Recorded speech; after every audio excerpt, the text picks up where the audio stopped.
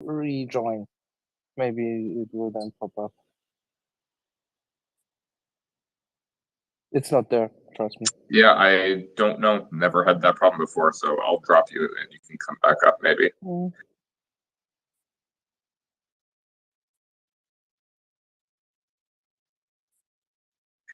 Okay, Bertrand. Yeah, the very moment that I'm about to give Axel the only compliment that I have ever given him throughout months in this space, he's leaving. So he's going to miss it.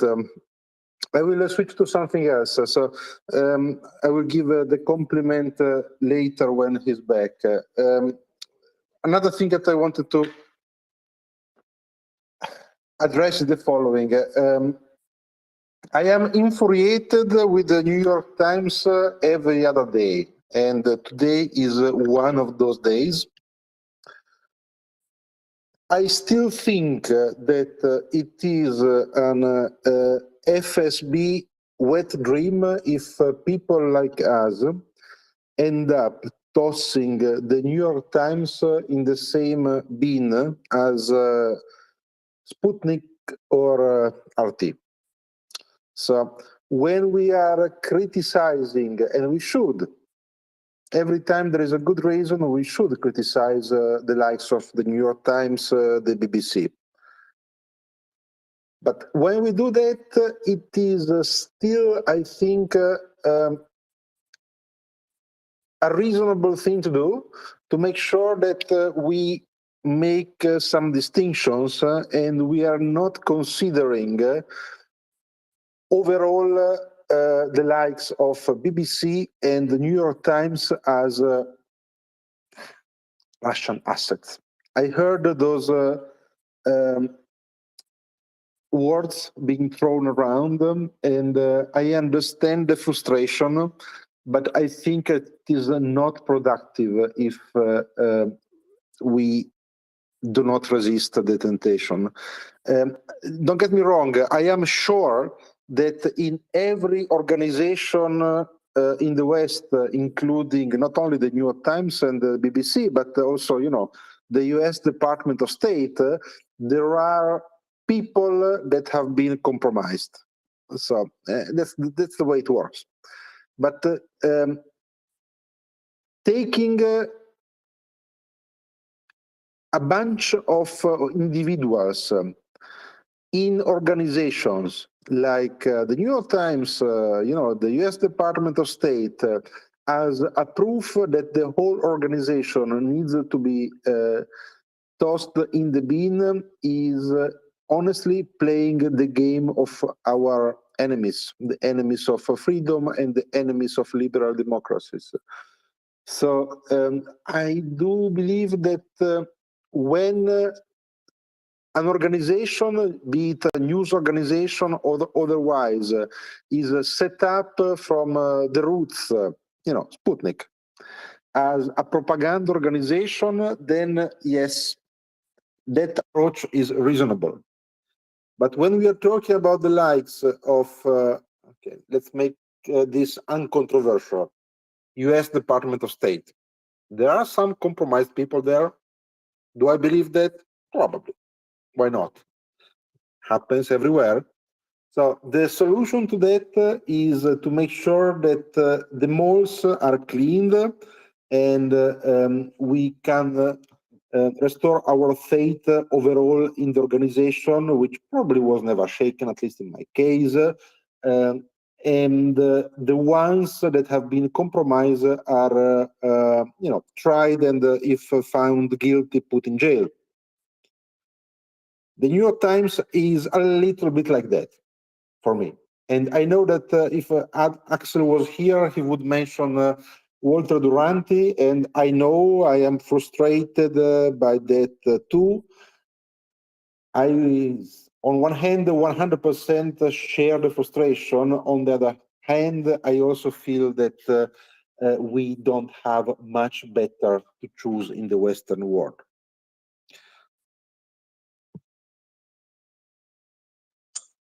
Thank you. There's certainly an obvious difference between the New York Times or the BBC and Russian state media. Very obvious difference. And the New York Times, despite its very mixed record, especially as it pertains to Russia and Ukraine, has published some very good work on this war. I know at close to the beginning, they had a very good piece on intercepted Russian communications that was fairly widely lauded.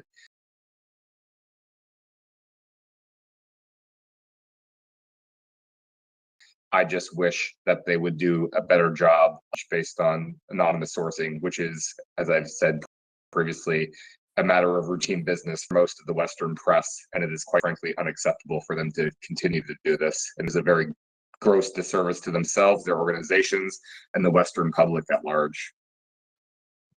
I agree. Alrighty, move on to some other hands that we haven't heard from lately, as far as I know. So we'll go to poli-sci first, and then David. Hi, thanks. I just had a question about prisoners of war. If Ukrainians are allowed to move prisoners of war beyond their borders, and if they moved it to a NATO country like Poland, would that be an escalation, for Putin, I guess? To my knowledge, there are no Russian POWs that have been relocated outside of Ukraine. It's Ukraine's responsibility to house POWs that they capture.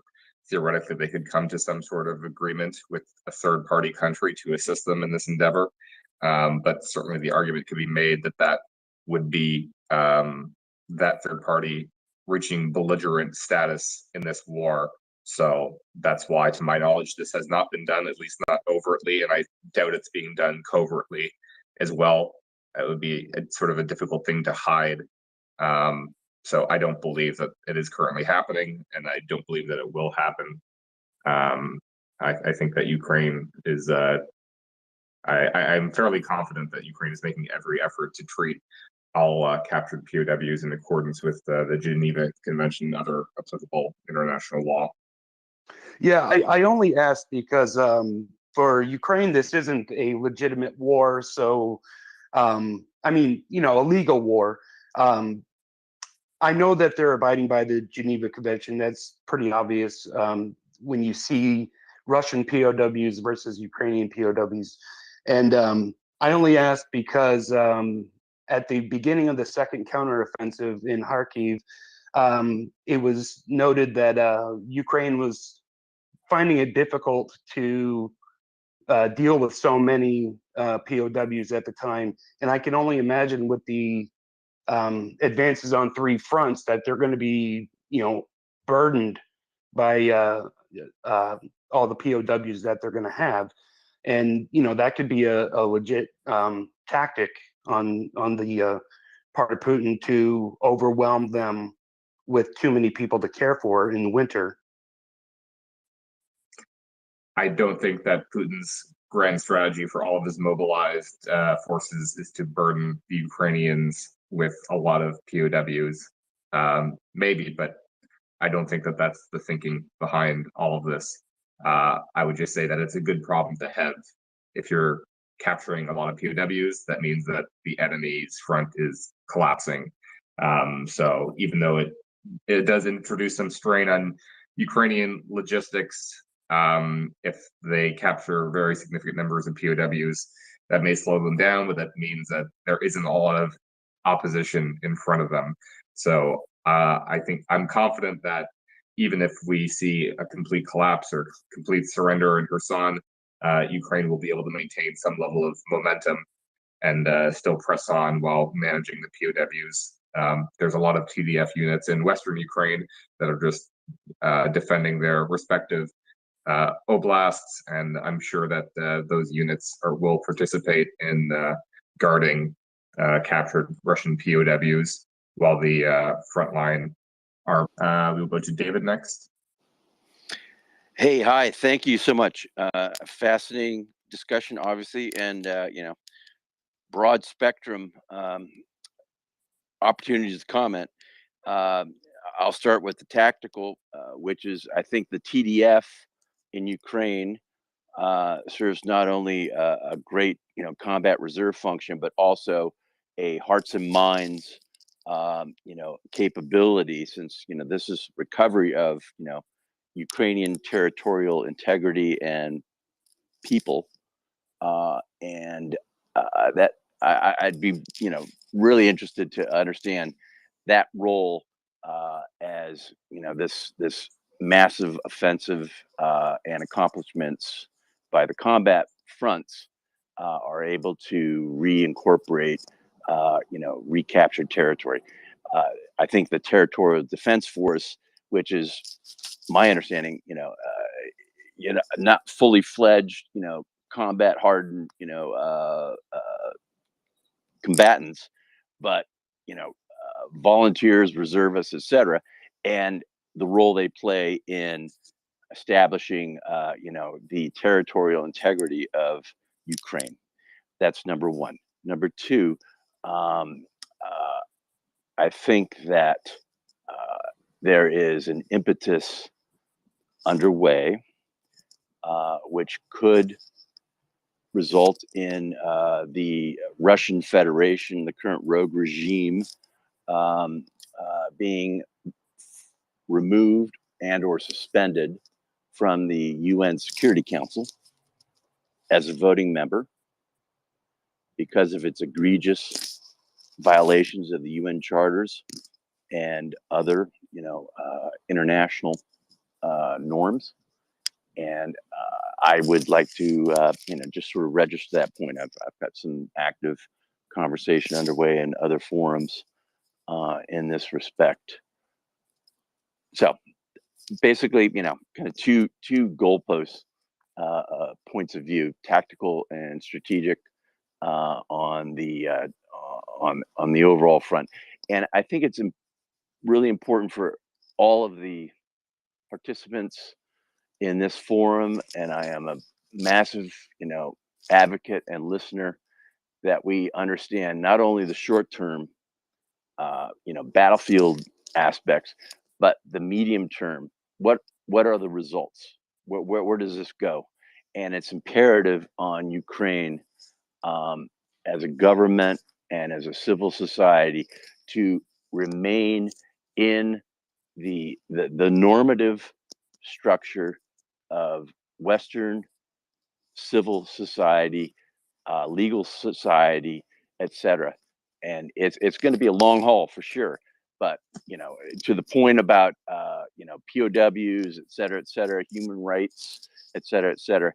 I mean, there is an infrastructure. It's got to be improved for sure, but there is going to be taxed and maxed to beyond belief.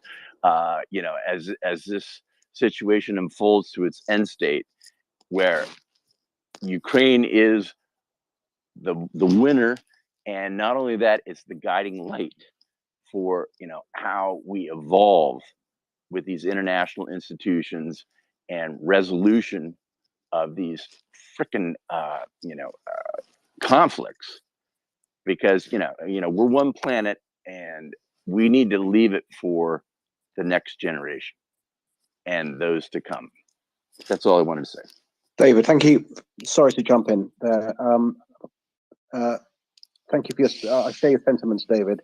I'd like to recognise one of our distinguished military experts, Craig, onto the speaker panel, who's just we're lucky enough to be joined by him. And whilst I'm at it, Colby, it's really nice to see you up here too. Welcome, Craig, and I'm sure, as David pointed out, Craig, you've like many people have noticed the righteous, the correct procedures that Ukraine has been following in terms of POWs during this war. Yeah, I mean, it's not only the humane thing to do. David, you're hot mic'd, by the way, sir. It's not only the humane thing; it is also the military the strategically right decision. You don't want fighters thinking that they're going to die. You want them thinking that there's a way out, that all they have to do is raise their hands. They get 3 meals a day, a warm bed, a call home, and their war is over. They don't have to die anymore. The war is over for them. They can try to, after the war is over, they can try and slip across into Russia again to see their family. Maybe nobody will track them down. They can kind of get lost in the hinterland, and they get to live their life. They get to marry the woman they love. They get to have children. They get to have all their dreams come true, versus just dying in some drainage ditch in the middle of Ukraine for absolutely nothing at all. And so it has always been a recommended course. Not only is it humane, but it's also the correct military tactic. You don't want men thinking that I have to hold my position or I'm going to die. Either they're going to kill me or I'm just going to have to kill all of them before I go. It's an understated principle that people think that if somebody knows they're about to die and there's no way out, people tend to think that people give up. They don't actually. You have a fight or flight response, and all your adrenaline and all your millions of years of evolution kick in, and you fight until the very, very end. You fight until there's no fight left in your body. It's been proven time and again. The beaches of Normandy, Stalingrad, Cologne, some of these larger urban fights that you have seen. Human beings don't like to die peacefully. We're pretty hard fighters, but if we know that there's a way out, then we tend not to fight with as much attention, vigor, confidence, discipline. We just are like, well, there's this thing coming, but you know what? There's a road right there. Let me go ahead and take the road, and then I'll kind of reassess. Right? It's the proper thing to do, both civilly as an organized, civilized society, not just a bunch of animals running around killing each other. But also it's the correct military tactic. Right. So this is why the tactic of the campaign called quote "Save Your Life" by the Ukrainians. This is why this must be so appealing to the Russian soldiers. Wouldn't it be for you? Absolutely. You know what I mean? If everybody knew that the Russians were going to treat them well, and the Russians had these videos of living in this great society and getting a nice warm bed and everything like that, and you're fighting on the front lines. I don't know about you, but those Germans, the Germans and the Soviets, fought pretty hard on the Eastern Front because they knew what was going to happen to them if they were taken prisoner or they surrendered. Right? That war did not go quietly. In 1945, Germany lost 1.4 million men. This is 1945. Lost 1.4 million men under arms because they believed that if they surrendered, they were going to die. And so they kept fighting until they were dead. And that cost your side a lot. Sorry, I didn't mean to interrupt you, Wendy. Sorry. No, that was great analysis, Craig. Thank you. I mean, they've been the recently mobilized soldiers, particularly, they've been taken away from their jobs. They've been taken away from their jobs, and they're not particularly sure that they're going to get paid. They've been taken away from their homes. We've seen videos of, in some cases, caravans and families being taken to mobilization areas, and they're faced with this reality of what the result is now of their perhaps passivity or even active support of the regime which has chosen to invade Ukraine. The reality of all the lies that they've been sold, and all the times that they've turned away and decided to look the other way as their country has carried out war crimes within Ukraine. And they have this choice. You're absolutely right. They have this choice to live. And like you said, to have 3 meals a day, to have the possibility of another life following this war, following.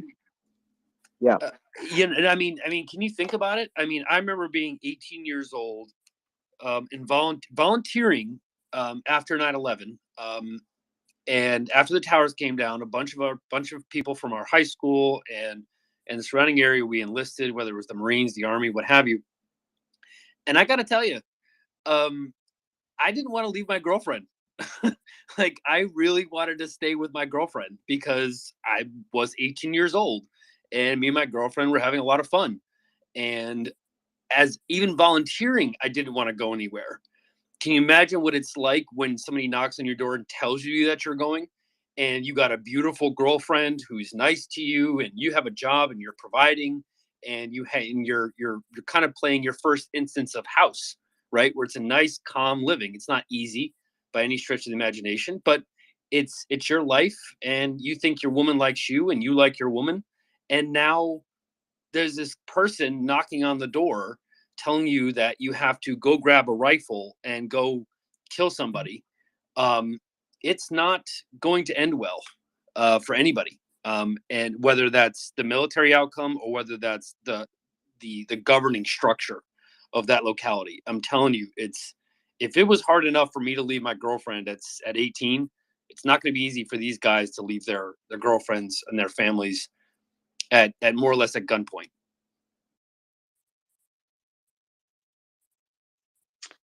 18. Well, the words "thank you for your service" must seem like a cliche to vets like yourself, Craig, but I'm quite sure that it is meant with absolute sincerity by everyone on this space. Thank you for your insight. We've had a few hands up for a while. I believe the next person was Leonard. Please go ahead.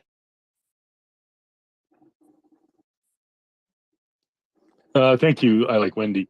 I've got to say that that great homespun analogy there, Craig. I love that. That resonates in the heart of the Canadian West. But I actually came up. I was trying to get some work done, but I heard from across my office there was a speaker on a few minutes ago who was inquiring about a potential Russian strategy of snowballing their surrenders to the point where it froze the Ukrainian military machine. And I would just, I assume that was a serious question. So, I'll address it in a serious way. But clearly, if you stop and think about that just momentarily and consider what you're really dealing with there, the aspect of surrenders. I mean, there's clear historical documentation. The German Wehrmacht took in over 1 million Russian surrenders at the outset of Operation Barbarossa, and they killed another 1 million. And then there's another 1 million that was sort of unaccounted for. So potentially many prisoners. So that's a massive 3 million that were, and it certainly didn't slow the German Wehrmacht down at all. So that's one thing. And the second item to consider. Leonard, to be fair, it didn't slow them down because they didn't treat their prisoners humanely. It's not going to slow you down if you don't have to feed them. One of the criminal orders that was issued by the austere, the Oberkommando East, if you will, was that it was the criminal orders where they were to shoot the what are they called, the Soviet political officers, the commissars. There you go. They were told to kill the commissars, and then the orders that the general staff had put out. This is actually a real order. You can go and read it. It says tens of millions of men will undoubtedly starve if we take everything we need from the country to save the army. And so it was a part of their strategy to let the Soviet troops die, either through labor, execution, or starvation. So the reason it didn't slow them down was because they didn't care. Right. No, that's fair enough. That's fair enough. But just to, and certainly that's correct in the historical context. But I mean, just fast forward to today, we're in the Ukraine. The prisoners could easily be shuttled back. We know there's 44 million maybe back in Ukraine now, civilians.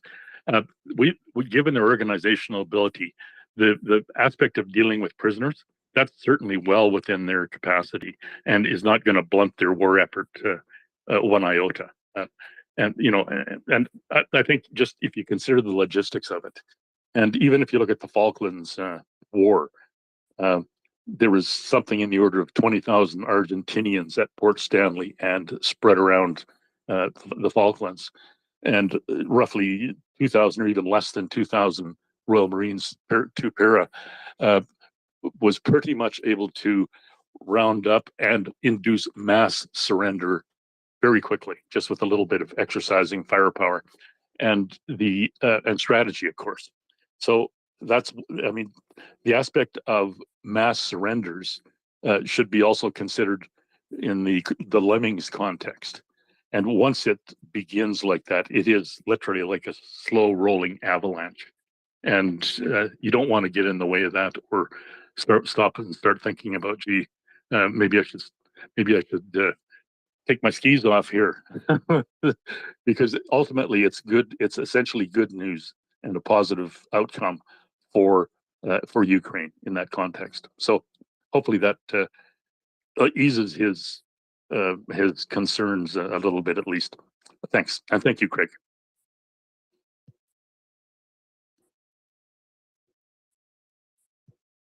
Thank you, Craig and Leonard. Yeah, General Plan Ost was indeed a starvation plan. You're absolutely correct. The land on which the grain was grown had to be conquered by the sword, according to the words of the person who decided to put this plan into action. Pauli, I believe you were next, sir. Please go ahead. Thank you, Wendy, and good evening. Do we have a general update or any update regarding the fronts or logistics in that matter now that Greg is here? Is that possible? Do we have anything new? Yeah, I mean, I think the new thing, if you're looking for your hot take of the day, it's that the everything is going according to plan in Kherson, right? That I think the revelations over the past 24 hours of the retreating, the chaos, the telegram exchanges, all these things. Remember 5 weeks ago when Kherson kicked off, and we all were kind of having discussion about, okay, where's this going, right? You're seeing that culmination moment play out in real time within the past 48 hours of what chaos and confusion and barbarism and ill discipline actually provide you on the battlefield. And that's actually not much, right? It's actually not, it doesn't give you a whole lot, right? And so what you're looking at is that the Ukrainians are advancing on Kherson, obviously from the northeast. They're already kind of on the banks of the Dnipro, so to speak. It is a fight, but the idea is that, and I'm sure CJ and other people here who've worn a uniform can tell you, but what you see the Ukrainians doing over these past 48 hours is that they engage and then they wait. So they find you on the battlefield. They know where your unit is, and then they engage, whether that's with artillery or with actual infantry, right? Mounted or dismounted infantry. And they engage and then they wait. They get into a firefight, and then Russia ultimately collapses and falls back because it doesn't have the weaponry, the communication, all these things to sustain this effort. And so what you saw in the first part of Kherson is exactly what you saw in the past 48 hours. When Kherson launched, everybody was talking about, the Ukrainians are going to be watering their horses in the Dnipro, and there's going to be this big pocket, and they're going to be at the river in 72 hours and all the rest of this thing. That wasn't the plan, right? The plan was to attack, engage, freeze the line, and then do it again. So it's wash, rinse, repeat, wash, rinse, repeat. And so what you saw in the past 48 hours is an extrapolation of the same mental kind of philosophy that they had across this entire operational area, that is Kherson. So what they did at the operational level, they're doing at the tactical level, which preserves manpower, preserves ammunition. You're not needlessly wasting the lives of your men for no real objective.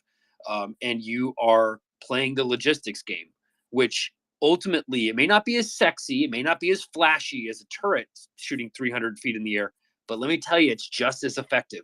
And it's oftentimes less lethal for your own men. So while it's not, and women, I should say, because there are reports of women fighting on the front line in Kherson and all across the front. So we need to start saying men and women in this fight, because they are fighting, to be absolutely clear. They are pulling triggers. The this philosophy of tactical and operational patience, I think, is the hot take of the day, right?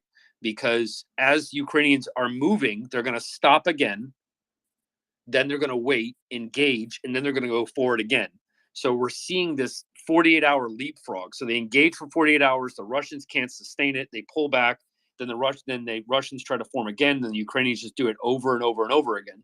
So what you're going to see is kind of a stop, start, all the way down the river, which, again, doesn't look as cool on a map when you're trying to kind of think of ways to isolate Russians, but it's just as effective. It's less costly. It's far more efficient. And most importantly, you're not wasting your trained infantrymen. These are highly trained operators, highly motivated.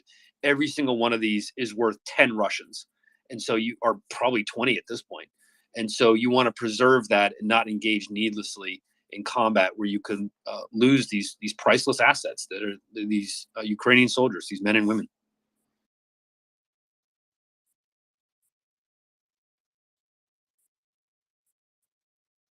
Outstanding.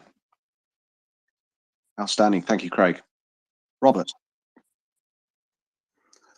I'll rewind the conversation back to New York Times. I put my hand up some time ago and my Twitter said it was up, but obviously it wasn't. And so I had to cycle it up and down a few times to be convinced that it was finally up. Thanks for your patience.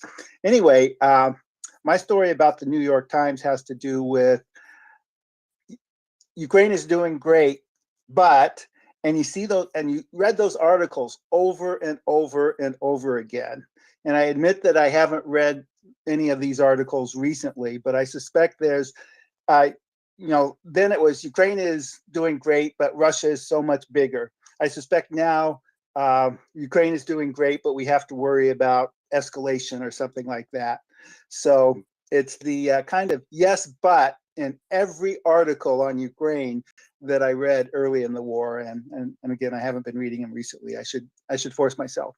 Another interesting fact is that for the New York Times and the Washington Post, if you cancel your subscription, they'll give you a reduced rate.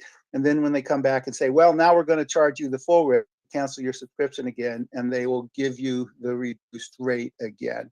If you like to stay up to date, but are not willing to feed too much into the beast.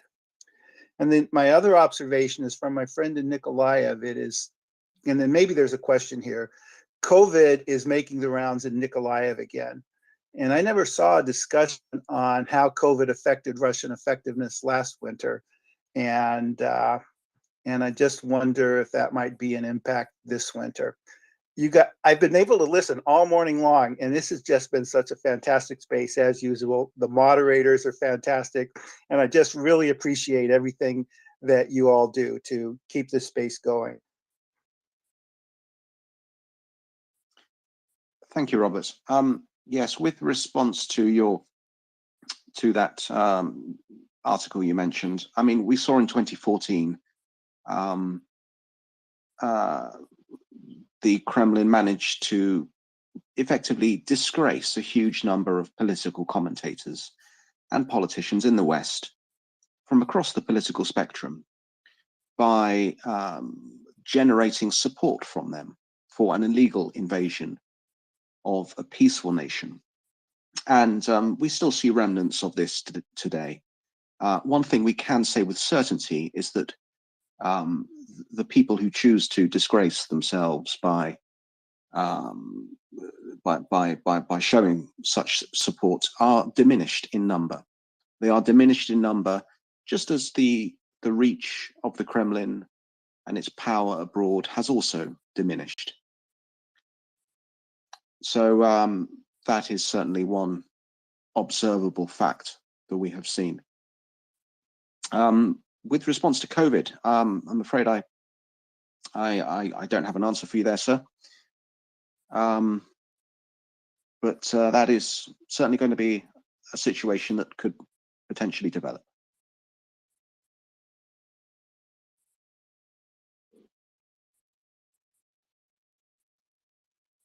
Today I saw a report of a bunch of mobilized Russian troops being shut into a train, I think, and a bunch of them had COVID, but that's the first mention of it that I've heard in some time, and the impact that it's been having on either side of the war.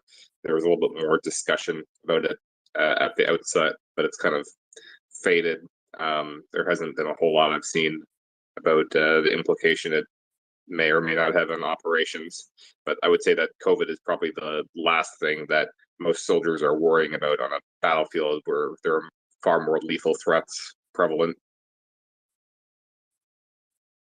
Yeah, and just remember too, this is not like asking the United States to fight in Iraq in 1991 in conditions that had never fought in before. This is asking people who have been on this land for over 1,000 years plus, probably 1,500 years. If you want to be really accurate, but in an organized state for about 1,000 years.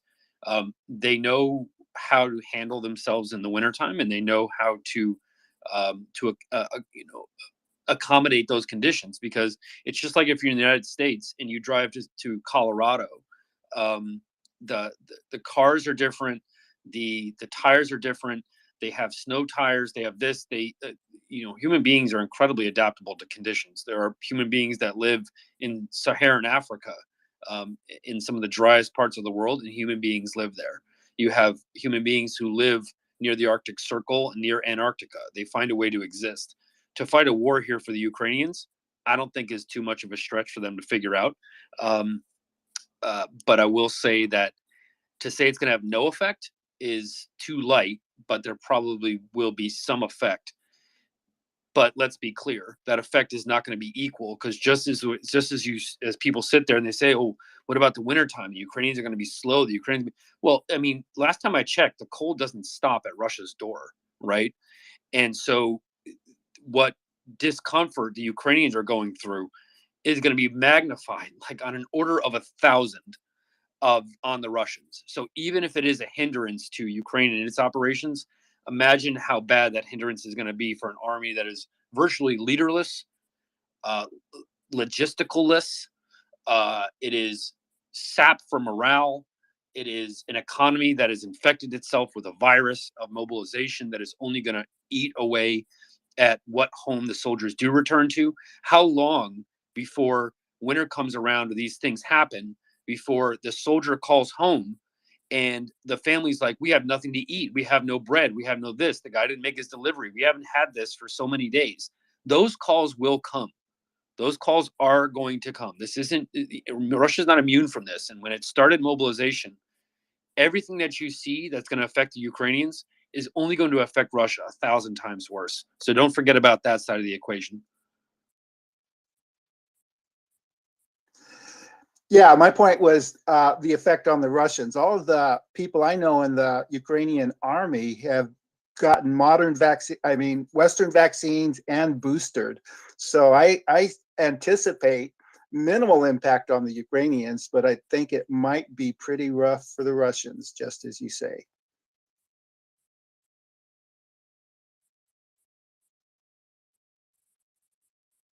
Yeah, we're really lucky to have Craig here, because from the layman's perspective, there must be any number of medical reasons why a soldier has to be withdrawn from the battlefield.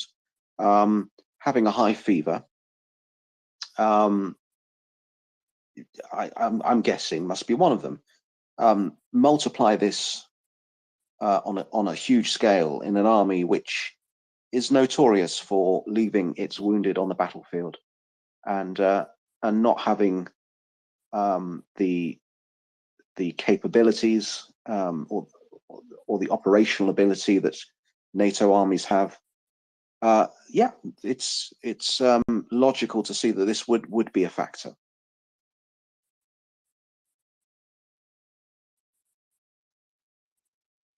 So thank you, Robert, for your question, sir. Paulie.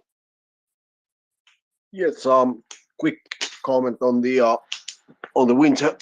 I think we haven't really discussed this topic, this specific topic, but I believe that the winter time will be actually pretty great for the Ukrainian special forces, and I've seen a lot of videos from the springtime and from the summertime.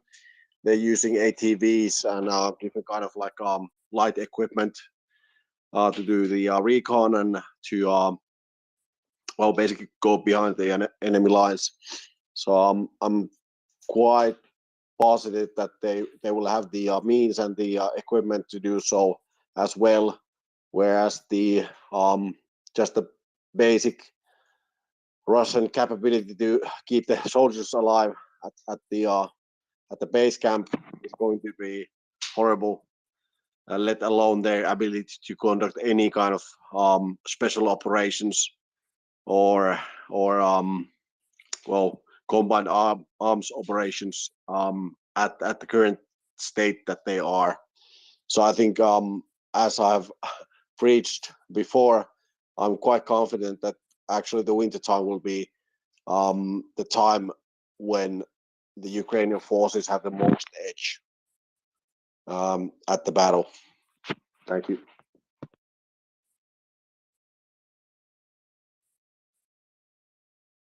Yeah, that's a perfectly reasonable deduction to make there, Pauli.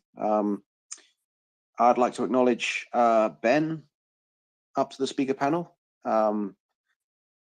with a fantastic new avatar, who I believe is, I know who it is because he confirmed it with me yesterday. It's Mr. Leclerc himself, not the incredible supermarket that hands out fantastic free samples of delicious cheese, but the legendary general.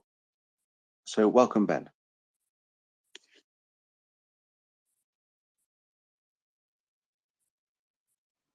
Thank you, Wendy. It's always delightful to hear you. You're such a gentleman. You put us all to shame. Well, except Colby, because he's just every bit as much as a gentleman as you are. But us savages like Craig, Polly, and I, not to mention Leonard, who's I don't want to go there. No, okay, I'm joking. Good day, everyone. Yet another fantastic day. I'm trying to follow which rivers were crossed, which weren't. I think I'm going to lodge a complaint at the Defense Ministry in Moscow because they're retreating too fast. I cannot follow. Je me souviens, Ben. It's okay. We all love our Neanderthals. We need them as well. What? No, it's Ben- Cro-Magnon. Cro-Magnon lived in France, man. I think Cro-Magnon is in Germany. Ben, France. Ben, remind me, what part of France are you from originally? Odessa. Cardinal Richelieu, right? Child of Richelieu. Little nephew, but yes. Okay, sounds good.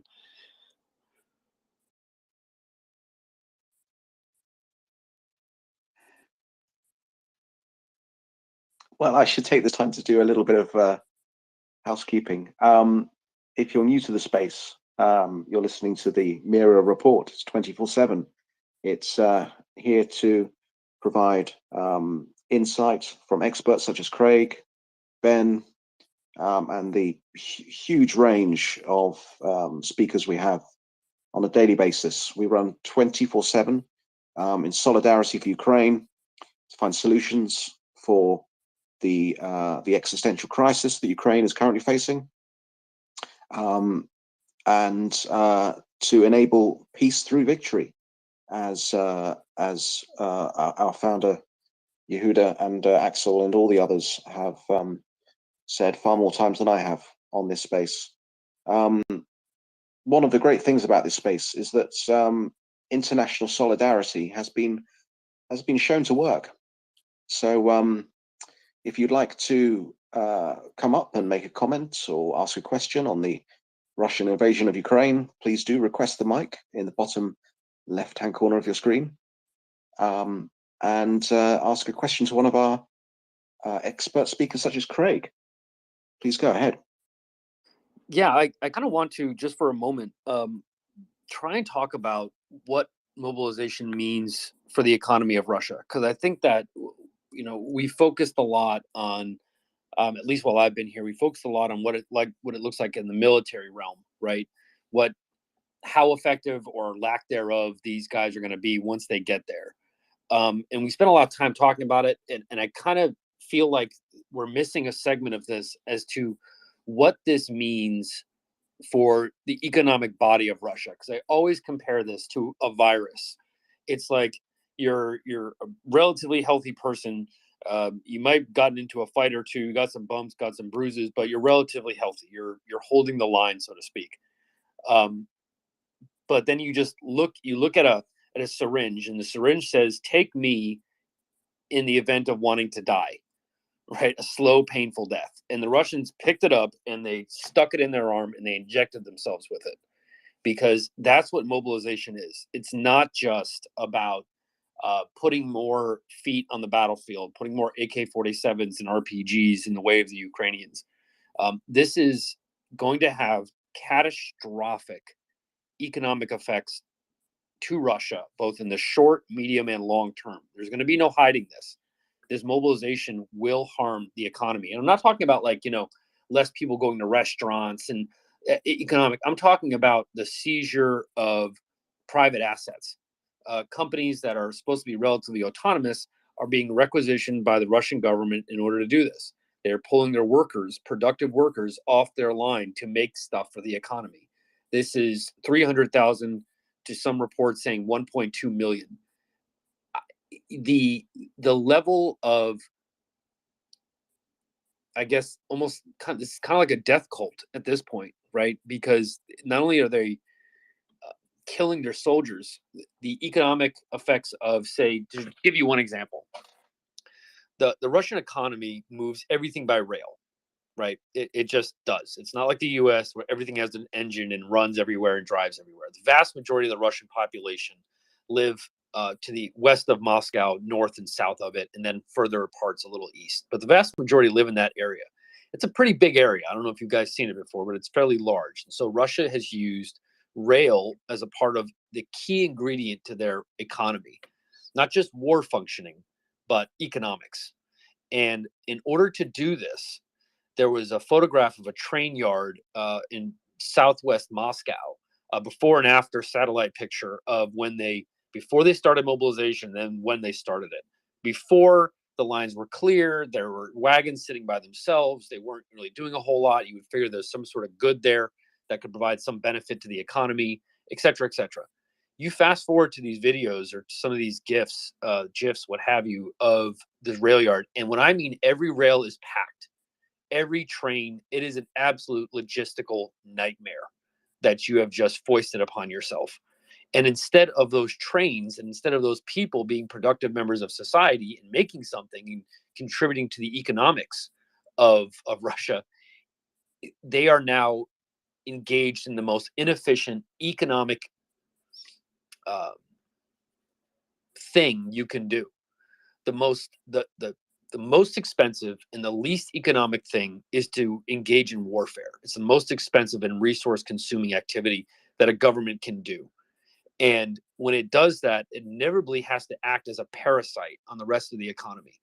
And so what was a parasitical relationship, at least to some degree, maybe split even, maybe 60-40.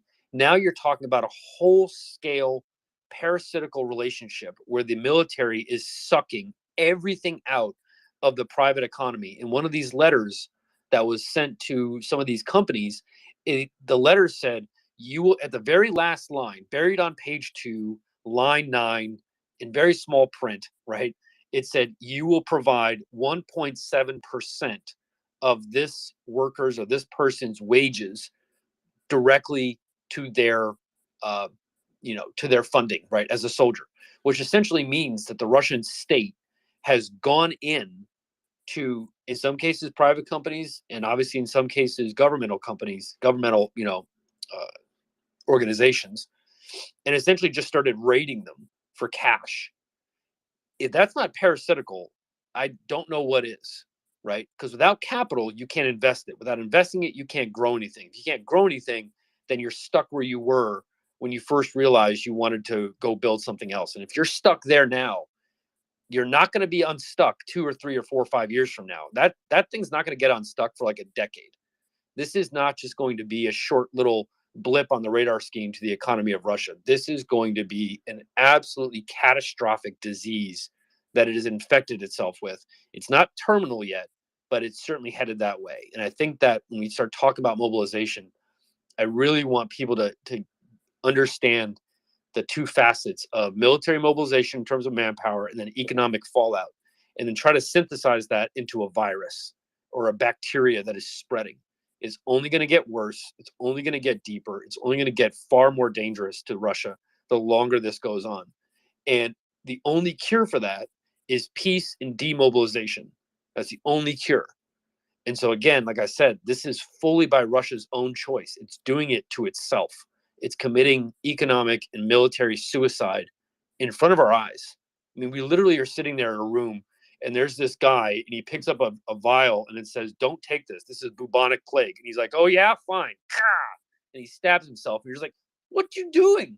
That's what you're watching, is the degradation of that body of a nation state slowly eroding. And it's going to be a sight to see.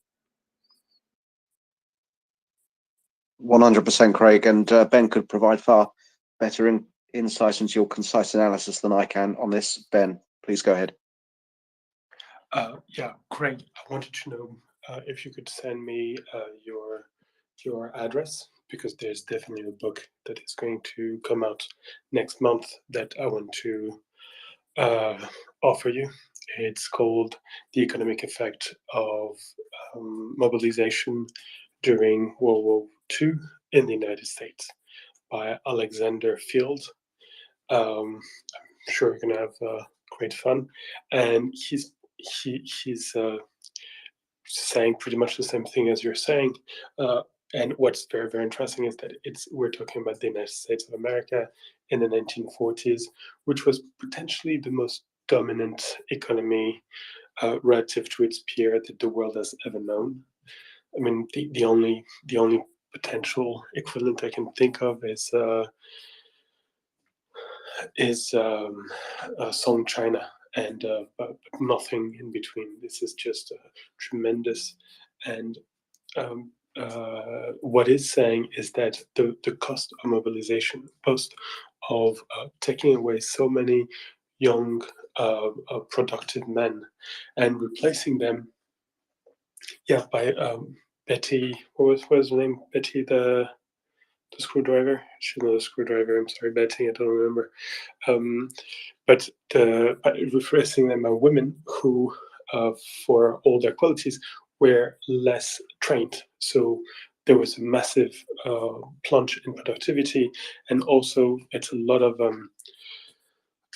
factories that were converted from building, I don't know, tractors to building tanks, which is not exactly the same thing. And the entire company had to relearn everything, often from scratch. And again, massive productivity drop, even for the United States, in relatively good conditions, because let's remember, the United States were not alone in this. They could access the resources of the whole of Latin America, plus the whole of Canada. It was pretty massive what they could do. They were the main oil producer in the world, and even them entered a massive slump in terms of productivity, in terms of growth, and that would last until 1948, and they won the war. Remember, they won the war. As Greg says, the effect that it will have on Russia is going to be tremendous. As Finance and I keep repeating, and Tim, it's really like, just sit down, take your popcorn. It's going to be day after day after day a fantastic lesson in market economics and command economics. It's going to be so interesting. All the more because the forces. I want to say the invisible hand is definitely pushing on the side of Ukraine, and the Russians are fighting the unbeatable hand of the market. So yeah, there's no upside to this sort of things. But to your point though, right? That was the United States. For those that are kind of curious as to what we're talking about, right? I want to fast forward to the 1948 election of Harry Truman, if I could, just very briefly, to give you guys an idea of what I mean by all. The United States won the war. It forced the Japanese to stand on the quarterdeck of the USS Missouri and sign a peace deal about as under the guns of a battleship with your entire navy in their home harbor. I mean, that is full on surrender, right? But that's victory. The victory parade, everything that came after that. The president who was there for that, the president who announced the victory to the American people, Harry Truman, was nearly defeated in a presidential election 3 years after the end of the war. I mean, this isn't like, this isn't like a couple of decades. This was 3 years after the largest war in human history. And Harry Truman was nearly thrown out of office, and the Republicans actually had won seats finally in relation to the Roosevelt Democrats. And that goes to show that war does have a slingback effect. It is not a free enterprise. It is not all banners and stars and ticker tape parades and medals and honors and all these Roman triumphs type activities.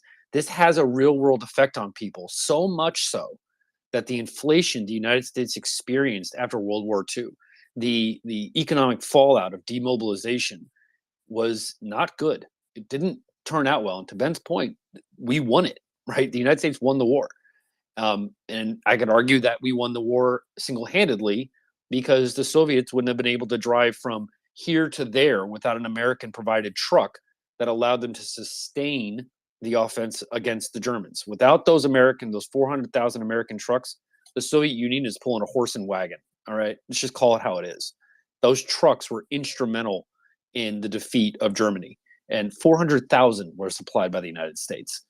And even after all that, even after all the victories and all the pride and all the everything, the average American was hit by hardships of inflation, the effects of realizing that the war is no longer there and your son is no longer at the dinner table. People's attitudes change, right? A mother who lost their son on Normandy Beach in 1944 might be supportive of the war effort and be wearing a gold star, as she has the right and as she ought to do.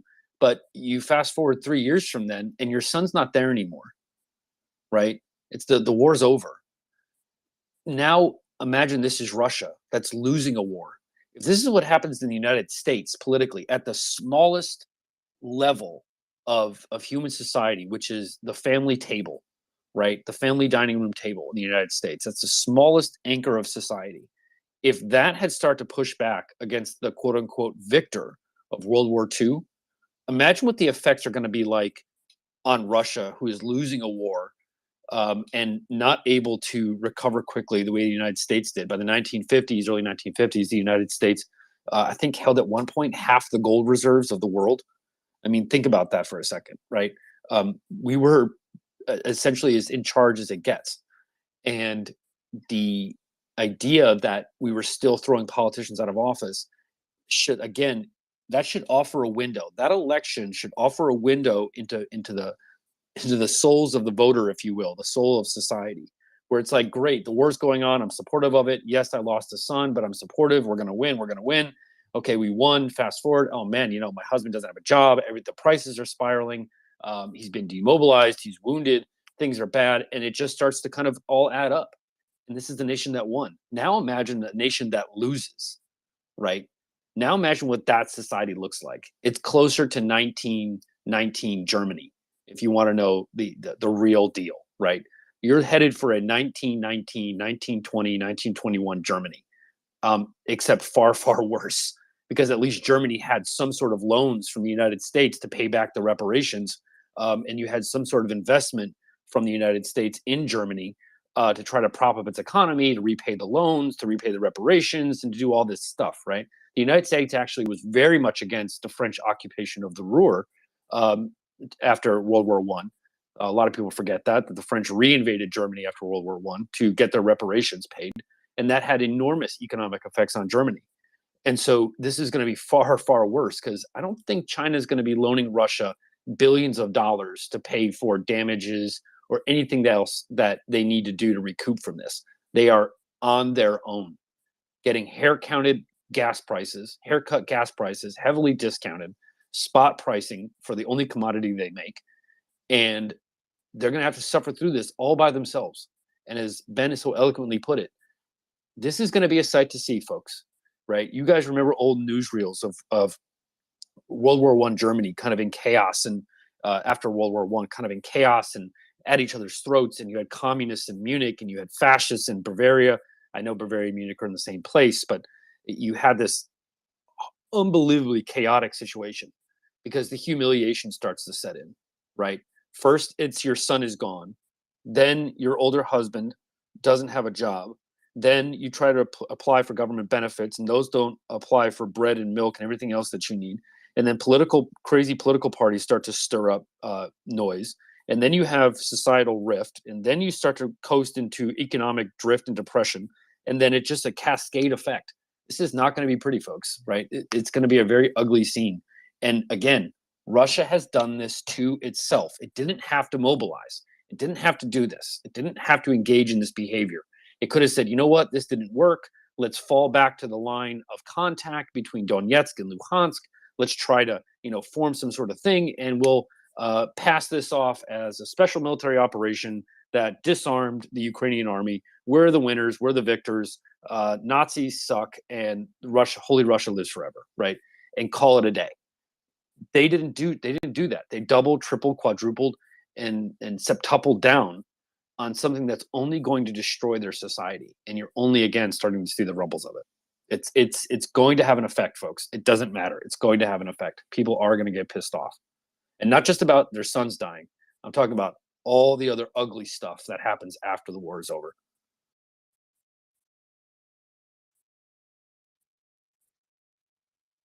Ben, please go ahead for a follow-up.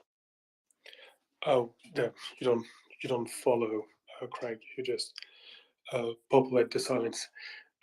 No, there's two things I wanted to say. The first one is serious. The second one less so.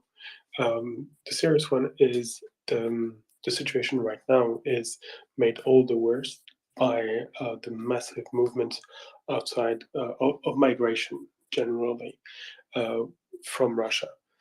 And some of the indications that I'm seeing imply that somewhere in between 300,000 and 1 million Russians left Russia since the decree of mobilization.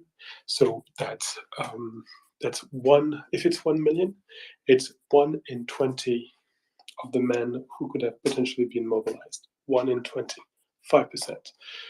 This is very, very sizable. This is the equivalent of losing a war really, really bad. Some of those men are not going to come back. Some of the men, when they will come back, won't find a job. It's quite large. And other indications point to the fact that many men are leaving their place of residence for some other place, potentially the countryside or something like this, maybe the forest, I don't know, to evade mobilization. But since they're not crossing borders, we don't know how many of them are doing this, potentially quite a few. So yeah, they're bleeding labor, and here a comparison with Ukraine is well warranted because, well, let's face it, Ukraine also bled. Not only the men and women they lost, but also those who left, and some of them are not going to come back, are not going to come back very, very fast. But, and this is also the way I see it, one of our missions here on the MriyaReport, it's to make everyone feel comfortable and knowledgeable about Ukraine, because you're a lot more likely to go visit, potentially even move to a place that you know, or that you feel that you know well, such as Ukraine at the moment, because we've been, let's face it, talking about it nonstop for a month. You can probably, think about it, especially if you're American. Are there any other country in Europe that you can say with certainty that you know about 10 names of cities with less than 50,000 inhabitants? In Ukraine, you probably know the names of over 20 villages. So there's that. We're being familiar, and we're helping people know the country, and this is going to be something that will make the whole difference later on, when the peace will have come, and we will be able to.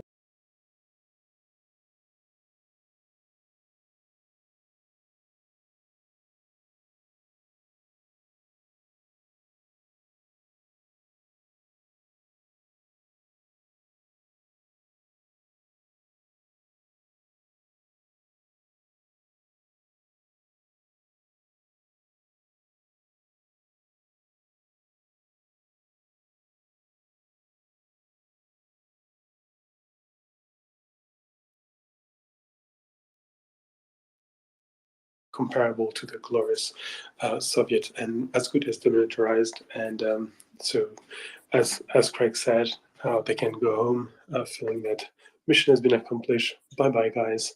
Time to go home. Okay, thank you very much. And Wendy. Yeah, thank you, Ben. What you were saying from the economic perspective, and Craig from his military experience, and also the economic perspective, this reality is inescapable for Russians, and the historical parallels they're staring Russians in the face. You mentioned World War II.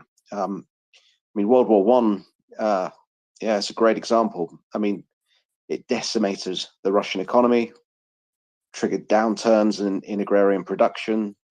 The transportation network was overloaded, as Craig was talking about. There was inflation, critical food and fuel shortages in the cities. I think it's objective, and an objective analysis would say that that such a change is occurring at this very moment within the country that started this war.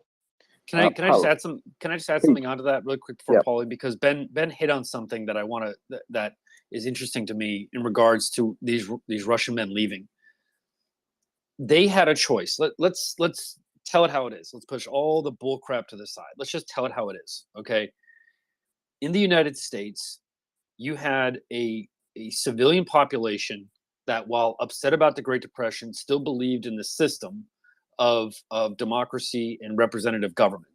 They endured rationing during World War II. They planted victory gardens. I still have the letters from my grandfather that he wrote his brother stateside in regards to what rationing looked like, in regards to what it meant to live under that. And by and large, Americans, they were kind of upset about it, but at the same time, they were like, you know what? That's okay. We're willing to endure this. As Roosevelt said, the American people in their righteous might, right, will win through. And we endured that. And the United States has shown that we're willing to endure a lot of costs to win something. These Russian men, they could have done what the Americans did during World War II. They could have done that exact same behavior, which is stayed behind and support the home front and support their nation, their system, their president, their whatever, right? But they chose to leave. They chose to abandon the system. They chose to abandon their country. They chose to abandon the time of need. And that is an elemental fact. Nobody can escape. You can't talk your way out of that. Your people don't want to support the system they're living under. They want to get out of it. Millions of them, right? You don't need to know anything else except that. forget the military maneuvers and the logistical calculations and all the rest of that stuff. Throw all that stuff out the window. If you have somebody that is committed, they're going to stay and try and be productive and take the place of the men who just got called up, and the women will get into the factories and put their shoulders into the war effort. They're not. They're running and hiding like little rabbits as soon as they get scared. These are not the big burly descendants of Viking Russians that go down the Don and take on every challenger. These people are running and hiding like little children, right? In the moment of need that they have been salivating over since the fall of the Soviet Union and their quote unquote lost pride of loss of empire. And now revanchism is taken a fashion again.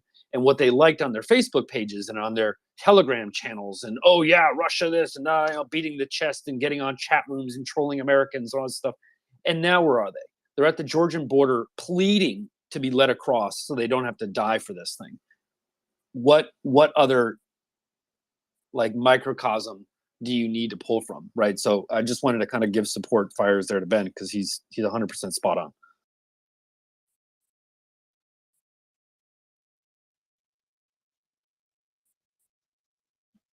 Ben, do you have a follow-up?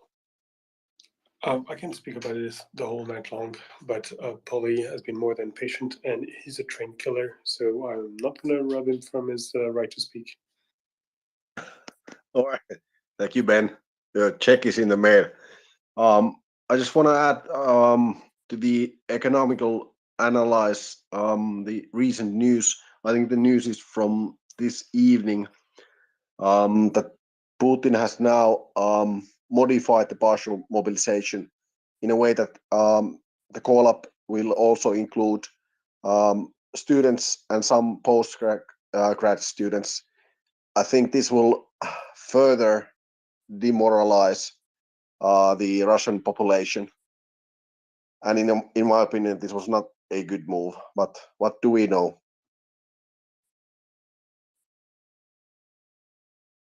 I would just simply say that those guys, there's an element to this, a percentage element, a composition element that I think we're missing when it comes to this. Because if it's one thing I've been trying to focus on is I leave the battlefield stuff to CJ and others, but the logistical moving around, you have to. So let's break this down, right? Let's try to have an academic discussion about this.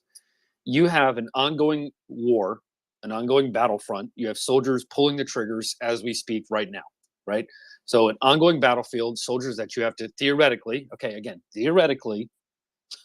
you have to feed these people, you have to arm these people, you have to lead these people, you have to transport these people, you have to care for these people. I mean, human beings are incredibly needy things. We're very needy about what we have to get in order to survive and fight, right? We're not robots. You can't just lube us up and we just keep going, right? And that already is a huge logistical effort. Maybe Colby can kind of help me out here. How many Russians do we estimate are fighting in Ukraine? Somewhere around, like actually fighting, like say between 75 to 100,000. I've seen that number kind of kicked around a little bit. I have no idea. I haven't seen any super recent estimates on that figure, so sorry, I can't help you there. No, it's okay. So one of the numbers, a couple of the numbers that I've seen is somewhere between 75 to 100,000. So let's use the low number because in this case, it's probably intellectually more correct to use a lower Russian number than it is a higher Russian one. And so let's be intellectually honest and say there's 75. Yeah, Craig, but yeah. 100 is easier to multiply and everyone will follow. Okay, fine. So, okay, so let's use 100,000. So you take 100,000 men, you divide them over 3 theaters of operation. Theoretically, of course, theoretically. So you have 30,000 in Kherson, 33,000 in Kherson, you have 33,000 in the Zaporizhia Melitopol area, and then you have 33,000 plus that are probably left in the Donbass area, right? And I emphasize left. There's probably, they probably lost about a quarter of their manpower since Ukraine launched that offensive in Kharkiv. They've lost a substantial amount. So 100,000, you have to feed, arm, train, lead, provide munitions to artillery and everything else, right? But now you have a separate issue, and that separate issue is, of course, mobilization.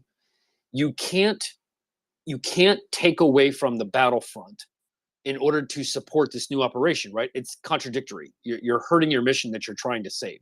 And so what do?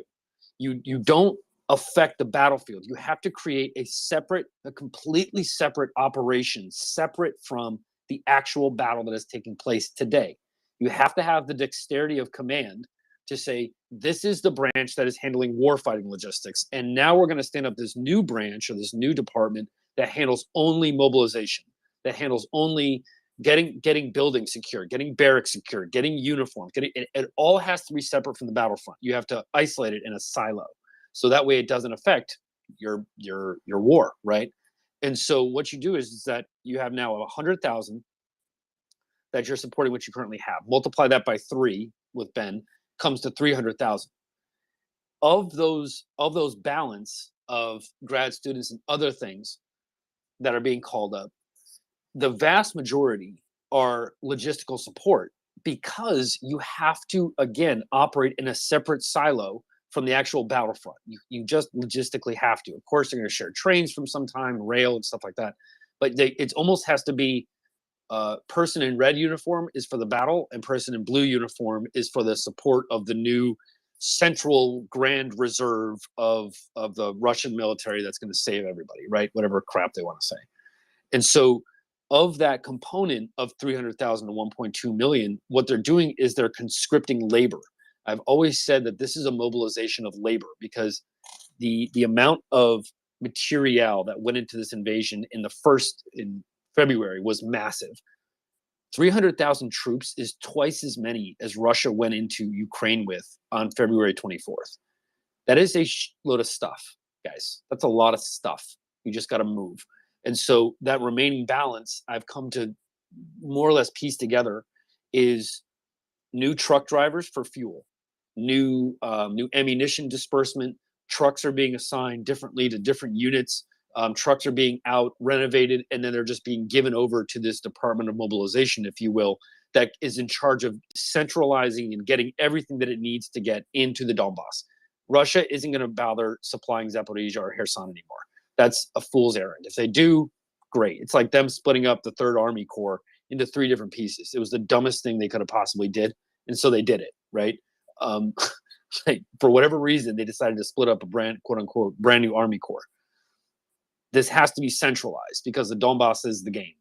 And if you're not going to centralize there and you decide to disperse, then what do? You go back to what I originally said, which is you're starting to cannibalize your warfighting ability currently as we see today, right? And so a large part of that amount of people, they're not all getting guns. Like they're not all getting weapons. They are getting uniforms. Yes. Do they have a weapon? Maybe. But chances are they're driving trucks. They're fixing tanks. They're moving tanks to the railheads. They are going into companies in uniform and handing over requisition that says this train and this locomotive now belong to us, right? They're literally going into offices and handing out notices saying you all now work for the war effort. So what was a commercial train yard, what was a quote unquote private activity, the rail yards in Russia are nationalized, but what was engaged in at a private level, they have essentially now been scooped into the war effort. So could you call them conscripted? Probably. But civilians that are dragged into service for the military are still considered a conscript. You're still being conscripted into governmental service. So I think that's why you're seeing this differential of number of 300,000 to 1 million. You have to have at least 2 to 1 or 3 to 1 logistic support for every man who's pulling a trigger, right? You do the math on that it goes out to almost exactly 3 to 1, right? That 300,000 to 1 million, that's almost right on the line, right? And so you're going to see not as many combatant conscriptants. You're going to see a lot of people driving a lot more stuff with your old bakery trucks. So let's talk about what this actually looks like, right? They are going in and they're stealing bakery trucks from people who deliver bread. Delivery companies that get goods from A to B that have trucks. A fifth of those trucks have been requisitioned and taken for military mobilization. Taxi cab drivers, the actual kind of CHL, the semi-truck drivers, they go too, right? They're all going into service. They're all just kind of being handed notices saying, congratulations, you're conscripted, throw this uniform on, and now report to the military district of so-and-so for your next delivery order, right? That's what's happening at a real level. And so would that guy be considered a conscript? I think so, right? But maybe George has another take on it. But yeah, that's what I read when I see those numbers. I agree with you, Greg. For the most part, the thing that's shocking to me is, so we're watching video, and I mentioned this earlier today, that you're seeing video of what's been attacked already from these mobilized guys, and we're seeing yellow buses just driven up to the front, not camouflaged, nothing, just get bodies to the front. And what you're saying kind of makes sense, but I'm hearing, and I agree with you that maybe that's what's happening in some regions, but that's giving the Russians the benefit of the doubt that that they would actually use their brain. The other part of it, but let's say they do exactly what you're saying, Greg. The other flip of the coin is they're not being selective in who they're sending also to the front.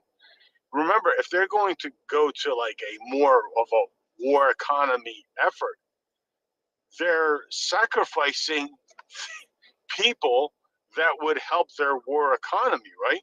If you're sending drivers to the front and guys that used to drive a 18-wheeler or whatever you want to call it, and you're conscripting them and throwing them on a school bus, and a yellow school bus, and driving them to the front for them to be slaughtered, who's going to drive the vehicles that you're confiscating from the companies? And once again, those companies are also, wouldn't they be crucial, their commercial fleet, into getting things to the front and keeping your economy going? I think they're just sacrificing guys willy-nilly, and it's going to sacrifice their economy. It's just going to cause their economy to collapse even faster. Well, what we're seeing is that Russia's taking 1 out of every 5. In some cases, maybe 2 out of every 3, depending on your company. It's not taking all the drivers. If you have 1 million companies and each of those has 1 million drivers, right? If you pull 1/5 or 1/10 of that, then you only need, that's only 100,000 if you pull 5% or something to that level, right? So that's more than enough, right? That you need. And so but your point is still salient, right? To think that this is not going to have an effect. I mean, look what happened during COVID in the United States, when union drivers, as is their right under labor negotiations, asked for this and asked for that, and and truck drivers truck driving is still an underemployed sector of our economy, and we still get stuff there on time because our system is better.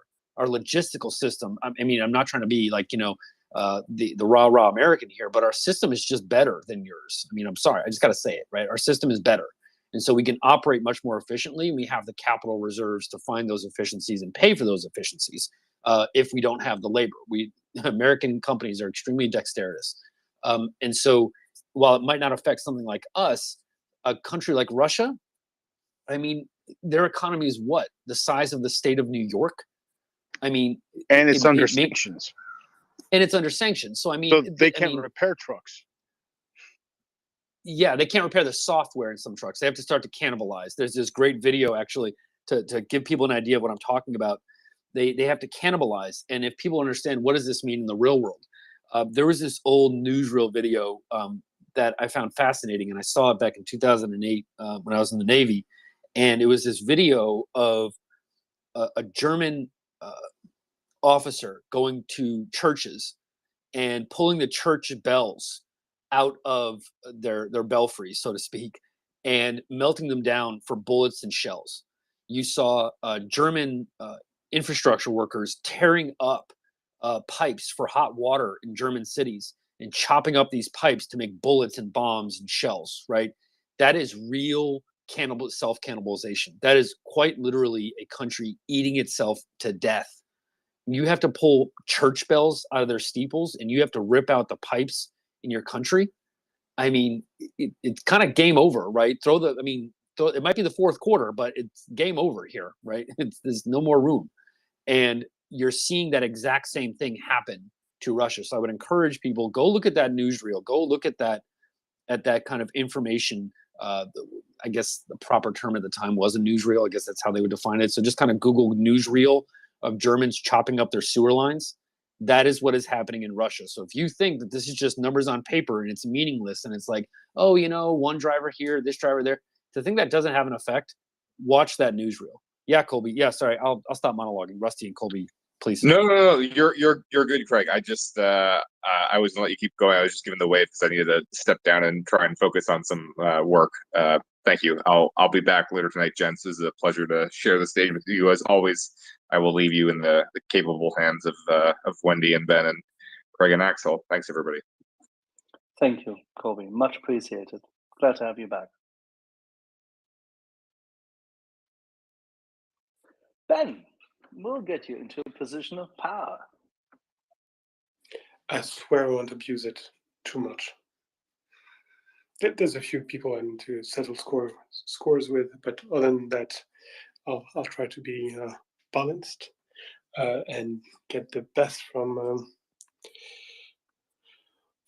French history, which never ever got to power, never gets to our head ever. I have no idea why you're saying this. Agincourt? There, you said the wrong word, and I'm gonna have to drop because the buttons are not working. That's true. I blame Axel.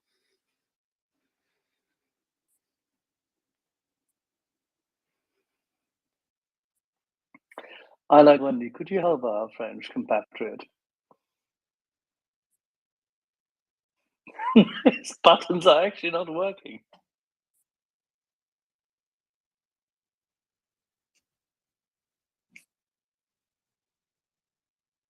Yeah, I think he was actually being serious there, Axel. I know. Here he comes.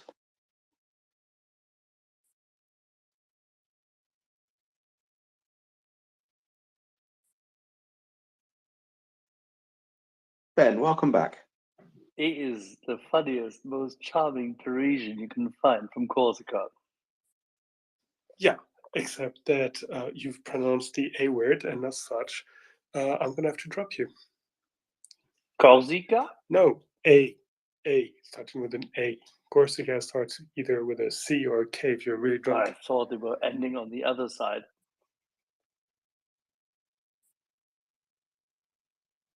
Anyway, you're all welcome to Corsica if you can make it there, and no one steals your car or blows up your house. Charming people. Do not recommend. Anyway, Wendy, is Rusty on the naughty step, or should he go forward? Oh, please, avancez, monsieur. Okay, I'm gonna blame Daryl for all the button talk here, because last night he had a talk about so many buttons that we all were wishing for him to push every button because he spoke so much about buttons. But did you get button up? Yeah, it was the nuclear buttons. They were all speaking about buttons. But I feel my theory is just getting more and more confirmed, right?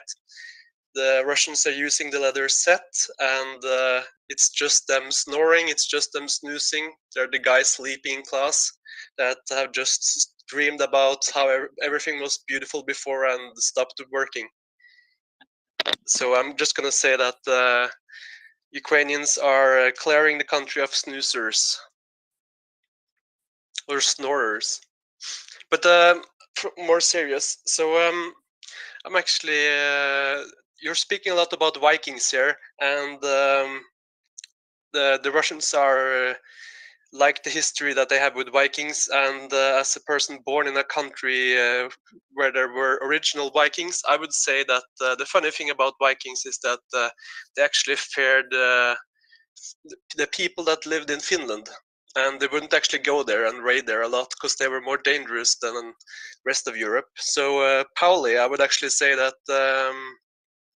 it's more dangerous if they start to respect the Finnish guys, because when I read the Viking stories, that the sagas, they were more afraid of the forest people in Finland. So don't go there. That's the crazy guys. At least the Vikings believed so. It was much easier to go to England and other places. So yeah, but the thing I'm actually wondering about is where's the front now? So is this a good time to talk about it, or should we just wait till tomorrow and not speak about it?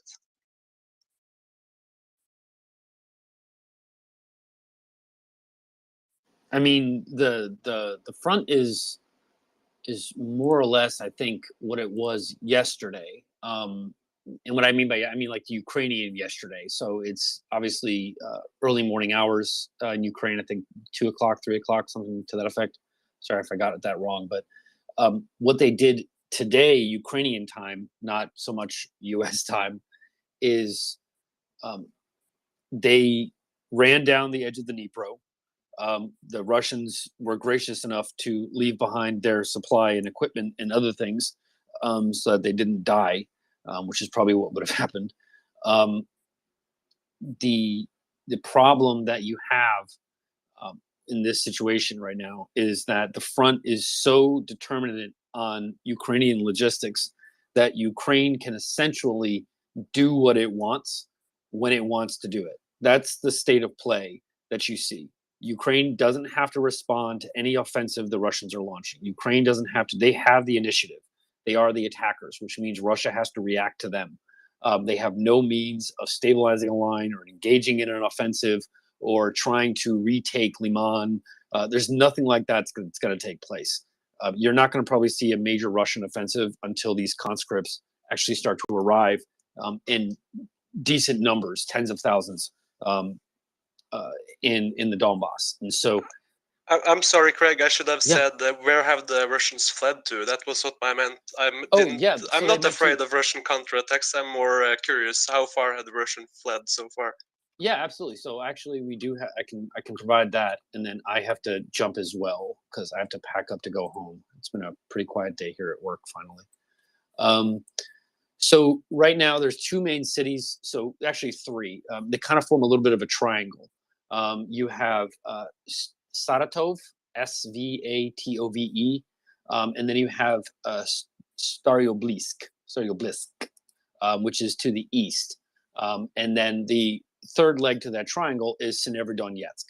So these are the three main lines that you see that the Ukrainians are focusing on. They are currently, I think, north of Severodonetsk, while also simultaneously to the southeast, because those troops in the Donbass, east of the E40, they never retreated. They never went back all the way to Sloviansk and Kramatorsk. They're still where they were. And so they started to launch their own offensives, rightfully so. That started to knock the Russians a little off guard. The Russians retreated to Severodonetsk, to Saratove, and to Staryoblisk. And that's where you see the main Russian kind of retreat points. If you're running away from your enemy, running as fast as you can, you're probably going to get there before ones that are probably still in combat and cleaning up and encircling the poor bastards that got left behind. And so those are the three areas that Russia has retreated to. The other ones are still, you have Luhansk, you have Donetsk, but the Russians aren't retreating there. They're still trying to attack Bakhmut for the 1,000th gazillionth time. They've attacked the same intersection of the MO3 and the TO504. Like, this is probably close to at least 40 to 50 times that they've attacked this intersection, and it's failed. And so I don't think there's any, so far as we know, any major Ukrainian offensive in that area that we know of. But I mean, we didn't know about Kharkiv until it happened. But I would say those three areas north of Severodonetsk are going to be the main Russian defensive lines, if you will, or strong points that are going to do their best to imitate Izum and Liman. They're going to do their best. They're going to try.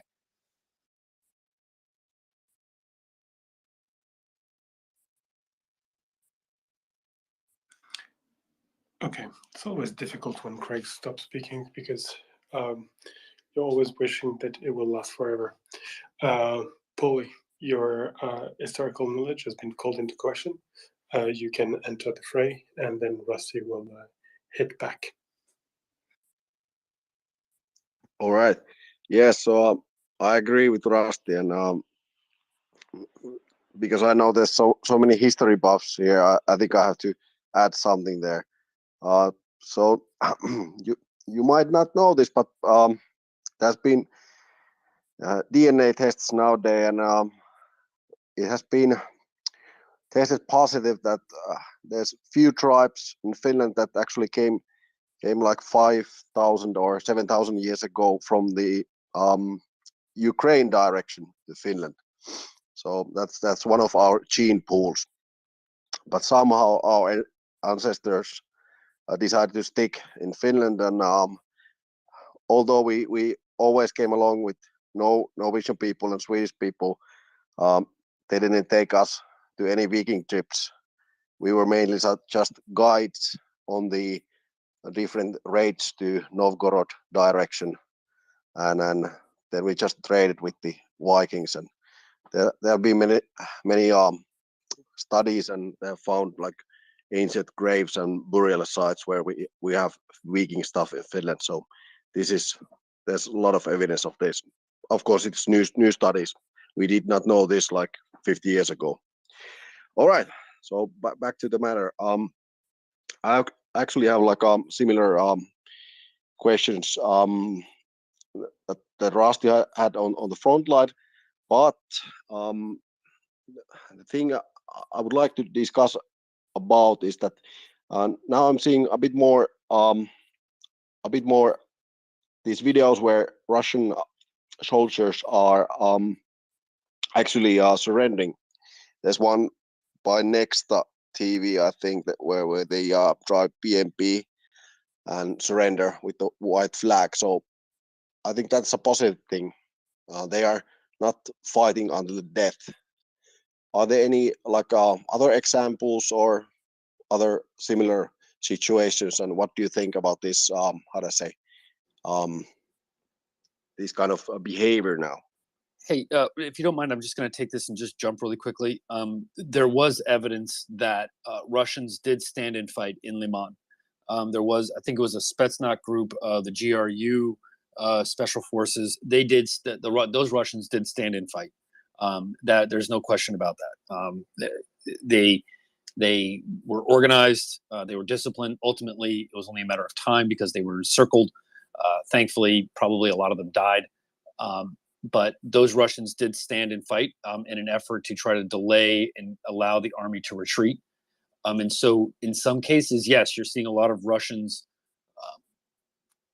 retreat and not be there. But I just want to add just very quickly, just to kind of, as Colonel Spencer always likes to say, the enemy always gets a vote, that there are Russian units that are not just retreating wholesale. There are some small, albeit punching above their weight, that do stand, that do engage, that do fight, that do try to delay and knock the Ukrainians off balance.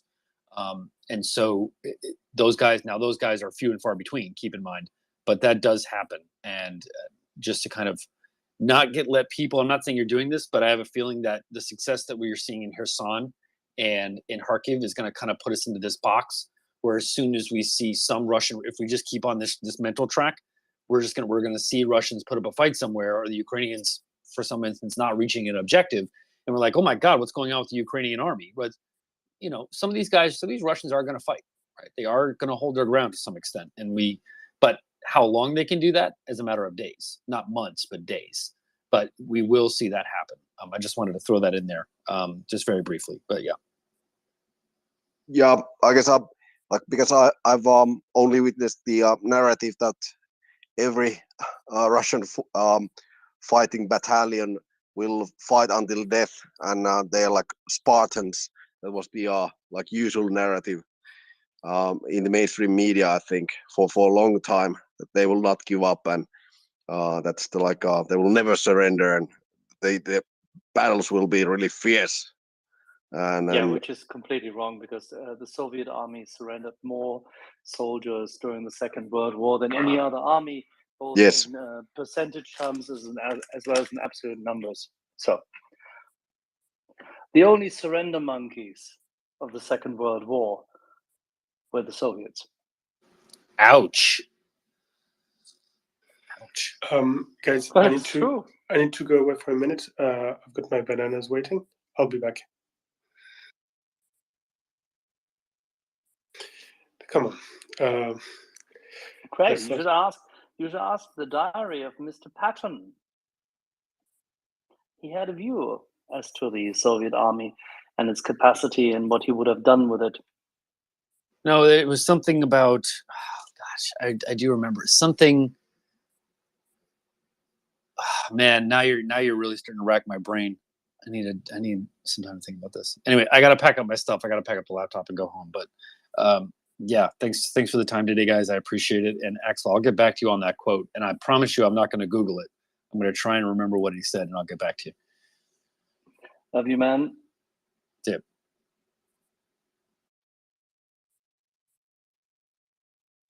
Thank you, Craig, for your we're always lucky to have Craig, one of our many expert military analysts on this space.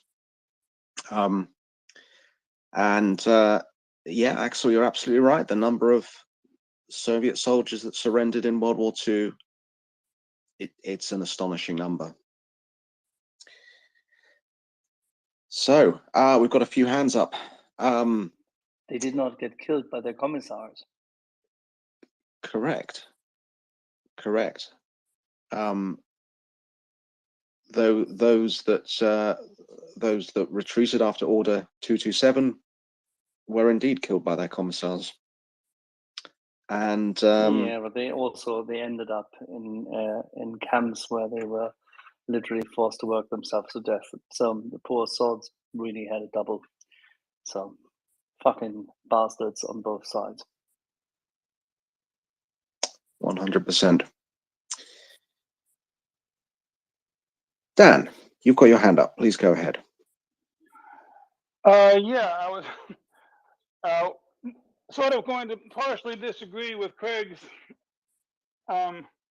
analysis. He is laying it out perfectly how the correct way he would do it if Putin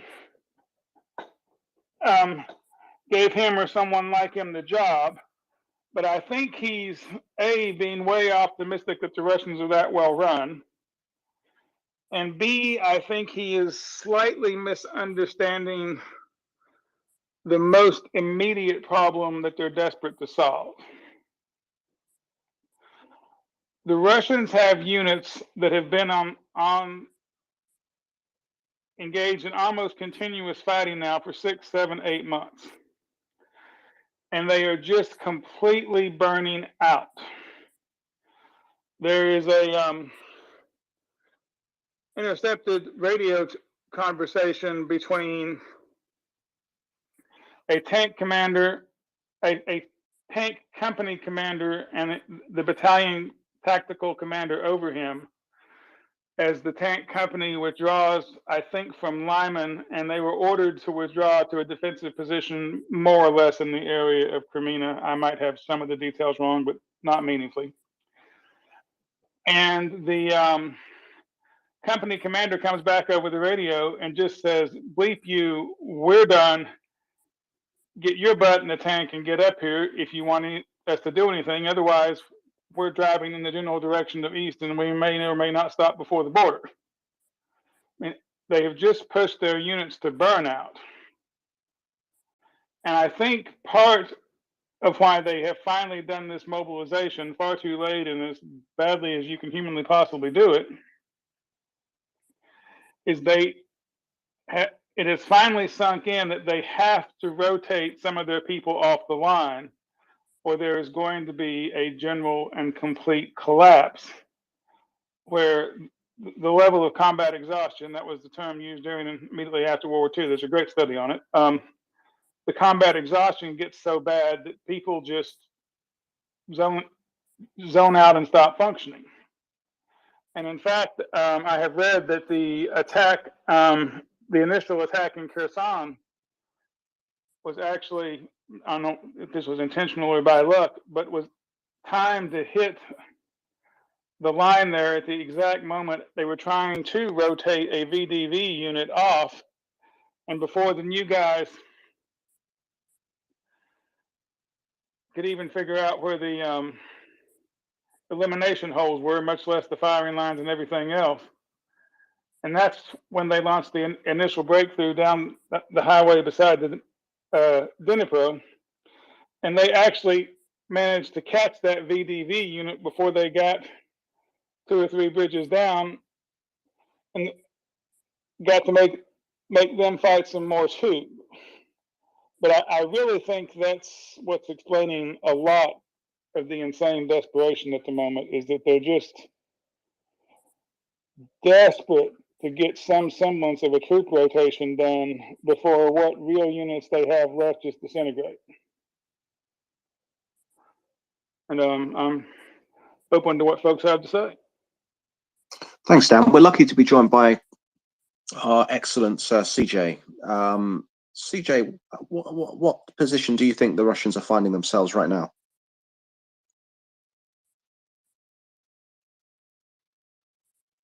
Just taking a very dramatic pause. What position? In what regards? You mean overall or in anywhere specific? Apologies. What position do you think they're finding themselves in generally right now? Well, you know, I was talking to John about this earlier. There's an interesting story developing within Kherson, specifically with the VDV. So we know, of course, the VDV or the Russian airborne forces tend to be, you know, they're higher quality forces, and I say that with a big quotation marks. But these guys have fought everywhere. There's a couple units that not only fought at the airborne assault onto Hostomel, but then they fought in Izium, and then they fought in Severodonetsk, where they took a beating, and then they got pushed to Donetsk, and then now they finally have found themselves in Kherson. And what's interesting about this is the fact that they've been complaining the whole way on the Russian equivalent of Facebook. I'm drawing a blank on the name right now, but basically they've taken gigantic amounts of casualties, which is to be expected. But what's not to be expected is they're finding themselves in Kherson with very little ammo, very little food and water, and just complaining. And it's just so interesting that this outlet for them to express hopelessness is not really been seen or heard or dealt with, but they just continue to complain to their families, as you know, while they're still alive at least, that they really are in a bad situation. So if the higher end of the Russian forces are not doing well, I can't imagine what the average Russian soldier is going through, let alone the conscripts that are showing up.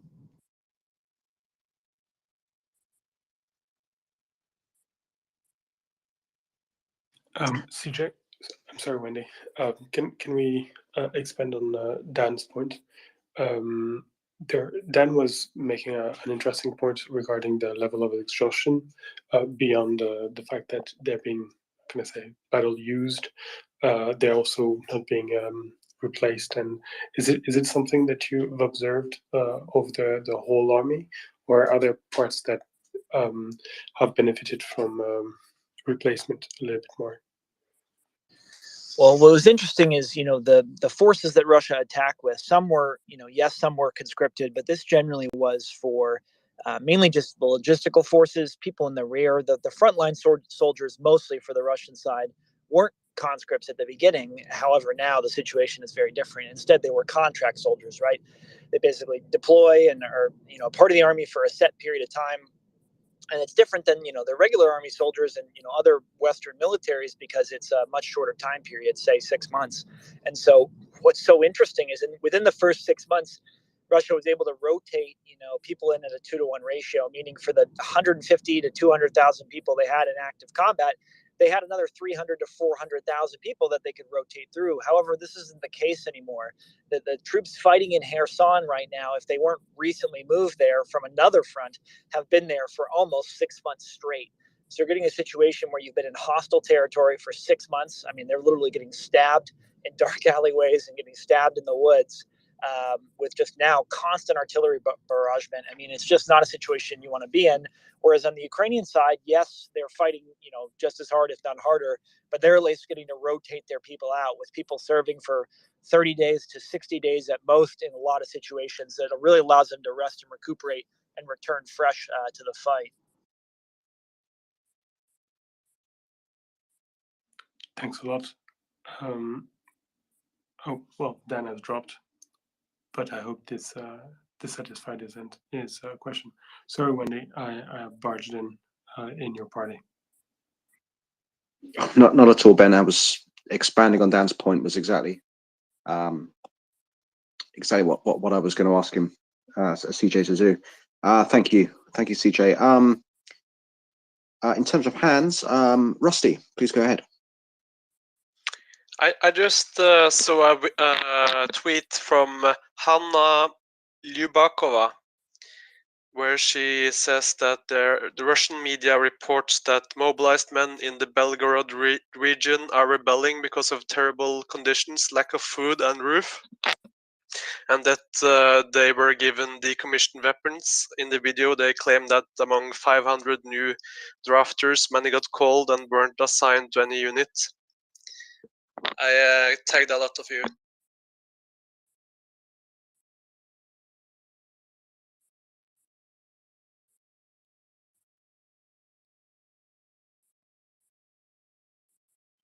Nani? Rusty, find your microphone. Didn't you hear me? You spoke and then you shut down.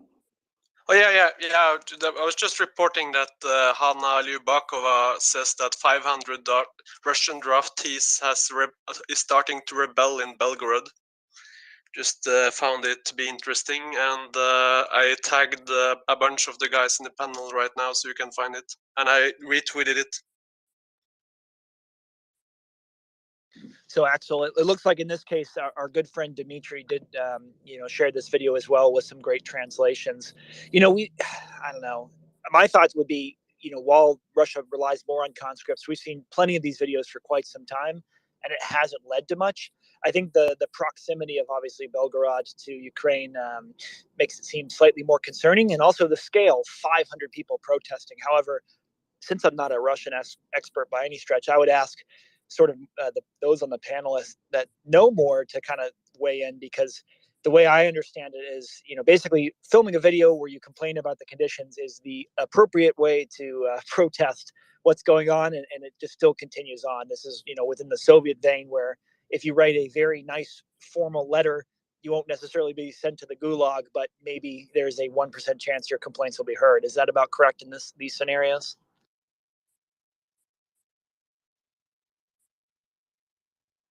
Yeah, absolutely.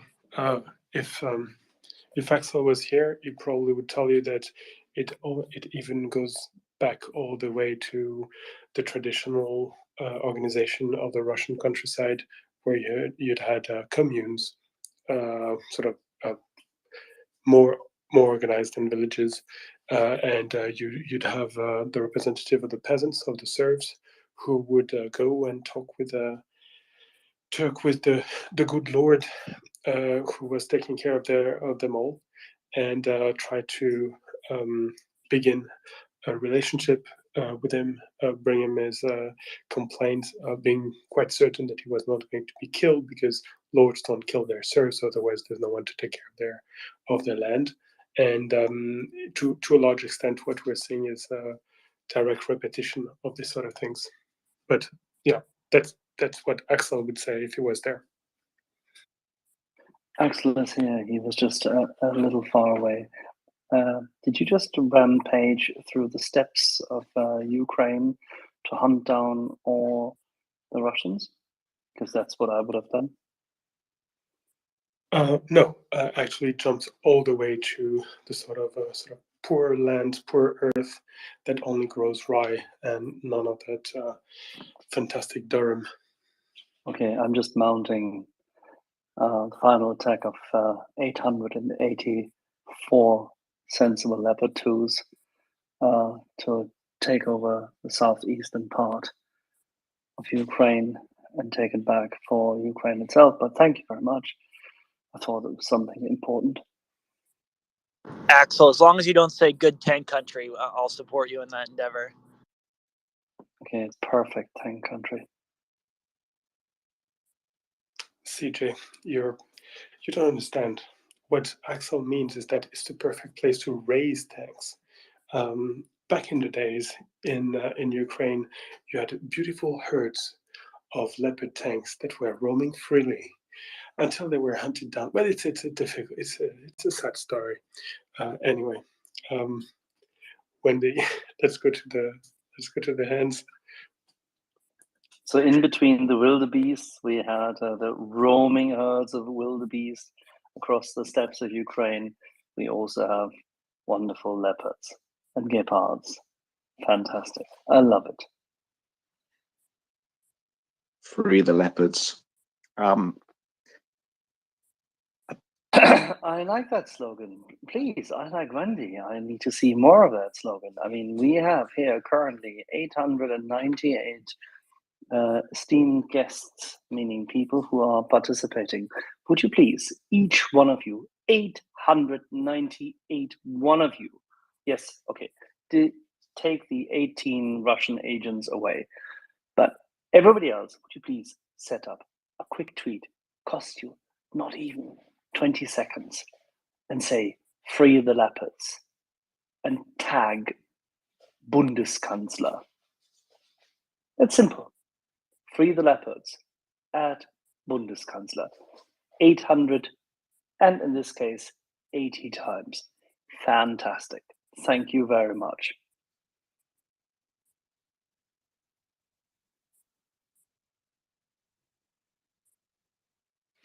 I'm serious. Don't talk to me until you've done it.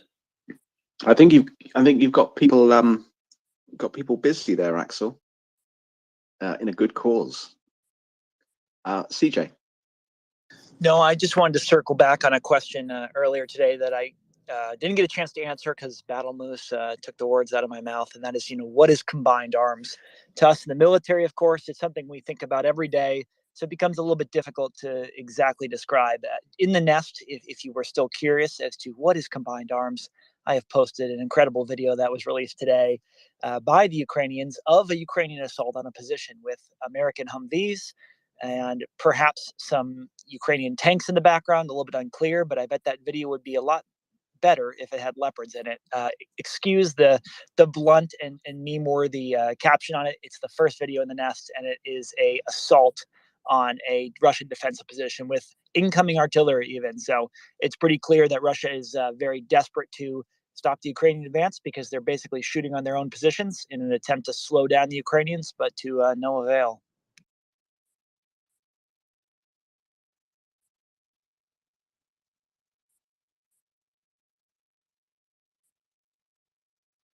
Yeah, the sight of Ukrainian warriors moving across liberated Ukrainian territories is an inspiring sight. Did you feel, CJ, that their artillery was just from the narrow scope of this video, that I mean the Russian barrels, as you've said before in this space, they're becoming worn down, was and this was clearly an incredibly dangerous situation for them to be in. Would you say that there is more opportune moments? This is a more opportune moment for Ukraine to advance, as opposed to a few weeks or even a month ago? Well, this sounds like a great question that we can delve into even deeper detail on this Sunday at 10 o'clock Eastern, I believe, 1600 or maybe 1500 UTC. We'll make a card for the great listeners here where I'll be interviewing and co-hosting for Thomas Feiner, the Italian artillery expert, who is a friend of the space, even though he hasn't appeared yet. He's helped inform a lot of our conversations. And we actually were just talking about this today, sort of the advantages Ukraine has and what they can do to best move forward and what kind of equipment they need, right? We've seen plenty of videos today of Russian artillery really missing the mark. And it becomes a fundamental question. Is it because Russian barrels are worn so thin? Is it because a lot of their trained and skilled forward observers have died? He tends to think a little bit more it's a problem with the Russian forward observers not understanding their craft.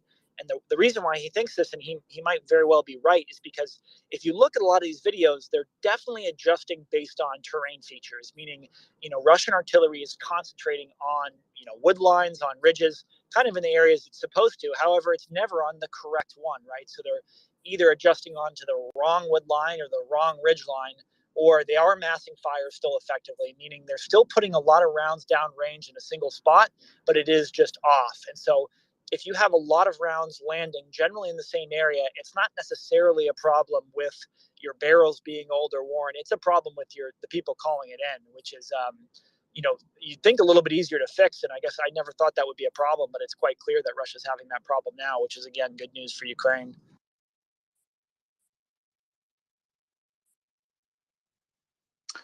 Thank you, CJ. I believe the next person with their hand up was Athena.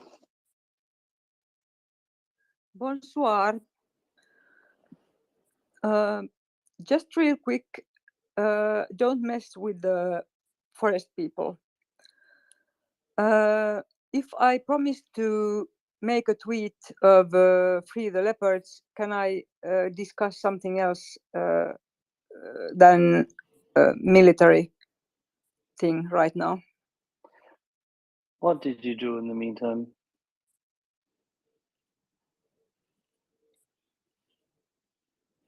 Athena, what Axel is trying to say, that it's your space, you do as you want. No, Athena, what did you do in the meantime? I was naughty. How on earth did you get banned again? Well, I have been pushing buttons here, yes. Okay, so whose button did you push when admonishing some genocidal maniac? Oh, can I just take the real quick as this sentence or line, which is the most popular when you start talking, just real quick. So if I say just real quick, can I? Shoot. Okay. So Russia wants to that this so-called annexation that are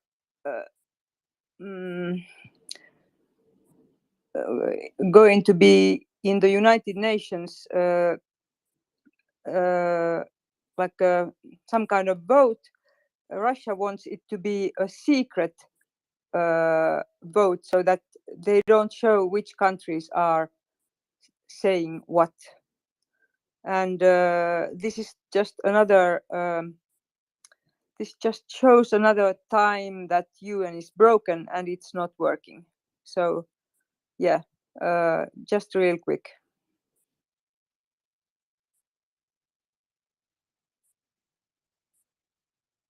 Okay, you still didn't tell us what you did. I apologize, Ben, for interrupting, but you didn't tell us what you did in order to get banned again.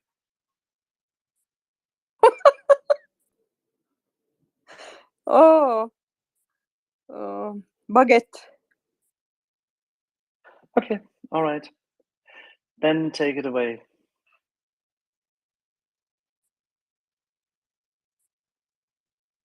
Sorry, problem with the leopards. That would never happen with the Leclerc. Athena, I've got a question Did you for you. say Eclair or Leclerc? They're the same. They go fast.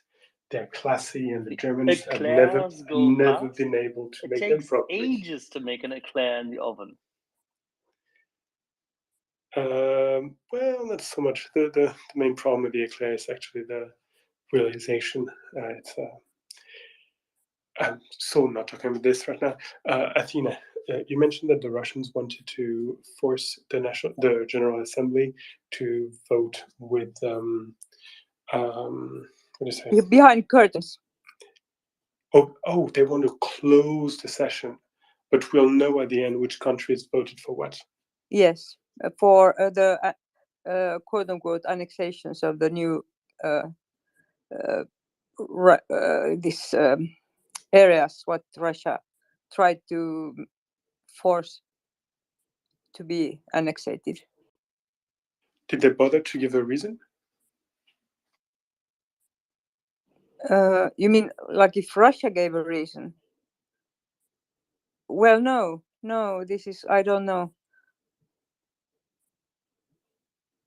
Hang on, I will just have a real quick look. Thank you very much. In the meantime, maybe we can move on to RE.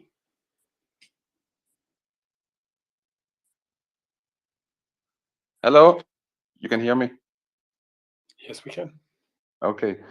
I just want to thank you for, first of all, for your podcast you make every day. It's great to listen to. My situation is my wife and child is from Nikolaev, and you know how the situation is up there. And I was, well, in my 20s, 30s, I was in the Dutch army in some special forces, and I met my wife in the Ukraine. And on the 23rd, I flew back home to the Netherlands, and I said to her, "Okay, I will be back next week, and everything will be good. But take care, because I have a bad feeling." I was on the airport in Odessa, and something was different as normal. And then the war started, of course. And in the beginning, I went back, even when the war started, well, to help, just not directly on the front line. I'm 50 now, so out of age. And then I start seeing the first prisoners of war coming in, and they had really no clue where they are and what they are doing there. And we kept it to them. We give them a cigarette. We give them food, and they were really shocked we did this. And that's what we see the latest time now too. That when you hear calls and what are spread also in videos, that the Russians who came in the Ukraine don't even understand what is happening, because they say, "Well, I don't see Nazis. I don't see bad people here. They live in houses. They have a car. They have good food. They feed us. They give us a cigarette. They don't understand what's happening." And that is a situation. What I learned in the Ukraine, everybody takes care of everybody. There's no hate. Of course, they want the Russian out of the country, but you know, everybody is rebuilding already. They bomb a house, they go together, clean up, and start the next day. There's just one big community, and that is not what Russia has. The most of the Russian soldiers we saw are from very poor regions, and they don't know what Europe is and what they see here. They are stunned when they see the Ukraine with modern malls and everything. So it's a big difference in mentality. What grow in the advantage of Ukraine, we stand all together, we help each other, and it's a big difference. What I see. I mean, in March, when it was still a cold period, and everybody saw videos, probably also in the net, when you found chained Russian soldiers at trees to stand with the artillery. It's sick. It's not human, and it's a big difference. What is making now, when Ukraine soldiers come in liberated villages, they get food from the people, and it's even they give their last apple. That's the last thing they have. During the war, they grow their vegetables and fruit in their gardens, and help everybody with everybody. So this is so amazing. I think this is also the big change. Not only the weapons from the West, but also the stand all together. What Ukraine is. So thank you for your podcast. It's great listening to you. Hartelijk bedankt. Hey. And alsjeblieft. Come back whenever you have a great vignette to share with us. That was delightful. Thank you very much. Thank you. Thank you. Thank you. Slava Ukraini.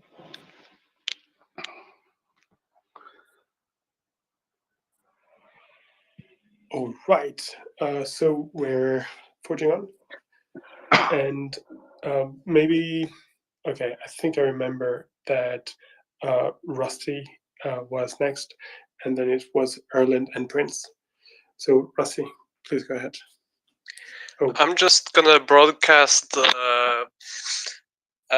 There's an Icelander who has a page that makes average analysis of attrition in this war. So you can daily and for each week, and so you can follow most of the last 6 months in a chart. You can see them, and there's been enormous attrition on the Russian side right now. On the 10th of September and the 2nd of October, you have had the 2 peaks where the attrition has doubled in those weeks around those dates. And this is enormous. And just last week, the average is 1 plane, 1 downed Russian plane day, 1 helicopter down the day, and 6 drones. So this is, and 407 eliminated Russians on average each day. That's enormous for a week. So I actually think you should put the link to this guy in the nest, or so I see that a lot of the moderators here don't even follow him, and if you follow him, you don't have to have up all the casualty reports from the defense of Ukraine, because he puts it in the charts, so you don't have to use a calculator or anything to go through the averages. It's Ragnar Bjartur. It's an Icelander. Really love his work. I tweeted about him, so you can find him there. Yeah, his dashboard is actually quite helpful. I see him every morning, and he's doing good work. And actually, his non-dashboard messages are also excellent. So do give him a sign. I think that Domin every morning has a look, and it is part of his daily routine and roundup, and that's the sort of thing he speaks about.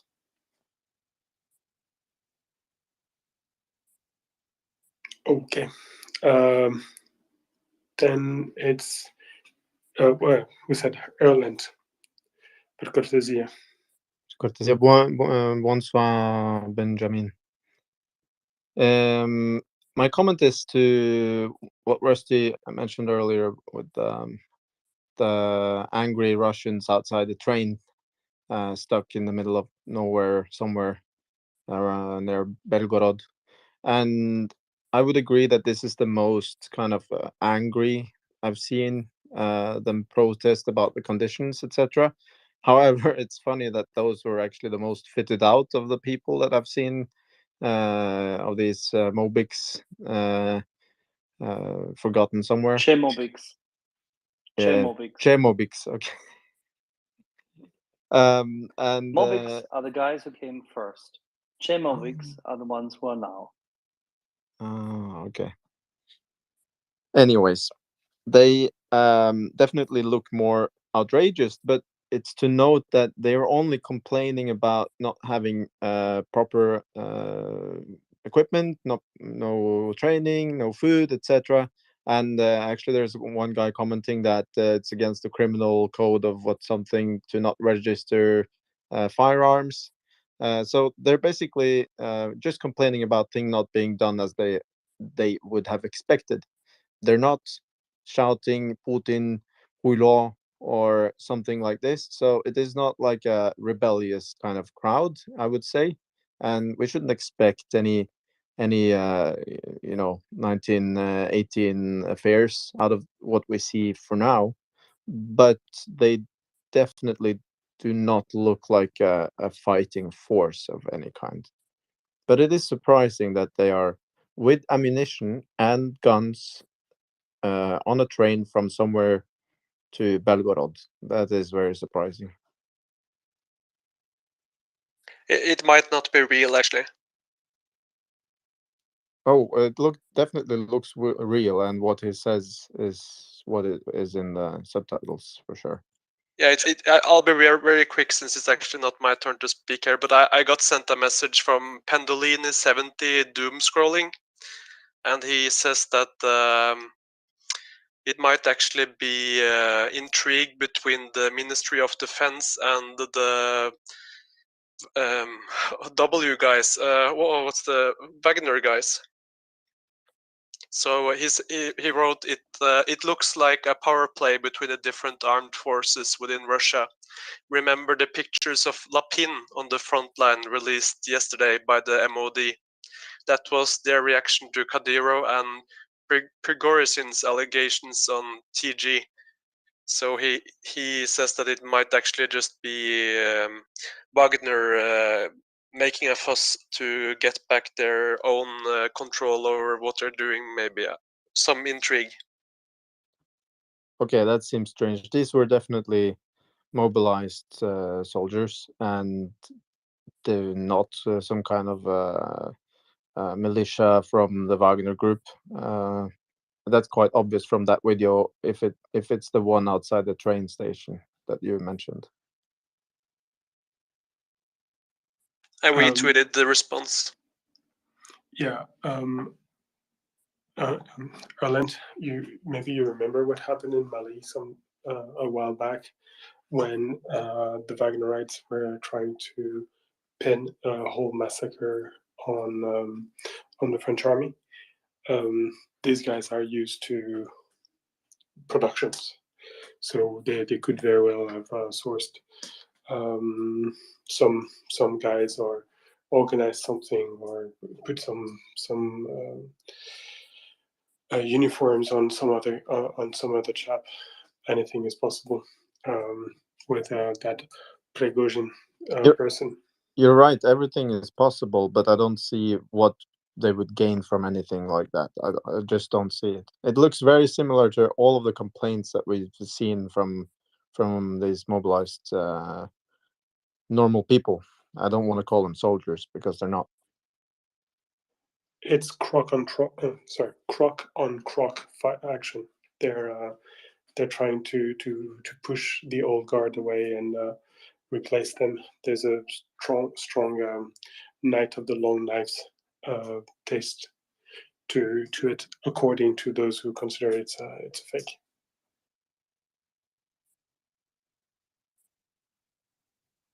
All right, let's not speak about those idiots. They don't deserve our time. Prince, you're next, and then we'll go back to Notte. Okay. Good afternoon, all.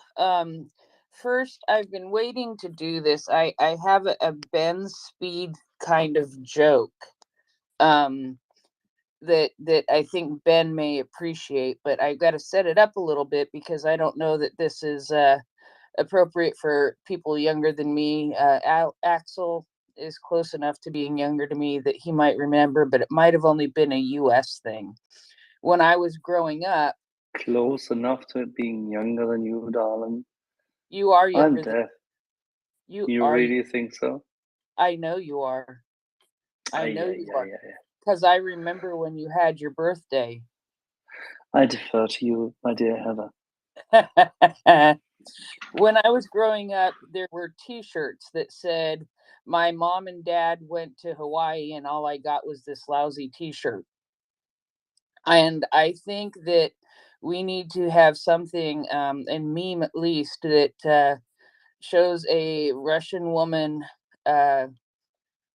saying, "I sent my son to Ukraine and all I got was this lousy Lada."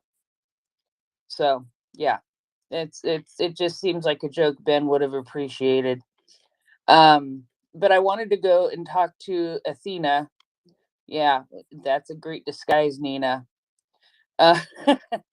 About the idea of the secret ballot in the UN when it comes to condemning.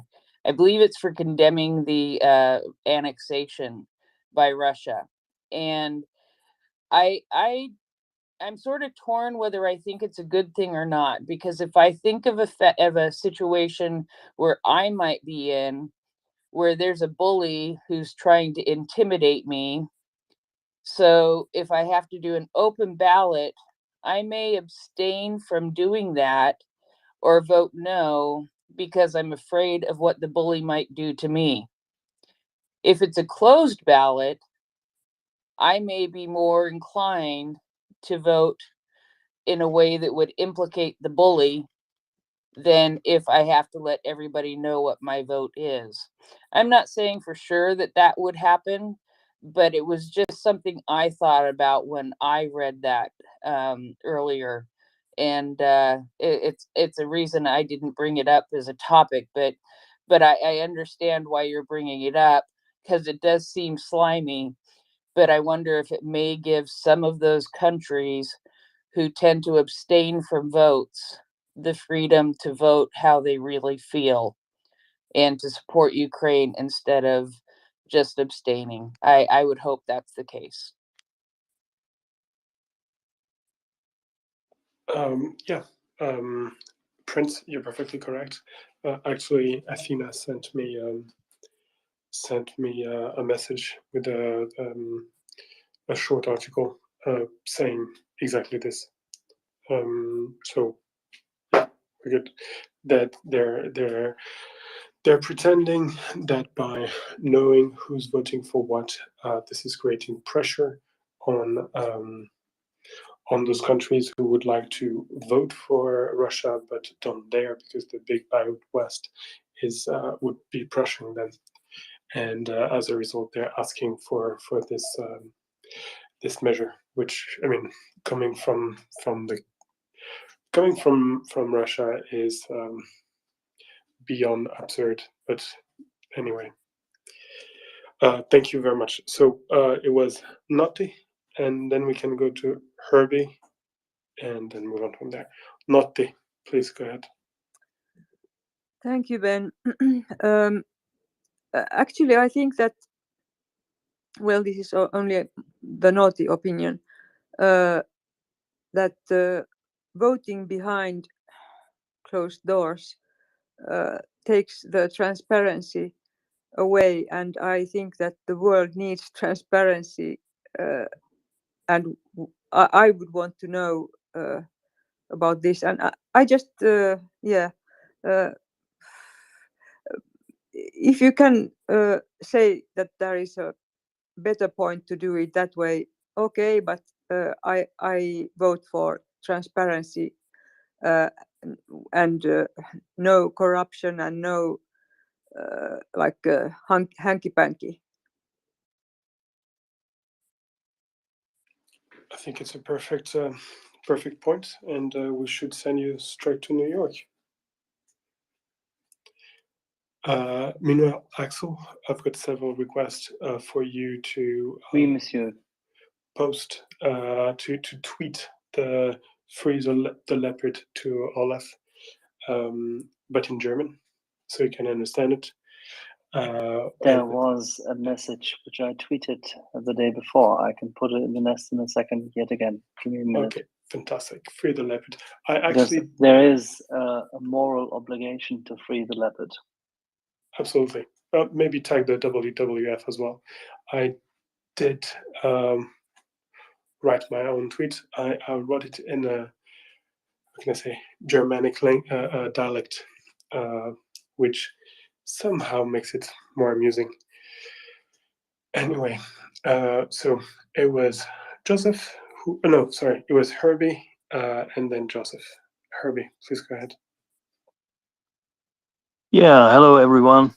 I stumbled upon a tweet of some imminent global news, and well, the tweet is telling me that the Ramzan Kadyrov, this Chechen, was promoted to the rank of Colonel General. Does this have any meaning at all, if it's true? And if yes, what's the meaning of this promotion? What do you think?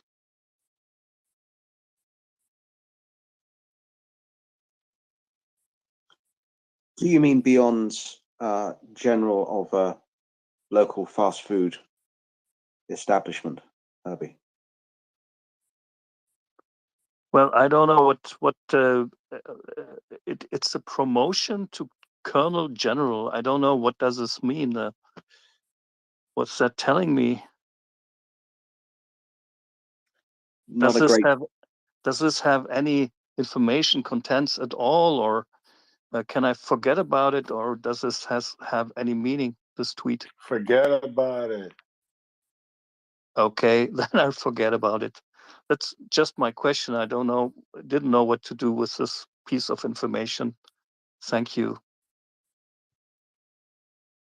No, that's a fair question, Herbie. And as Ben said, we may well be witnessing a form of the Night of the Long Knives. Was that the Night of the Wrong Wives? I'm not quite sure which one. Within the country that lies east of the sovereign country of Ukraine.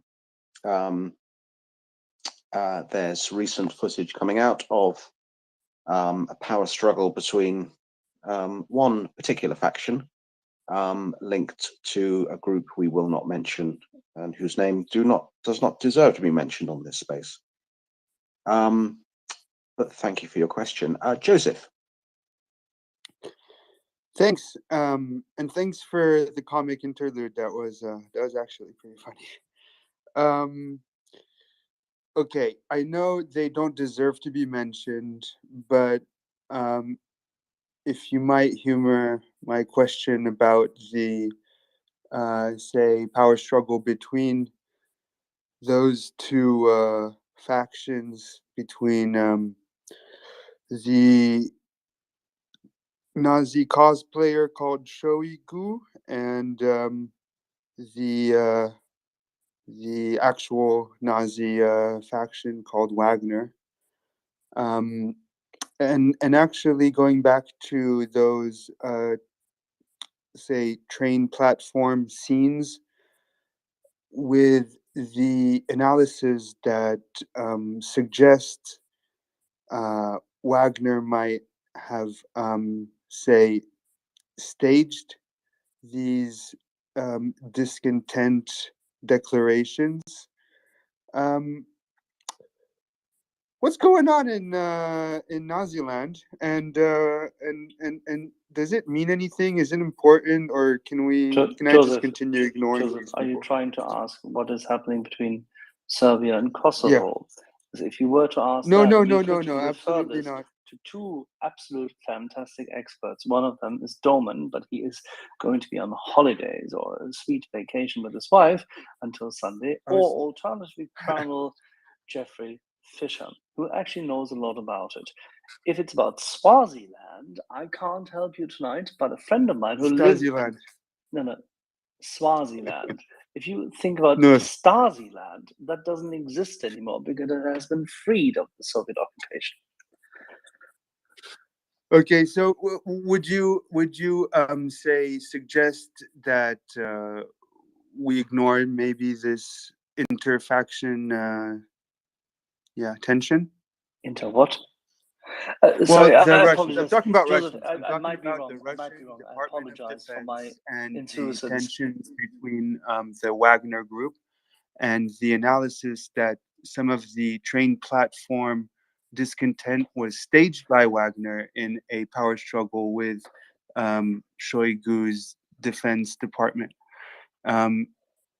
Is that anything we should pay attention to? Is that important, or is that just random, say? Sorry, you are asking as to whether the Wagner group of Mr. Prigozhin is important? What is your question? Joseph, let me give it a shot. What Joseph is asking is whether the theory according to which the current video that is circulating is evidence that there is a massive power struggle at the top of the Russian Federation administration between the Shoigu guys and the Wagnerites is Really? something that is worth discussion Seriously? or not. Seriously. Okay, Translating. videos circulating in public are part of the Russian agitation and propaganda. They are part of what they have as a positional diagram, which you could, if you want, if you do understand the system of Kabuki, as a theater. You understand there's a positional diagram. We had this in medieval times. There were different roles associated with a so-called theater in medieval times. There was the jester, there was, say, the representation of evil, there was the virgin, and all sorts of roles. So you always have a certain amount of roles associated with certain kind of principles to be represent a certain kind of argument in a play. All right. So Russian television, Right. Russian propaganda is exactly like that. And if you don't speak Russian, you can't follow it because you even can't follow the intricacies of that specific propaganda. Then you get it retranslated and you fail to have both the old Soviet Russian context, the interregnum context, then the Siloviki suppression context, since Putin took over from Berezovsky's kind of, influence in media. You fail to have all these contexts. You don't follow the language. You do not know unless you speak Russian. I mean, if you do, that's great. That's helpful. But if you were to speak Russian, if you had left the country in 1999 and had no contact, which is obviously unlikely, you would be unable to understand the way language has been crafted by the Siloviki and their media apparatus by today in order to subjugate people to a certain thuggish kind of violent language, because that's what they have developed in different waves. There's a change to this between 2006 and 2007. There's a couple of television stations which change after 2012. There's a certain wave of this regurgitated into their pop culture and how they create different kind of messaging in between their media news segments after about 2015. All right, if you want to get into this, and there's many documentaries on this which are even open source. There's a lot of sensible intelligence on this for people who actually really care about this. There's think tanks in the West galore who study this, and when all goes to shit after this, you have some political scientists who then think about what it actually potentially might have meant, whilst they have never actually done anything about it in the first place. All right? This all doesn't matter because you do not understand it. You're in the West. From their perspective, you're irrelevant. You're a cockroach. You don't care. You don't mind. They don't mind about you, and they don't care about you. And you are just part of evil and generally completely irrelevant. At the same time, you are the addressee of part of their disinformation, because they, from their perspective, toy with you. They play with you, and you fall for it because it's so easy. Because there's about 30, 40, depends how you craft the different versions of disinformation and active measures which can be taken in order to completely discombobulate Western audiences, which they consider to be weak, useless in terms of values, and lacking in skill to deal with fogged up rooms and theater. All of this is completely important and very, very relevant, but we can't dissect it now because it's difficult to show without additional details, videos, evidence, long-standing discussion about disinformation. We've done this here on this space in, 20, 30 different interviews. You haven't been there. I was there. That's fine. It's not a derogating statement. I'm just highlighting we've done it. So one thing you can do is you can trust the numbers. We currently have in this space, still at this point in time of the night, 841 people. Thursday early morning European time, later afternoon US American time. All of whom are interested in what we're doing. All of whom have gone through different passages of time with us. We do know by now how to dissect bullshit. The Russian bullshit, which we've been sustaining as a flow, as a turbo flow of bullshit for many months, is intense. None of that really matters. They throw shit at us with the hope that something sticks. And we are stupid if we don't wash ourselves all the time. Hey, thanks for holding my hand and explaining that to me. You know, it's just so bizarre, I think, that everything is make believe and most of it is pretend. And it's so foreign. And I really appreciate this explanation. Thank you. De rien. Thank you, Joseph. And as Axel said, it's a Potemkin production, prosaic for a pliant population. And with that, we'll go to George.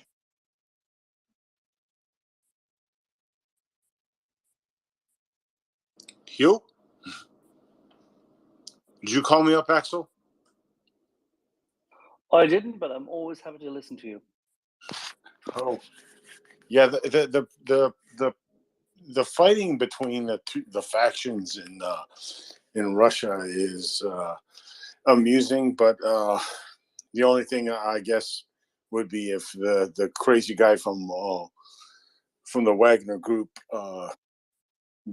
gets prominence. I guess you could always be they can always get worse and crazier than they are now, but Ukraine's still going to do what they have to do, and that's liberate their territories and smash those Mongols to pieces. But what I wanted to talk about really quick was, I'm starting to see a lot of donations being given from other NATO countries for winter gear. Do we have a sense of what's going to happen with? God forbid, I know it's kind of crazy to think about, but the people that are right now in some of the occupied territories, for instance, Mariupol, with winter coming, is there any news on if any preparations or anything's happening with that?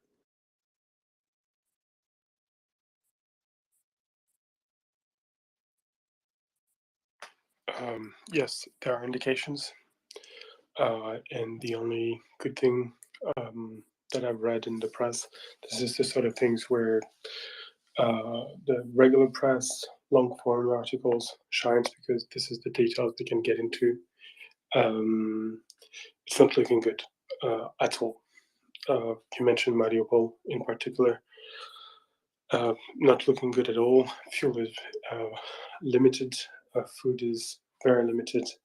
And many people, many have lost their houses. So we cannot mince words. At best, it's going to be very difficult. And let's not get into the worst.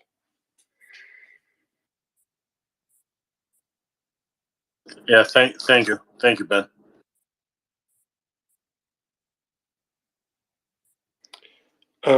After this sober moment, we can go to, I don't know, there's apparently a bush moving under the snow. My sniper.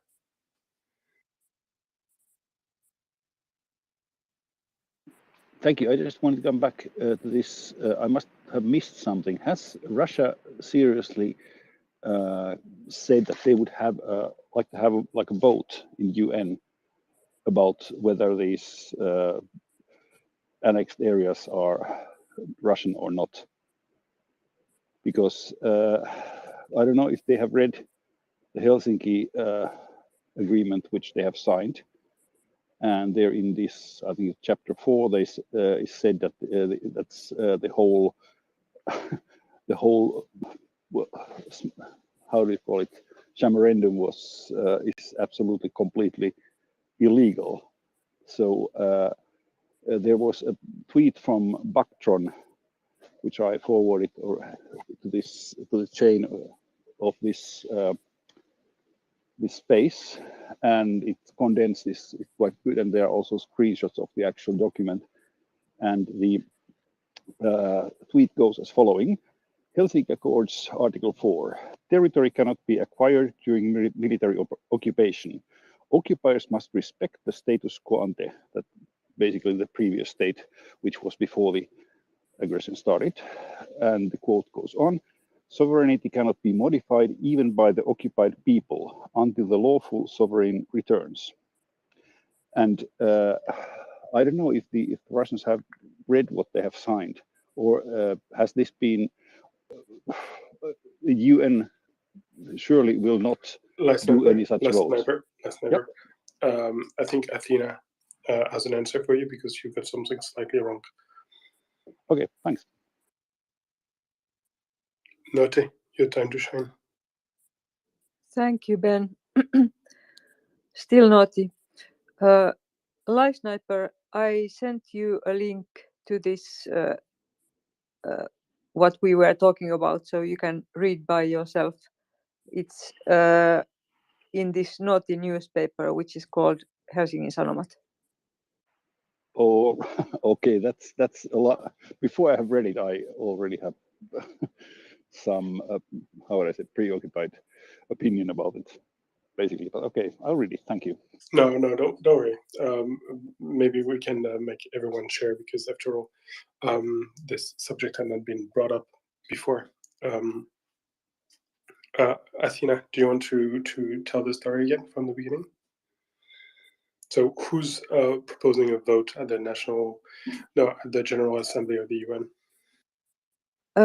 Ben, do you want to read or do you want Naughty to read?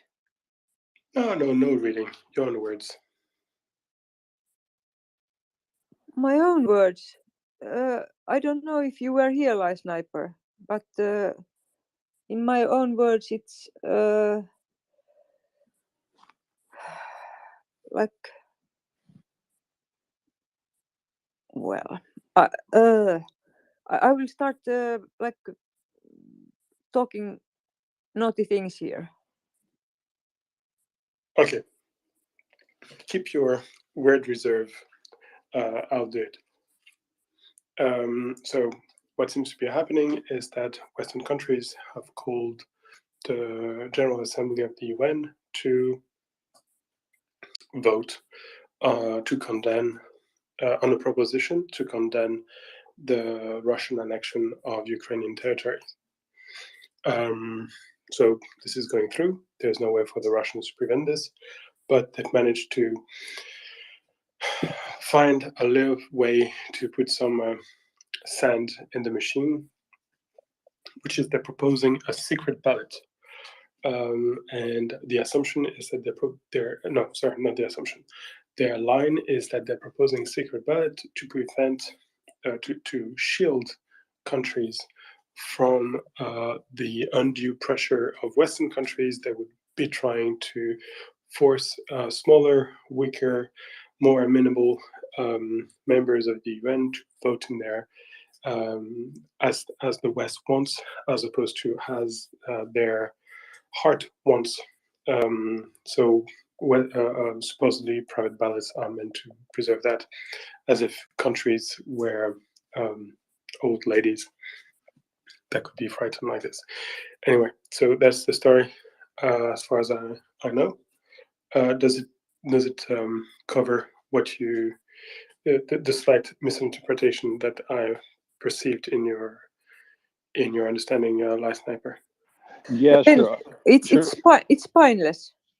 Yeah, it's basically now I read the article or browsed through it quickly, and it is not the voting is not whether they will accept the annexation or not, but whether they will condemn the whole process which has been done. And I think that to have this as the closed vote is just, and I share the opinion which was also expressed in the article, that's just like an attempt to cause some tensions and division between the countries. I don't believe that the result of the vote would be much influenced in one or other way. It might be that even such countries who have so far claimed to be pro-Russian might dare to oppose them. I think that's might be even the more probable sort of direction where it would go. I don't think that Russia has anything to gain. other than this secret vote would have sort of bring tensions. Okay, who has broken the line? If the votes would go normal way, that something like 4 countries would vote pro-Russian and the rest not, then nobody would know if anyone has changed the vote. But what would be obviously a good thing if there would be a unanimous decision, which would indicate that also the 4 countries were just afraid of Russia and didn't dare to. Okay, then it would be clear that they have also voted against Russia. But anyways, so it doesn't. The voting is not whether the annexation would be accepted or not, but rather whether the process as such would be condemned or not. It's a small, but I think it's an important, difference between those two. Thank you. Yeah, absolutely. You're perfectly right to underline it. By the way, I think that only one country has recognized the annexation, and I think this country is Eritrea. I don't even think that Syria has recognized the annexation yet. And I definitely don't think that Belarus has recognized the annexation, but I'm not sure. If anyone has seen recognitions of the annexation by anyone else than Eritrea, please send me a DM. I'd be very interested. That being said, I like Wendy. Can you take the helm for a minute? No problem at all, Ben. I mean, I just sure, conduct. That's of course, Ben. I just conducted a one-man referendum on extending my house by 1 meter, and I have to say that the results are in, and yeah, I won that particular vote. It's not recognised by anybody. It doesn't mean anything, but that's where things are at. I'm being totally facetious, of course. We're talking about the occupied territories of Ukraine, but a bit of levity can sometimes do good. So with my bad jokes aside, I believe the next person with their hand up was Erland. Please go ahead. Yeah, my question is to Axel. Let's say that my tweet that I actually wrote when you asked us to free the leopards, I actually tweeted it, and I wondered how long do you think it would take the logistical machines of Germany and all the countries that have those before we would see them on the battlefield if the Chancellor releases the leopards finally. 6 days. And we would see them in combat. 100%. Ukrainian tank commanders and Ukrainian tank crews have been trained by now, not in 2, but in 3 countries.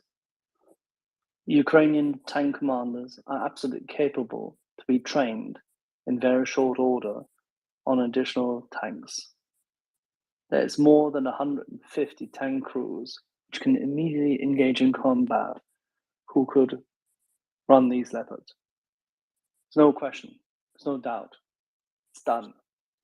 And where do you think And they would be most Sorry? useful, on the Eastern Front or when going down to the Crimea? You want to take at least 1 battalion. You want to take to free Lugansk. I mean, there's no question. It's not even. Of course, you want to take them there, but 2 of them have to go south.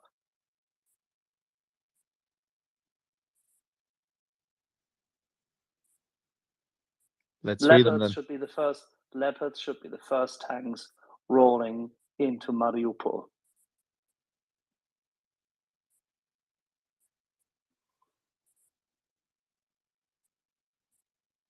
Amen to that, Axel and Erland. Emiko, go ahead, sir. Voice check. Can you hear me? Loud and clear. Thank you. A few words on this subject discussed recently. So Kadyrov, Shoigu, Prigozhin, or Wagner. I have my understanding. I'm not sure it was discussed in details in the space. If it was, just feel free to shut me. These three people are That's not how important. we work here in MriyaReport. We don't shut you. We would never Understood. shut you. We will That's always why. give you the floor, and then we'll talk. If we know something, we'll tell you, but we never shut you. Please. Okay, then please. No worries about it. Let me know mid-sentence. Of course. So No, these three I'm just saying, Mirko, I'm just saying this because you've said it once or twice beforehand. You don't have to make this preamble, this prerequisite. We are on your side. We're here. You have a give very you good floor. memory, Axel. Very good memory. Okay. So these three people, Shoigu, Kadyrov, Prigozhin, are special people. They're all Putin's lapdogs. They are there because they are Putin's people, directly his. He brought them there. What differentiates them from anybody in Russia? These are heads of three private armies. So Prigozhin has Wagner. It's his project. He's a businessman, sort of. It's his army. He commands it. Allegiance to him and him to Putin. Then Shoigu has very small army of 2,000 people far in the east. Contrary to the Wagner, it has no artillery, it has no aviation, but it exists in Tuva. Shoigu is from Tuva. I've been there long time ago. And then Kadyrov, which everybody knows. Everybody hates Kadyrov. Army hates Kadyrov, FSB hates Kadyrov, but Kadyrov is in Chechnya. So, and he is Putin's man, so nobody touches him. And his army is his state. So his people, his nationality.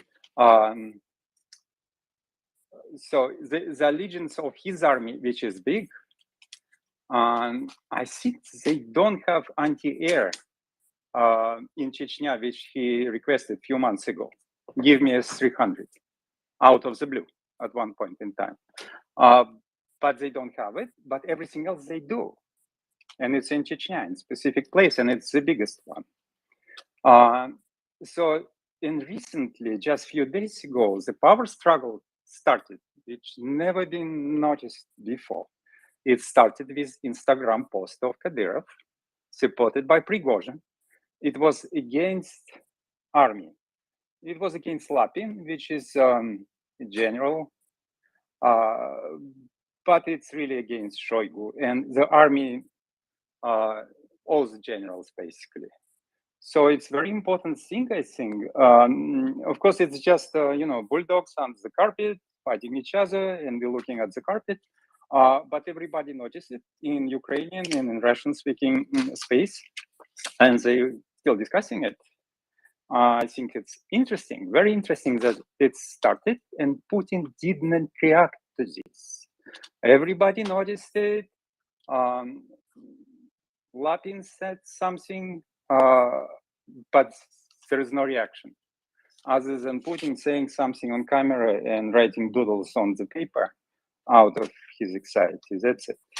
It's very, very unusual. And he's lapdogs. So it's my understanding. So please feel free to comment and explain to me if it's not right.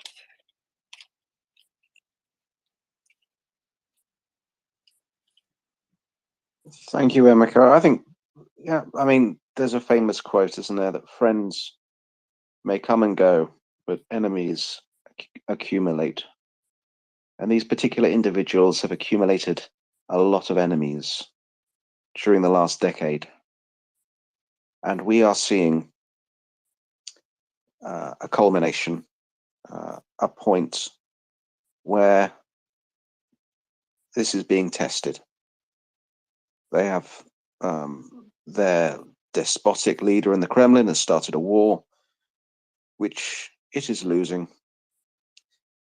And over the next few weeks and months, we will see just where this false sense of loyalty lies. So they can make as many propaganda videos, Potemkin productions as they like. The individual you mentioned who supposedly sent his 3 sons to the front line, well, unless he's sending them there as bullet sponges, I think it's safe to say that this is just for production purposes. So we will see. We will see just what kind of army you and whose army is going to be. It's going to be pertinent over the next few months. Thank you for your question. Yes. Thank you. Yes, I agree. This particular video, I think, is not important. Even if it's produced by Wagner or somebody, or it's genuine, I don't think it's important. Thank you. Thank you. And with that, we'll go to Kazakh. I believe you've had your hand up. Welcome to the panel. Hey guys, am I coming through okay? Loud and clear. Perfect. Yeah, so just before my question, I just want to bring to everybody's attention that 23-year-old Irish volunteer died today on the front in the Foreign Legion in Ukraine. So yeah, this is it's an international struggle for Ukraine's sovereignty. But yeah, my question is, I guess, obviously Ukraine has made a lot of advances. What is something do you guys think that Ukrainian forces or generals need to be aware of, or I guess what is their biggest risk at the moment of making such advances? Is there anything the Russians could do that could kind of surprise us, or I don't know, I wouldn't say turn things around because I think it's a bit late for that, but yeah, I guess anything that the Ukrainians should be aware of in terms of what the Russians could potentially do to slow things down. First of all, Kazakh, thank you for your question. And Rory is a hero who is in the thoughts of all of Ukraine's many allies around the world. At the moment, we've had, as you've probably been hearing from our diverse range, our excellent range of military experts commonly here on the panel, the situation within the enemy is one of desperation. They are ill-prepared, ill-equipped, ill-trained, ill-disciplined. They are a bunch of war criminals, and they are getting hit hard, and Ukraine is pouring it on them, and long may they continue to do so. So with respect to your question, not a lot from where I'm sitting. Yeah, that's what I was thinking. That was my thought too. I was just wondering maybe if someone has a different perspective or anything like that. But thank you. These blackguards and bastards will all be hung by their bloody short and curlies. I like to hear. All right, thanks, guys. Axel, what time is it in Kilkenny? Quarter 12. Beer o'clock. It's called beer o'clock. Beer o'clock. It's always beer o'clock.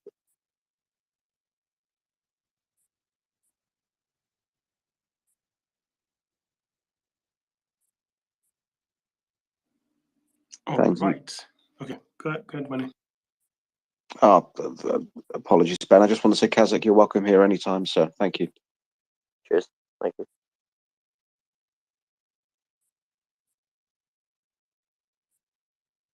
All right. So we've got 2 hands up, that of Dan and that of Herbie. Let's go with Dan first, and then Herbie. All right, mic check. I'm driving. Just want to double check. Yep, loud and clear. Be careful. All right. So, Someone was telling an annexation joke earlier. I have a new favorite.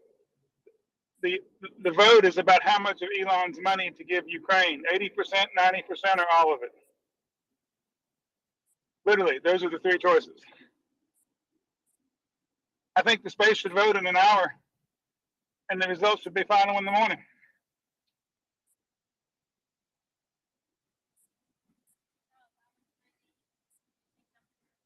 I think this can be easily decided, and a quick, sensible match-off at the table, arm twisting between General Saluzhny, and Elon Musk. I'm quite sure that the fair general will know what to do to stare Elon into submission before he even raises his hand to the table. I don't think so. I think he's way too much of a gentleman. I've got two things to say about this. The first one is we could do something much, much worse to Elon. One of them would be to change his fiscal domiciliation to France, which would cost him about the 90% that you mentioned. And the second one is let's stop considering him as a wealthy person. He's not poor, that's for sure, but we know true wealthy men such as Axel, who has been sitting on the treasure of the Templar Knights for the past, how much is it? 800 years? And this is real money and real land as well. Elon and his crypto nonsense can forget about it. Okay. Herbie, please go ahead. Yeah. What I'm puzzled about is the power structure of Russia. You know, for 7 months now, Ukraine is, well, clobbering Putin's image, I want to say. And I'm really puzzled on what pillars does he stand that he doesn't already tumble down, you know? Where are the self-correcting mechanisms of Russian society to say, okay, we have a crazy leader, we have to do something? I mean, who is still supporting him? The generals, the FSB, or what are the forces? Look, for example, the liberation of Kharkiv, second biggest city in Ukraine. This must have been a really big blow for Putin. How many blows can he take? What happens when Kherson will be taken? And as it looks like, this might not take too long to happen. How can I solve this puzzle?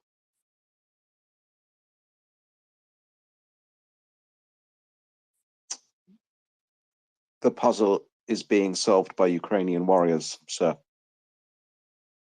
The only solution is to pour it on them, just as Ukraine is doing it now.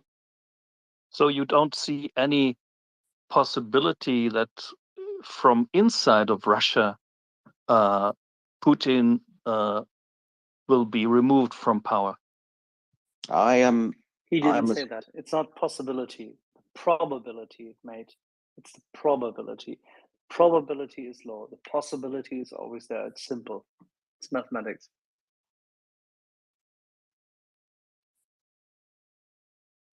So the only solution, as it looks like, is the, well, total liberation of all the oblasts that were taken by Putin.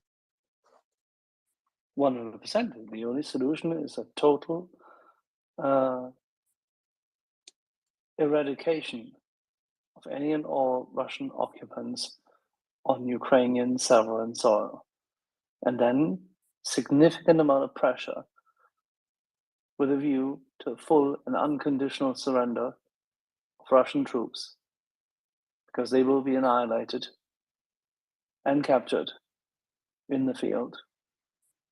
When Crimea is free and the bridge is down, when Mariupol has been liberated and the last sensible border station towards Rostov-na-Don has a Ukrainian flag on it, at that point in time, Ukraine will rely on its allies to contain the evil empire of Mordor and demand the repatriation of all those displaced, forcibly removed souls, living and dead, to Ukraine. So That is the only solution. So you don't have the hope that, I mean, I'm not crazy. I'm sorry, mate. I don't deal in hope. I deal in ammunition to win. well, This I is have, what I, this is what Germans need to learn. no, Sorry, I have mate. not, This is what Germans need to learn. We have I to have not the fucking win. slightest doubt that the Ukraine will liberate everything. But I mean, isn't there at least someone in Russia who also sees this and says, okay, we don't have to go all this way through and have to sacrifice. Have you lived in Russia? Have you Sorry? lived in Russia? Have you No, lived in Russia? never ever. Do you speak Russian? I never wanted to. Do you speak Russian? No, not a Okay. bit. All Yet, right. So da. I do. Okay, that's fine. I do. I've lived there. I've worked. I've worked in the country. I traveled the country, left, right, center, north, south, everything, because I had to. It's part of my job at that point in time. I've seen pretty much every single bloody steel mill you can think. At least half of all the pulp and paper mills. I've seen them. I've been there. It's fine. All right. I left the country because the Siloviki came after the Russian ruble default and everything going to shit. And it was evident that nothing good would ever come of this. There's a good reason not to be there. It became ever worse thereafter. There is no hope whatsoever. Axel, shouldn't you at least acknowledge the great lesson of modern political science that was shared to us with us yesterday by Dr. Nick, which is banana republics tend to be very slippery? Sorry, what? What republics?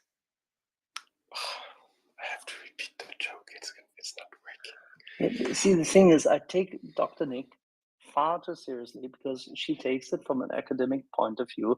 She likes to dissect it. That's completely fine. I think she is a fantastic, absolutely great analyst of many things. That's fine. I'm a pragmatist. I like to win wars. I like to close deals. I'm into money, guns, and winning. So I live in the present. She lives in the ex-post. Different things. Welcome to my world. Let's win this war first. We can do the academics later. And Axel, if you don't mind me saying, you said with brevity, the conditions for Ukrainian victory, which, as we know, include the safe return of the 3.5 million Ukrainians, as well as the liberation of all of Ukraine, but also the records, because there are records. The perpetrators will be brought to justice for this crime and the many crimes that have been committed within Ukraine by the country currently known as the Russian Federation.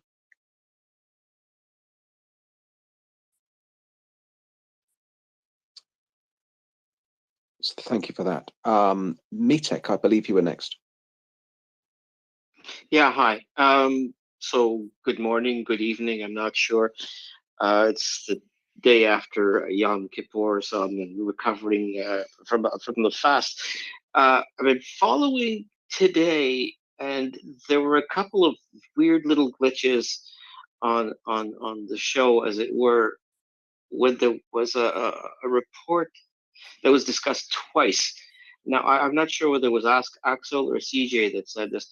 Now, we've got the Ingulets River. We know that they've been able to cross it or not cross it, and it makes perfect sense that they should be fording this river. But it's the Dnipro.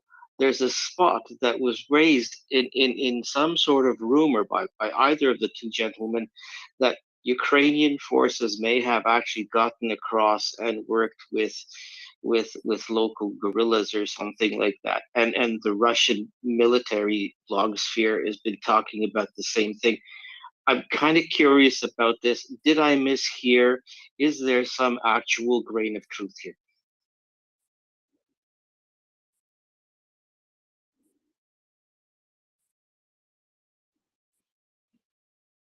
Okay, I'm even more lost than you are. I know there's rivers, that I can say for sure. No, but I think that the river that was crossed several times was indeed the Inuit, if that was the question you were asking. I don't think that Dnipro was bridged or jumped over today by the Ukrainians in the south, if that's the sense of your question. I think it Well, was. Yes, go on. I think it was mentioned that the Ukrainians did at least 2 pontoon bridge crossings, and there are videos about that. Was that maybe what you asked about? Yeah, well, see, that's the thing that was mentioned early in the morning. I'm in the UK, so for my early in the morning would have been some of you are in Europe, some of you are in the United States. So whenever that is, the point is that we were all wondering, I, as a rational human being, don't believe that there's any possibility that Ukrainian forces somehow managed to make it to the other side of the Dnipro River while they're engaging in this full-on battle on the other side. But rumors were there; they were discussed at twice the day. They will cross over from the right bank of the Dnipro to the left bank soon enough, but it will not be a crossing of, say, Normandy proportions. On the contrary, these will be SOF. Mic check. And who says that they haven't? Nina, we're here. Alec, Wendy, can you hear me? Mic check. Loud and clear, Axel. Okay, Nina, sail down, come back up. You can't hear us.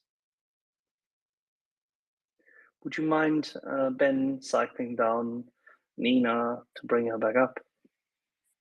She's a true Miguel in the rain right now. Pas de problème, on y va. So, yes. All right. There's highly likely going to be SOF infiltrating the other side, and that's completely fine. And separately from that, at some point in time, sooner rather than later, you will see Ukrainian armed forces pushing hard when they have an opportunity to take over the other bank, closer to Novakhovka. That's going to happen, but it's not today.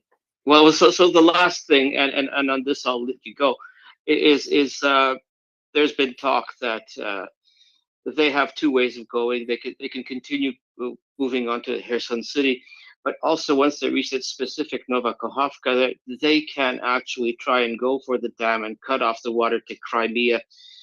Isn't that actually going to be one of the most solidly defended areas? It's a narrative. It's irrelevant. Cutting off the water to Crimea is completely irrelevant at this point in time. Winning the battle matters. The water is irrelevant. That comes later. It's nice to have. It's a side project. It's like, you know what, whilst you're eradicating the enemy, you would also like to make sure that you paint the shed. Fair enough. In that case, I will see you guys tomorrow. I'm going to be in Edinburgh. I may make some time to say hello, but we'll see.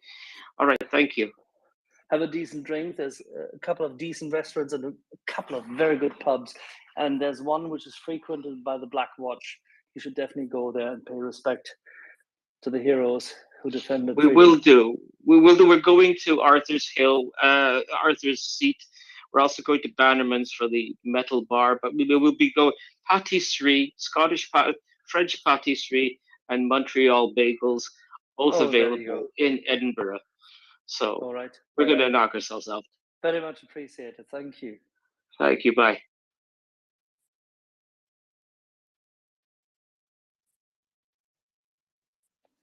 Fantastic. I heard pâtisserie, so I perked up. Okay, there's a few hands up, but Nick, you had your hand up earlier on. It went down. I just wanted to make sure that it was voluntary and that you wanted to keep your silence, or if you want to share something. No, that's fine. The question I was going to, or the point I was going to make, was made by someone else. Shame. All right, so we're going north. Let's go north. You could start singing, shame, shame, shame, shame, shame. Shame on you. Ben, you're just not old enough. Nick and I are at least old enough. I've atoned. I don't have shame right now. Talk to me in 48 hours. Erland, I think you're first, and then we'll go to Nina and Rusty. Erland. Thank you, Ben. Well, if Mietek is still here, it has been discussed, and there are videos of river crossings, and I believe both the Oskil River in the east and the Inulets River in the south. And at least it has been discussed that the Ukrainian forces have crossed the Inulets River, and that the Oskil River, there were at least 2 bridge crossings that were there were videos published circulating at least the last 24 hours. I haven't seen anything about SOF crossing the river Dnipro yet, but I'm waiting for it. It will happen. I'm 100% certain, and it will be creating a whole lot of panic on the other side, and it might be happening already. Who knows? I wouldn't be surprised, because it would be a real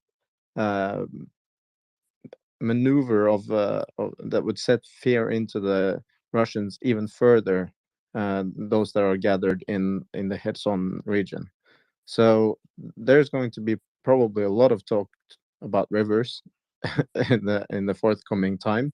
It's just because of the geography that the front is situated. And yeah, there will be a lot of bridge talking and river talking coming up, I guess.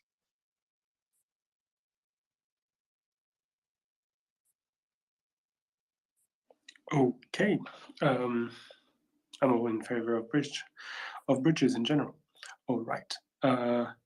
Notti, please go ahead.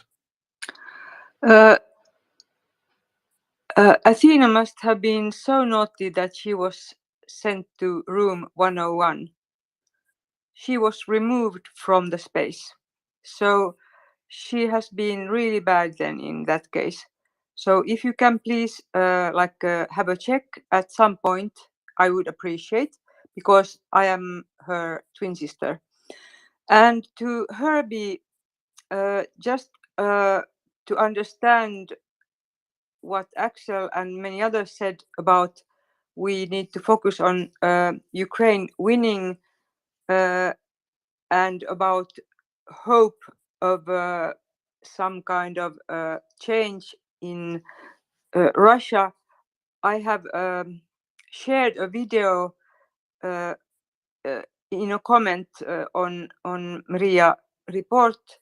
It is a video of a Finnish intelligence officer who is retired, but he's working in the university teaching about Russia and Russian history.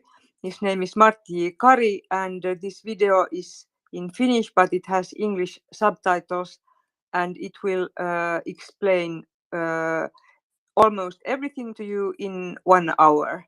So I highly recommend it. And also, if you can't find it in the comments, you can send me a DM or ask some of the hosts. I can also send the link to them. Thank you. Well, that's sweet. Thank you. I'll find it. Thank you.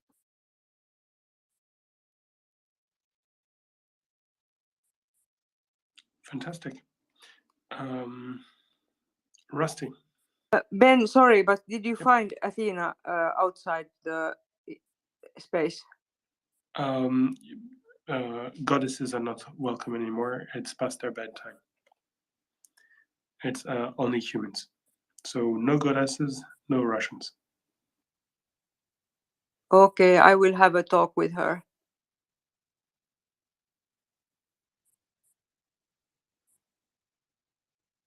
Rusty. So I actually thought it would be a good time to do my comic sketch for the American audience, since we're on the topic of Olaf Scholz. I know some of the for the American audience. I know some of the Europeans there heard it, but I made a comical snippet or performance art, and if it's a good time, I would like to do it for the American audience. Would you mind that I think Daryl's going to co-host? I'd love for him to hear it and for me to be in bed when you do this. Escaping, huh? Not so much as running away as far as possible, begging Axel to put me in the closest stalag he can find and throw away the key and spare me the horrors of Scandinavian humor. No, I'm joking. It was actually a good sketch. Ben's baby is building castles and trebuchets all over the place.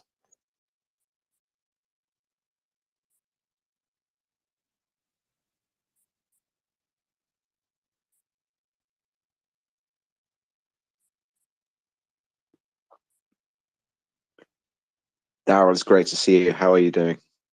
Good. How you doing, man? Fine. Fine, thank you. Slava Ukraini. Slava. Slava Messi. Oraham. It's great to see Darren up here. Oh, we've got a hand up. Lunchtime. Oh. Oh, hello.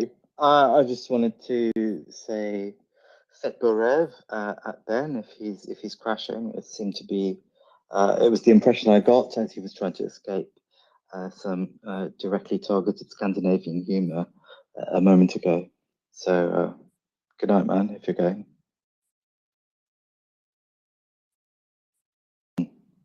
He's gone. Oh dear. So I don't know. I just wondered if we're going to have a quick catch up about military updates, as I've been offline for a little while. Is there one coming up? Don't have anything at the moment because that's just before I came in here. I was asking about that particular thing. So right now, things are just about ready. This is about the time things kick off over there. So, I mean, as far as like when the real bombardments start and things like that. So, we won't have anything for the near moment, at least.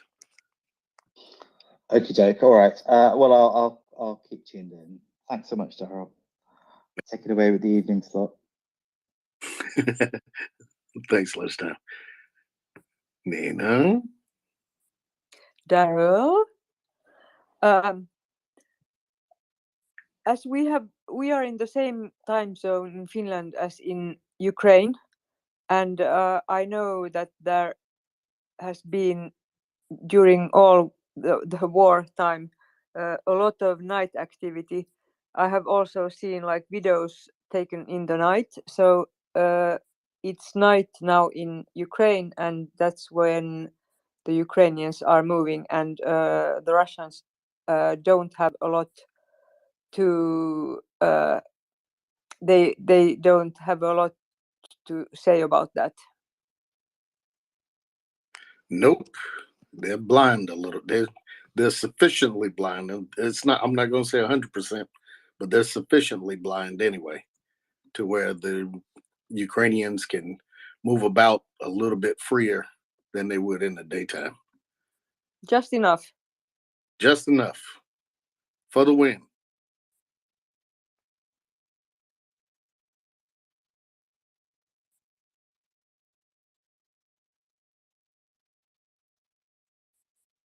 Yeah, it's that kind of time of night when the country that lies to the east of Ukraine starts to launch pernicious drone attacks, the odd Iskander attack,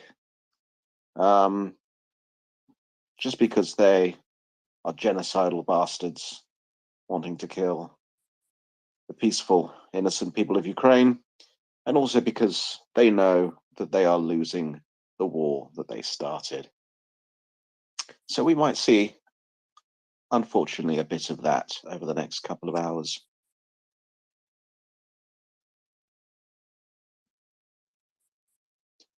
I hope that answers your question, Lunchtime.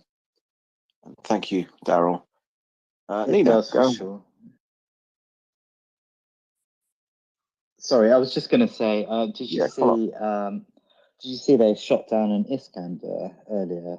That was quite amazing. I thought that was that gave me some hope that these missiles are, with the improved equipment and the sort of improved morale that Ukraine has after taking back so much territory. My hope is that these, there was a shipment of 17 of them, 17 Iskanders to Kherson.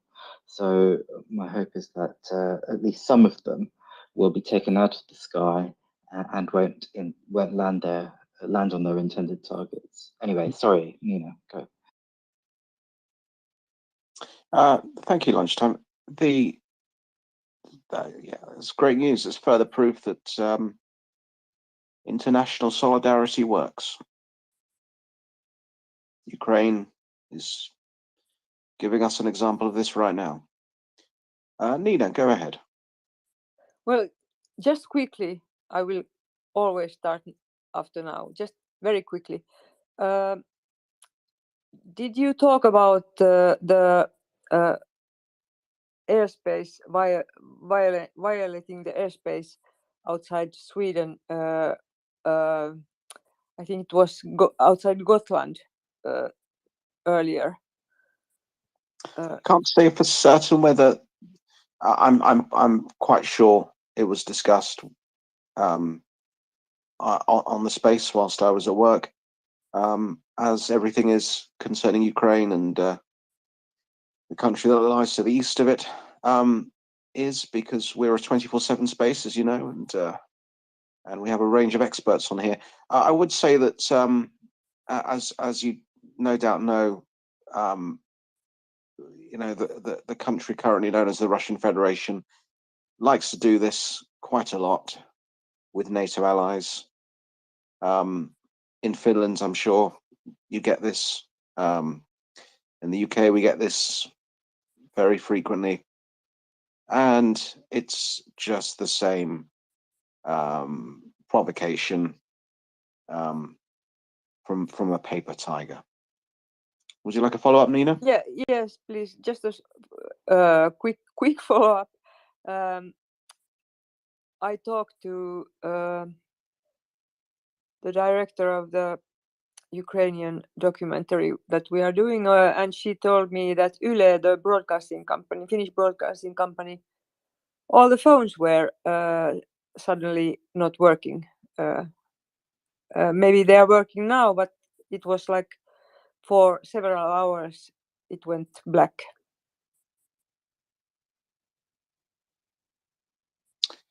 That's interesting to know. All this Invader can do is just launch pathetic little things like this against the free nations of Western European democracies. Yes, we are being warned, and that this will be something ongoing. Small kinds, I hope, small things, but of course we don't know what can happen. The electricity can go out and things like that. So actually, it is like for each Finnish person, it's normal to have like for 72 hours food and water if something like that happens. And now it's been talked about more that if the power goes out and we can't fix it in like 72 hours, we need to have enough water and that kind of food we can eat during they are repairing it. So we are prepared. That's good to hear. It's always good to be prepared. Yeah, it's these threats are really all this regime has left. Thank you. Rusty. Yeah, I'm just gonna ask Axel, should I share my joke to the American audience or be quiet? Shoot. Okay. Set it up, Axel. Sorry. Introduce my weather report. Oh, here comes the weather report from Norway, which is presented by someone who has no idea as to what weather reports should be like, but is very good at organizing them. The dangerous tornado that has ravaged Russia since the year 2000 has sped up its downward death spiral. German government personnel only whispers, Putin. Its name still sends shivers throughout Olaf Scholz. I'd say some fear even down to his bone, as he might have been seduced by a FSB Putin. In the past, European governments have worshipped this tornado, praised it for bringing light and warmth to their homes, in their quest for endless glow at home. Its most faithful European followers now fumbles through darkness, as their so-called bringer of light without a shadow of doubt must be the announced second coming of Satan. Thank you very much. Hashtag Satan 1 and Satan 2. And now the shipping forecast for the next 6 weeks, read by an employee of the Novorossiysk shipping maintenance yard. Lunchtime. So did you say shitting forecast? Nina, you were interrupting lunchtime from laughing his head off. It wasn't. It was Erland actually. I'll go after Erland because I think he had his hand up first. But yes. But see, Erland was not laughing. Erland is a stoic Viking. Oh, I see. Well, I very much enjoyed. I mean, there's nothing British people like better than the weather forecast and talking about the weather. And the shipping forecast is a beautiful, soothing thing on Radio 4 with curious and mysterious names, which I still don't understand, but it sends you off to sleep in a marvelous way with thoughts of all sorts of nautical adventures and distant sort of climactic events that don't quite affect you, but are important to those at sea. So it is a wonderful thing, really. Lunchtime, we have to organize it at 4 a.m. BST every day. You have to read this out. The shipping forecast for the NATO lake in the north and the southern NATO lake, meaning the Black Sea. And you can just read out what happens and you'll put the rest of the audience to sleep. I mean, I have enough problems with that in real life. Seriously, like a sort of a bubble forms around me as people nod off. So, yes, I'm up for that. I think it could be quite a pleasant experience. Totally. Excellent. I'll gather the shipping forecast and will convey it to you. I'll hold you to it. Erland, what is the Viking view as to shipping and weather forecast, please? It's Yr. If you know Yr. that. Yes, it's Yr. It's a Norwegian internal joke that Rusty might have caught. I know. Yeah. Is there any weather in Norway other than snow, cold, wind, or rain? Oh, Well, we have recently had a lot of sun in the past summers, especially in Oslo. Is that your centennial allocation of sunshine? But no. But whenever I travel somewhere else than Oslo, I tend to find a lot of yr and wind. But Lance, can I ask you a very quick question? What is the deal with this treacle cheese? The what?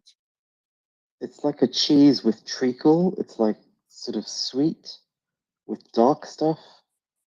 Is it the brown cheese? It's brown, yeah. That does sound.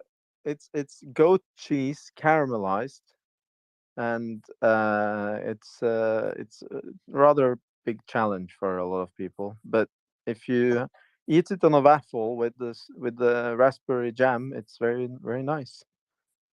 It's great. Notice that you have to disguise it with waffles and jam, right? For me, yeah. So wait, goat cheese with a waffle and raspberry jam. Yeah. See where I'm at. But what happened to Ben? What happened to our Frenchman? What happened to real cheese? Where is he gone? He should have saved us from this. He doesn't Où eat cheese. où est les affineurs? Okay. I think that's known as a tactical retreat. Yeah. So why do you go raspberry instead of, we use fig with the goat cheese. You have brown goat cheese in America? No, we don't have brown goat cheese, but we put the goat cheese with fig. Fig. I'm sure that would work as well. But this brown particular goat cheese is actually very sweet and doesn't resemble at all the goat cheese that you might have tried anywhere else. Anyways, someone commented about the Iskander being shot down. I don't know if it was an Iskander, but it looks like the Ukrainians intercepted something in the sky with the Gepards. There's a video. I'll retweet it. Unfortunately, he says it's a NASAMS, but it's definitely not. I recognize the sound of the NASAMS, and they're not there, unfortunately. Yes, the gepards have finally been caught in their natural habitat, making noise.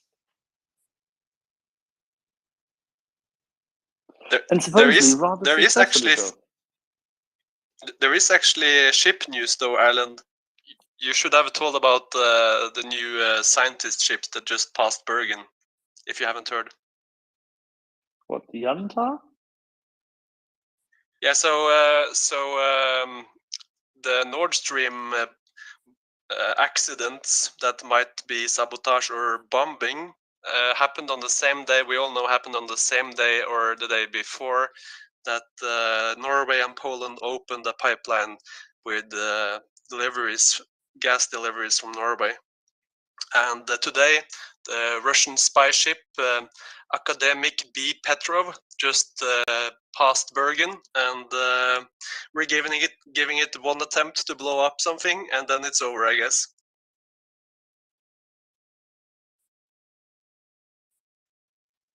You're going to give it one? Why give it any? Well, to comment on that, Rusty, at least these ships are making a lot of noise now, and it might do some political changes here. The problem is that it might create a very long Norwegian typical debate, and then in 6 months we're gonna block the Russians from fishing in our seas when it's too late. You heard it from another Norwegian. I said one attempt. I missed that. I'm sorry.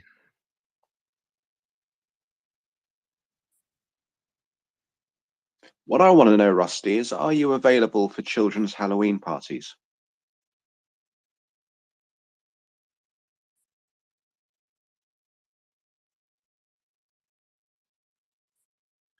I'm not sure.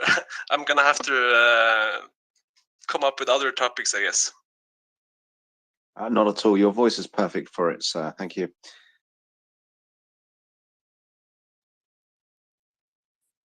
I'm just going to take this opportunity to plug the MriyaReport's Spotify space, because if you haven't checked it out yet, it's full of absolutely incredible interviews. If you're ever out on the go, and you're on 1G Wi-Fi or something like this, download one of the incredible interviews that are up there. There's probably going to be a forthcoming Spotify interview pretty soon, which is worth listening to, because we had the excellent CJ on earlier, and he mentioned that he's going to have Thomas C. Thiner on coming on this weekend. So that will no doubt be an addition to the MriyaReport Spotify account. And tomorrow evening we have Caleb Larson, who was about to come on this evening, but unfortunately the car en route to Liman broke down and they had to return. But they will make another attempt tomorrow and be the first reporters who actually report from Liman and be online with us tomorrow evening, 8 p.m. Kiev time. So there you go.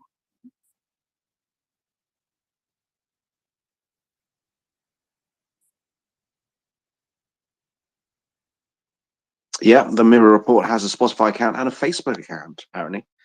It does not, of course, have a TikTok account. That would be facetious. Is TikTok even for grown-ups? I don't think it is, Daryl. I think grown-ups have better things to do. It's for Kadyrvites. And their goats. Yeah, definitely for their goats. Yeah.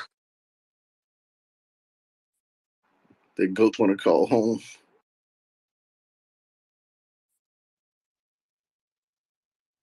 But yes, going on with MriyaReport, not MriyaReport. That's where we are. MriyaReport. For those who are just joining us, who've never been here, just know that it is a non-profit organization, fully manned and staffed by volunteers that provide non-lethal aid to Ukrainian soldiers and people and other groups alike. It was founded by military personnel from Canada who had served in Operation Unifier. And as the war came on, they decided they wanted to do something, and they formed a group, and it has grown, and it has provided thousands, at least, for possibly even millions at this point of aid. All of it is verified. They have pictures of the gear getting to the locations, and it's a wonderful organization. So if you have the time, you have the money, and you have the will, they don't want your bill money. Chip in. There's a lot of things that you can buy. $30 buys a tourniquet, which can save a life, and that's a real important thing. You know that they've been going, and they've been on the fronts. The fronts are constantly moving, but although they're not reported, there are people getting wounded, and those tourniquets can be a lifesaver. So don't think a little is too little, because your dollars are put together with other dollars, and they get that they can buy. And when you put things together like that, you actually can pool the money together and get stuff. So please, if you can, donate. Thanks. Nina, Rusty. Thank you, Daryl. Axel, are you there? I would like to ask you, because I was have about now. to go to sleep, but thank you. Yeah, me too. But just real quick, I have yes, I am using this now, and if you start focusing on that, you will hear it like almost every time, real quick. Did I hashtag it? Make the hashtag right?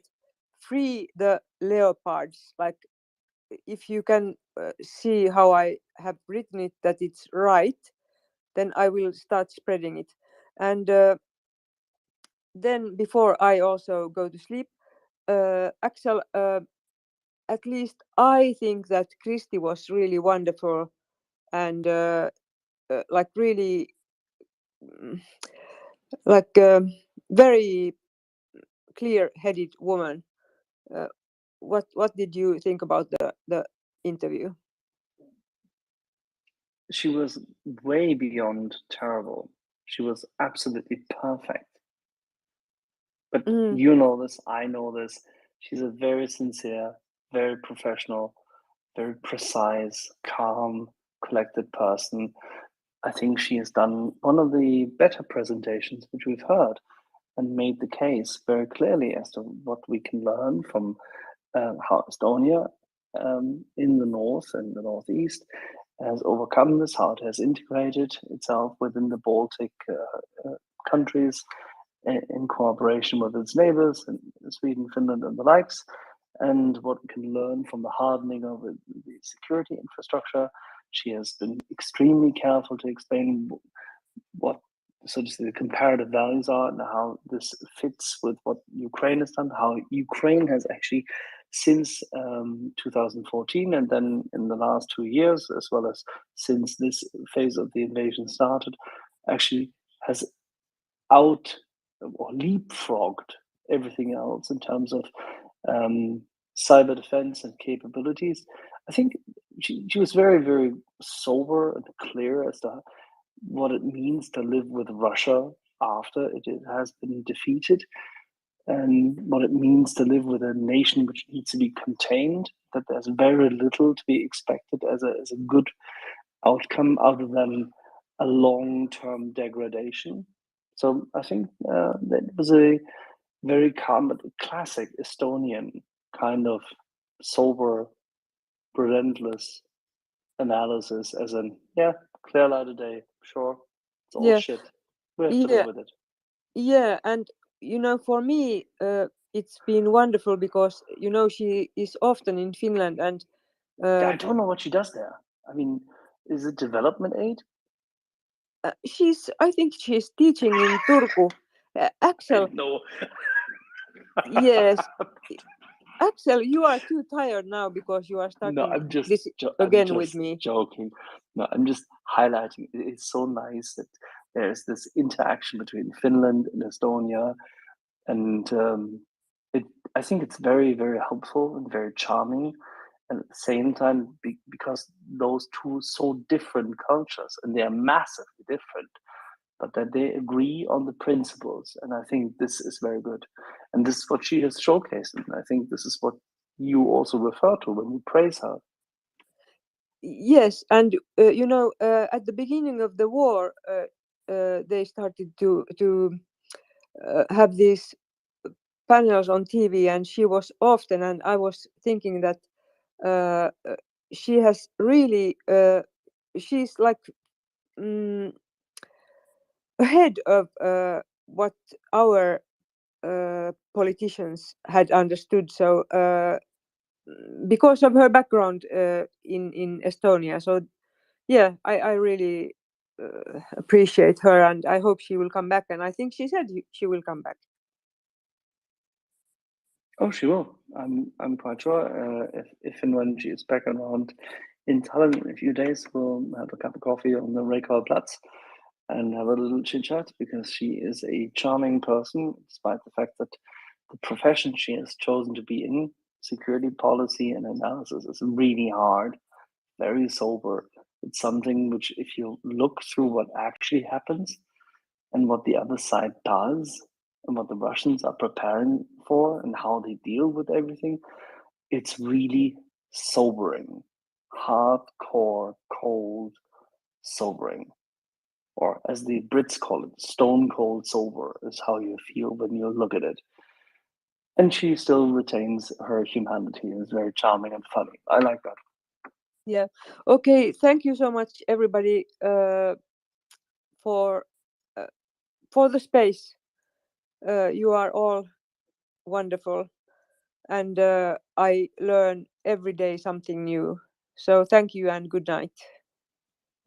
Thank you, Can- Dina. And just know that if it wasn't for the people like you and others down in the gallery there, the space would not be successful in what we do. It's because of all of you being here, being our audience, asking the questions that we can talk all day about stuff, but if we don't have questions, we can't explain it in ways that you would understand. We can understand it, but you may not until you ask those questions, and that helps a lot of other people. So everyone's contributions are clearly the part of the story of the success here. So don't count yourself short. Yeah, Daryl, I want to say that at the beginning I thought I make stupid questions, but actually I have learned that there are no stupid questions because somebody might not have, somebody else has not maybe heard something. So yeah, I am not afraid to ask so-called stupid questions. You don't know what you don't know until you ask.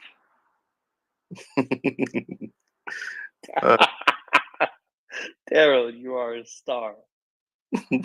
I'm trying to be like you, Axel.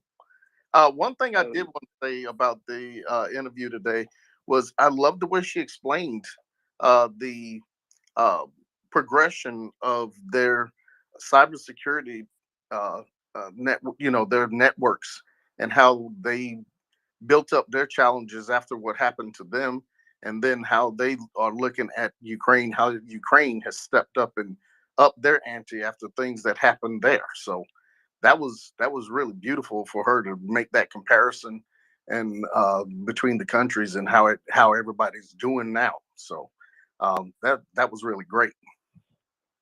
100%. I think she was.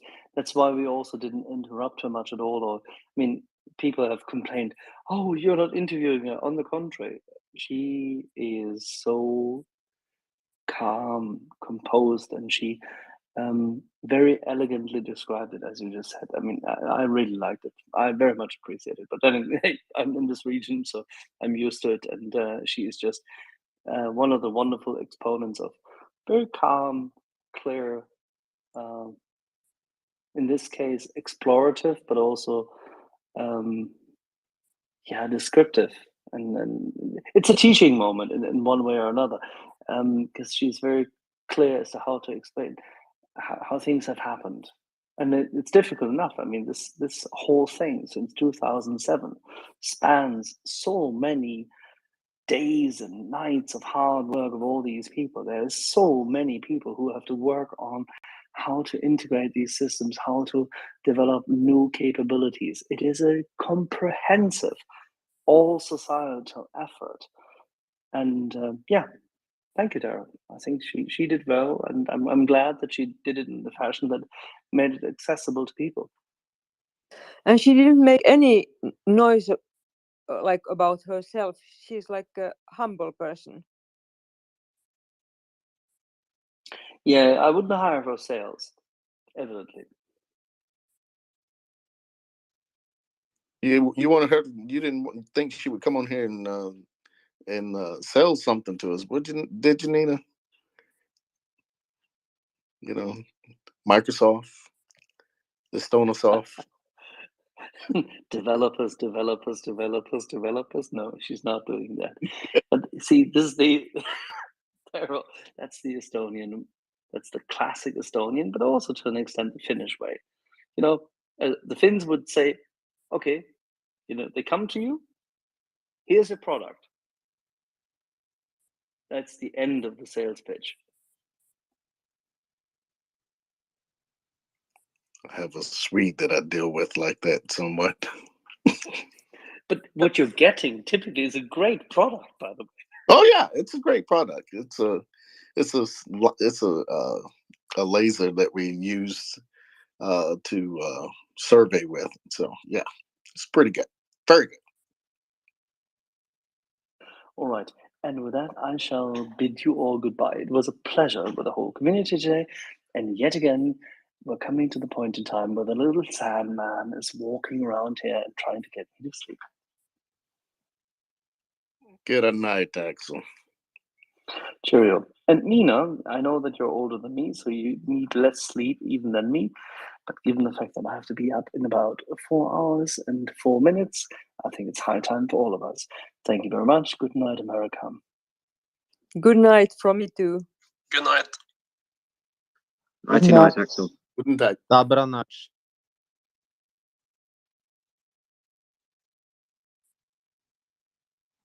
Okay, I just want to say something, folks.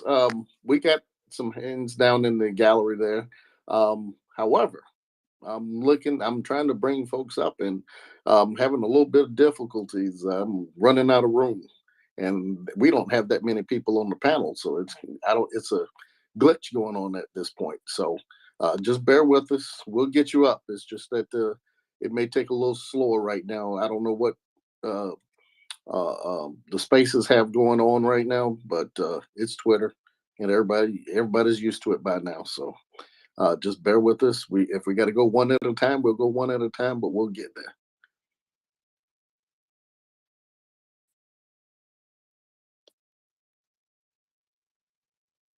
Good news, Daryl. We've got Yehuda coming up.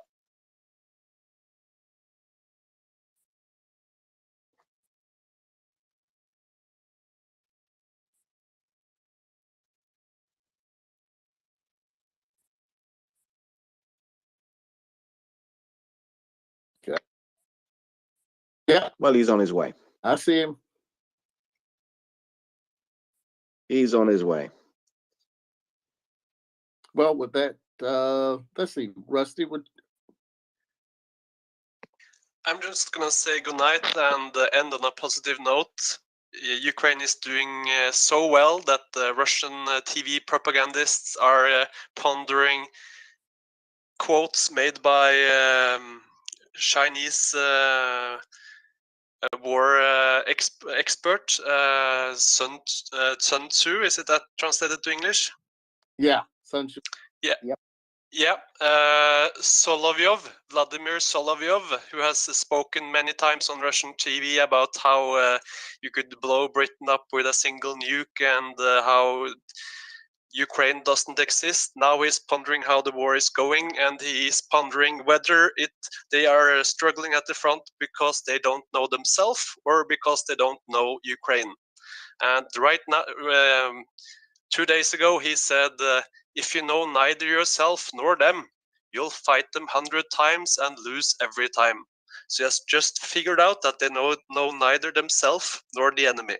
So Russia is completely out of whack and cannot win this war because they know no one and are just headed into doom. So on that note, I'm gonna say goodnight and wake up to news tomorrow. All right, thanks, Rusty, and you have a blessed night.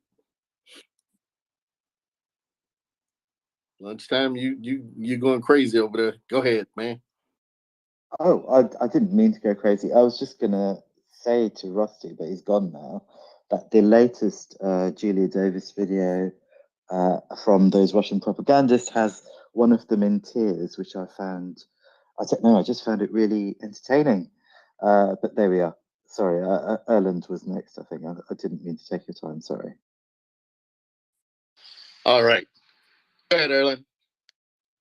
Well, I wanted to ask Yehuda about something if he's coming up, but Yeah, he's coming up. It's just that he's got the pox. He was down there spinning for a moment, connecting, and it didn't connect. okay, I understand. Can we ruin one of his jokes while he's trying to connect? Uh-oh. You're gonna ruin By the way, does anyone know if there is a block of comms from the Ukrainians because of operations? That typically happens. And so if they have something big planned tonight, that could be. But right now we won't. I think Yehuda was trying to connect. So when he gets here, he may know something more because he may have something that hasn't posted up yet here. So as soon as he gets here, maybe we will know something more. But that's typical the case when they have operations going on. They go well, as they have with the whole counteroffensive. They've been kind of radio silent, and things come out. Maybe a couple. They won't come out within hours. It'll usually come out within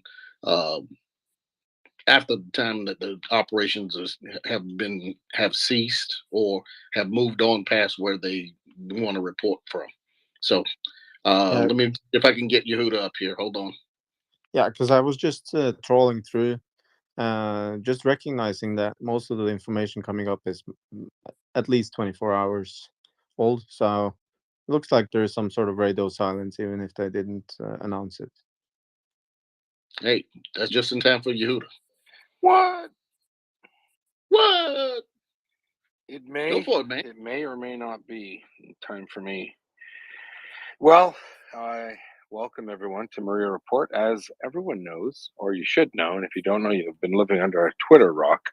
We've been here for 8 months, 24 hours a day, 7 days a week, possibly and probably ruining most of our interpersonal relationships with our loved ones. But why do we do it? Because we firmly stand on the side of freedom, democracy, justice. We're trying to help out. We're doing our little part to help Ukraine, a country invaded illegally, where genocide has been committed against its people, a people that is diverse, inclusive, however united in the common purpose and goal in the defense of their country. So I do want to recognize all of the Ukrainian fighters, men, women, gosh, mother-in-laws. I'll throw them in there too. In fact, I'm so committed to Ukraine survival that I will send my mother-in-law, Ukrainian mother-in-law, from Canada to Ukraine to fight. And I do this with a heavy heart. No, I'm just kidding. Look, all jokes aside, we're all here, and thank you to everyone who's been here for so many months, and to our new friends and listeners, and our radio audience in the Midwest, and actually our Spotify fans and people who come to listen. We're trying to do what's right by the Ukrainian people. There was a good 3 or 4 months when Ukraine was on the defensive. They were conducting what I would consider to be excellent mobile defenses, delays, shaping the enemy, letting the Russians get to a place where they thought that they were safe and secure, but they weren't. And now the chickens have come home to roost. And the Ukrainians are now conducting counteroffensives all over the place. I posted before Yom Kippur, the Holy Day of Atonement for tribesmen of mine and the like.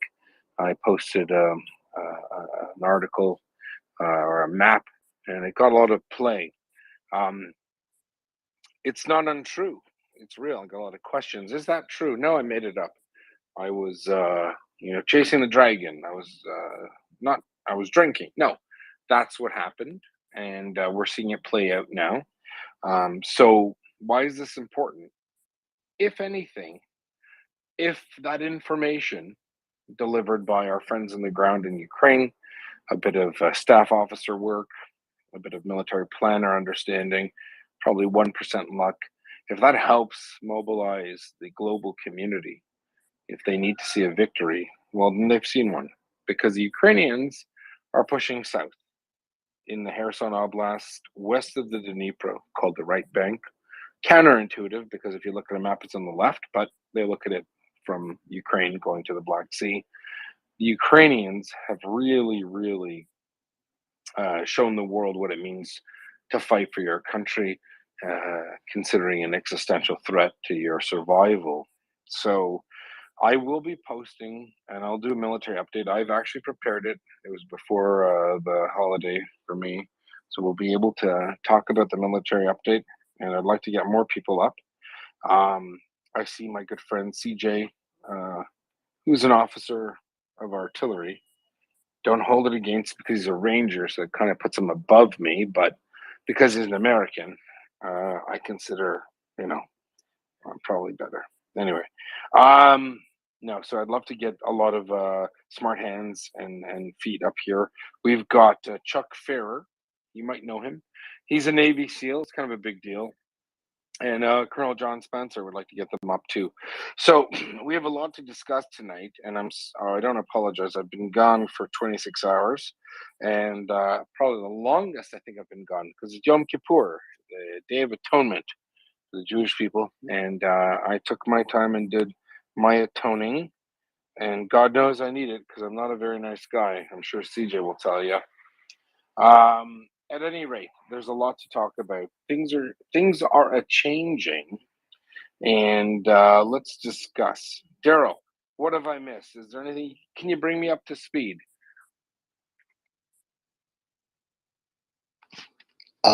Bring you up to speed. The weather, it's partly cloudy. Rain expected. Jesus, Daryl, you're a bottom man. No. No, just a lot of noise coming out of Russia, the disorganization. There's a lot of videos of officers not knowing what's going on. They can't communicate. Normal. That's normal. Yeah. Well, I mean, they're admitting it now. That's just it. They're admitting they can't communicate rather than just bluster. I think that when they're doing all of this stuff on their news, I guess they're trying to soften the blow, or they're trying to spin it. So that's what it looks like. They're going to try to spin this some kind of way to where their public sees it as somebody military fault and not Putin's, because even though Putin's been pulling the strings. So fair enough. When you guys looking at those videos, don't think that they're telling the truth just to make it it's they realize what they're doing. No, they're spinning it. Even though it's the truth in some cases, they're still spinning it for the win. So don't think that they're learning. Don't get it twisted. Don't get it twisted. They're not learning. All right. I think of Blackstreet. I don't know if you remember Blackstreet back in the day. Oh yeah, I know Blackstreet. All right, whatever. Yeah, and then one thing that some of the videos that you guys are going to be seeing come up is something that's very characteristic of our militaries, and that's the ability for our armored infantry that are in vehicles when they start doing the dismount. There's actually a video that just came out where the soldiers they're mounted, they get engaged, they dismount, something that the Russians have not learned to do. Usually when you see them going in, they're all mounted up, and that's where they die. Or they die mounted on that vehicle. So it's good that they're learning tactics the way that I'm used to seeing it a lot of. And if anybody else that's been in the service and on the ground, if you've ever been mechanized, you know that, hey, you get into it, you get to the location, you dismount, and you start, laying suppressing fires and assaults. So that's a good thing to hear and see. All right, go ahead, Yoda. All right, let's rock and roll. I think we're moving and grooving. I got my military update. I emailed it to myself. I am so old school. I'm like the, how do you call it? What's the old font? Like the dot matrix. I read things in dot matrix, and that's how CJ, you know what? I swear to God, I want to SWAT DJ. Swatting is a thing where you call. I didn't know how they do it. They call them. They say, the guy's a terrorist. And they show up at his house. I'm just kidding. CJ, you inspire me, believe it or not. A young lad, very young. Anyway, all right, let's go. Real quick before you go, I have to tell you something of the utmost importance. Let's hear it. My West Point roommate, a Black Hawk pilot, messaged me on Instagram. And you know what he messaged me, Yehuda? So I love you, Yehuda. It was your map having been reposted several places on Instagram and asking me how I rated it. And I thought that was the greatest experience of my life. Wow. Well, since I know you hate my map, you jerk, you probably said what? He said, listen, I left it vague and I left it opaque for a reason. By the way, the last friendly advance should have been dashed. Actually, I was going to put a screen map symbol because there were several recce elements above the main effort. But tell me, CJ, you told him that guy's on drugs. Is that what you said? He wanted to know if you were a NATO officer or not, and I said, well, of course. Canada is a great member of NATO. Just next to America, of course, in importance. So. Jesus Christ. Did he like it or no? No, he did.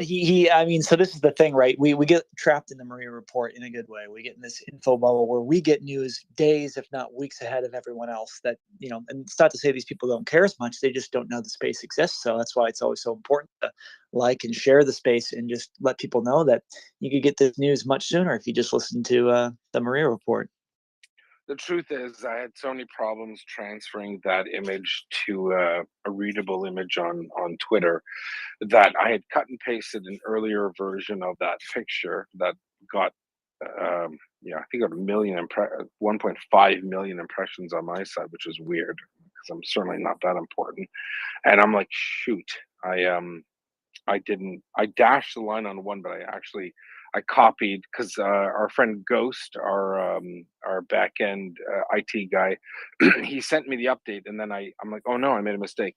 So I fixed it, and then what I was going to do was put 3 or 4 company-sized recce elements, or minimum platoon-sized recce elements, going behind enemy lines, because that's what they did, because they already made it pretty far.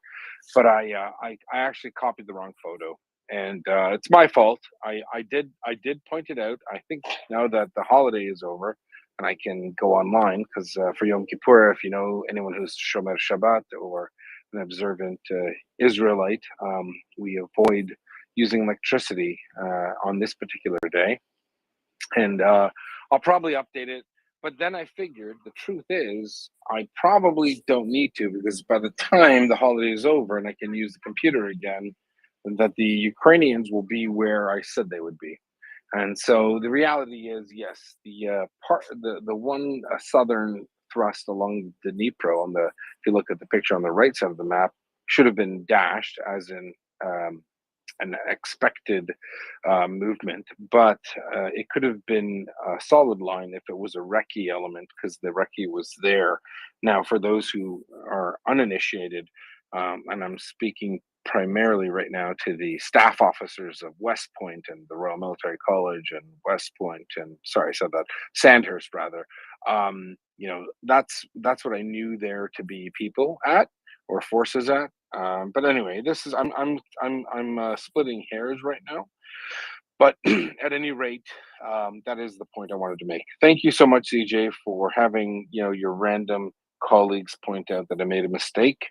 And you know what? I've made mistakes before, 2004 and 1998.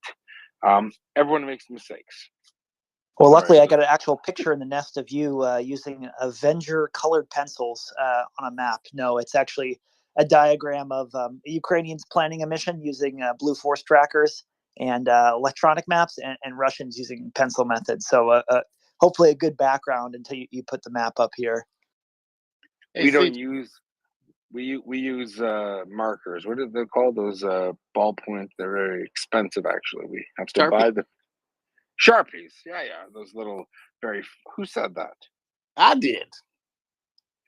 Well, you know what? I'll send you the bill. Yeah, those little Sharpie markers, and we do the blue friendly and the anyway. Black is the obstacles there. Anyway, no wait. What? Oh my gosh, I better shut up. All right, let's go to Leonard. We're going to go to Leonard, Erlen Frocker, and Phil. Go ahead, Leonard. Thank you, Yehuda, and welcome back. Good to hear from you again.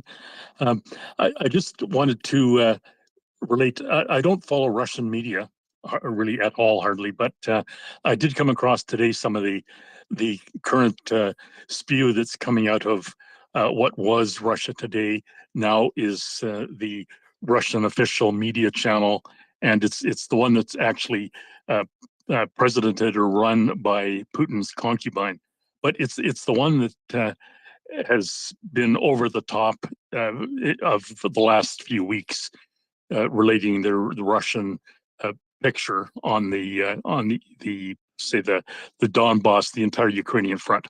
They seem to be really reaching into a panic mode from the postings that I see today, and they've done extensive coverage of so-called their man on the spot in Donbass. They have a guy called by the name of Alexander Slebogov, apparently is their primary correspondent, and the woman who headmans the channel seems to be Olga Slababiva or Slababeaver, not Joe Beaver, the Canadian Backstreet Boy, but Slababeaver, I think is her name. Justin Bieber. Oh, Justin, right, not Joe. Justin, right. Pardon me.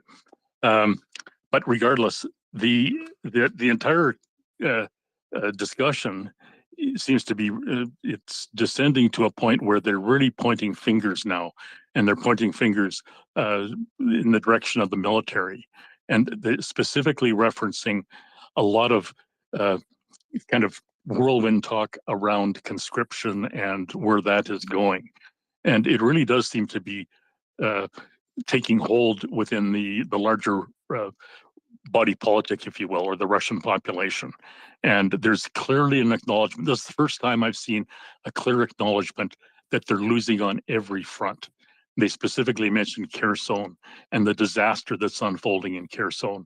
And this woman, Olga, specifically references that it may be too late to salvage Kherson. Within a week or two, it could be gone. And they acknowledge this blatantly on their what seems to be their national TV channel. So I wondered if anybody else who follows actual and has Russian language capability has delved into that or senses a similar note of panic, say on some of their Telegram channels or whatever. Yeah, Telegram, I guess it is. So yeah, thanks. Fair enough, Leonard. Thank you. Telegram channels, from my understanding, from I think I'm not the only one that can read Cyrillic, but if you can't, I just found out because I'm like, how are all these Americans translating all of these Russian Telegram channels? You can right click on the Russian and you can translate it. I didn't know that. It's mostly accurate. Actually, it's pretty shockingly good, the translations on Telegram. But the reality is there's a lot of infighting going on, and that's expected. In fact, the head of Wagner, his propagandist par excellence, was arrested recently in Russia. It looked like a YouTube video of cops or some kind of really bad arrest where they threw him to the ground and then they grabbed him by the head like a pig on or a lamb on Easter, and they looked at him. So it looks like the knives are out in the Kremlin. At any rate, you know who knows a lot about Telegram channels from Russia? CJ. What's going on with Telegram channels in Russia? I would be just wary because there's some of these, narrative threads that are emerging that there's this Russian infighting, and it's very clearly an effort by Russia to kind of deflect blame and sort of point the finger on. So until you see Russian conscripts shooting conscription officers already at least once, I would kind of take it all with a giant grain of salt. And that goes for mutinies or protests or anything of the like. Anything that you see on these sort of channels of infighting is being clearly given for a reason, and it might not be a good one necessarily.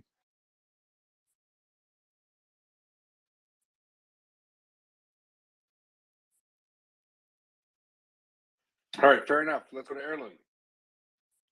Oh, very well to have you back, Yuna. I wanted to ask you this question earlier today, but as CJ mentioned, there was a video published, I believe yesterday, where there's this Ukrainian officer showing off the Blue Force tracker that the Ukrainian army is using, and I was quite astonished to see that they, first of all, that they show it, but that's fine. But having a Blue Force tracker system is obviously very advantageous. But isn't it very complicated as well? I'm very surprised positively that they have it. It shows the enormous capabilities of the Ukrainian army to modernize. And but do you have any comments on that, and CJ as well, since you posted it? I would just say, I trained Afghans in about a day to use the same tracker the Ukrainians are doing, and on average, the Ukrainians, has a much stronger, software development culture and much more tech savvy than other parts of the world. So it's pretty simple to use. Now there's a difference here though, because Russia has a lot of electronic systems, but they don't always use them well. So that's why I kind of pointed out in the thread, it doesn't necessarily matter whether you have everything what we call FOC or fully operational, or you're doing everything degraded, meaning by pen and paper. You still have to be able to use it effectively. And that's what we, clearly see with all the videos today of Ukraine moving over large areas with armored vehicles and artillery. The coordination required is just very intense and very complicated. And it's clear that, Ukraine is doing a much better job at this. So, but just to answer your question simply, no, it's not too easy to learn. It's based on a web browser. So if you can sort of load, a web browser page, it doesn't take any more training than that. And that's really a great part of the newer systems. Yeah, I see that this system is quite user friendly. That's fine, but I was thinking more about the logistics behind it, because you need people to monitor it. You need people to decide what information is threaded down to which units, etc. And also, I guess there is some kind of very well made security system in order to update keys, crypto keys, etc. That's at least my experience with such a system. It was very complicated and demanded quite a lot of logistics. Maybe the tech world has solved these things, but yeah. Well, not to bring up maybe a sore subject for people here, but it is mainly thanks to Starlink, right? The U.S. government has purchased a lot of these systems for Ukraine, and they use them in a variety of fashions to enable Wi-Fi access pretty much everywhere around the country. That's extremely protected, and so this is a key aspect to how Ukraine maintains such a high level of mission command, not just for firing artillery missions, but just for battle tracking as well.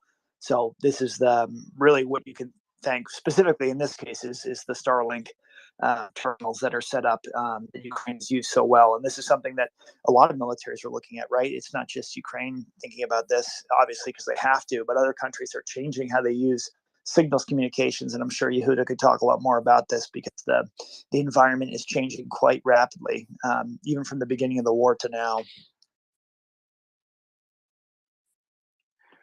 Yeah, no, from a signals communications perspective, the Ukrainians have, in NATO and the fight against Russia, one of those bogeymen, or boogeymen, if you're from the States, has been the Russian capabilities vis-a-vis signal comms.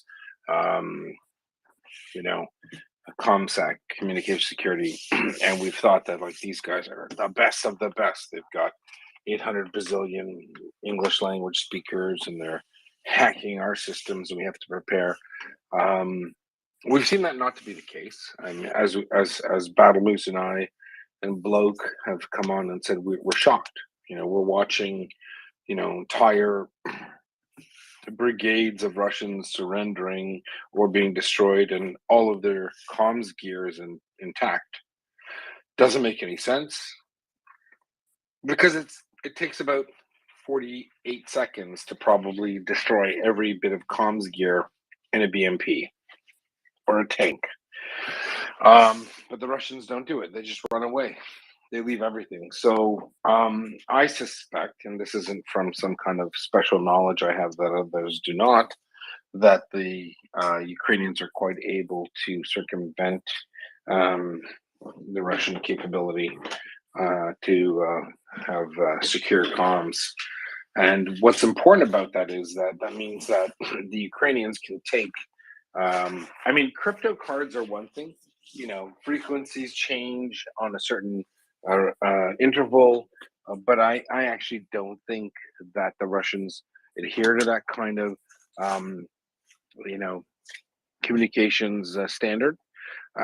And it affects everything. I mean, we've had reports that Israeli, Ukrainian soldiers have been able to make it. You know, they're fighting there on the front lines, and I've heard of situations where orders have been given to Russians, which have been directed by Ukrainians. And they follow them because they just don't know better. Some of these people are using just straight old Radio Shack walkie-talkies or cell phones. So it's very bizarre, but it's happening, and I suspect that the results that we see, some of them are the product of insecure communications from the Russians. We'll see more of it. It's been happening. At any rate, we've got two more hands. I'm going to roll into the military update, or my military update, or our collective military update. Go ahead. Let's go Latino Americano, and then Phil. Great, Yehuda. Great pronunciation, and thank you. Vámonos, porque hablo español. No me diga, mira qué bien. Okay, cool. So CJ, question for you, but I think maybe Yehuda might chime in on it as well.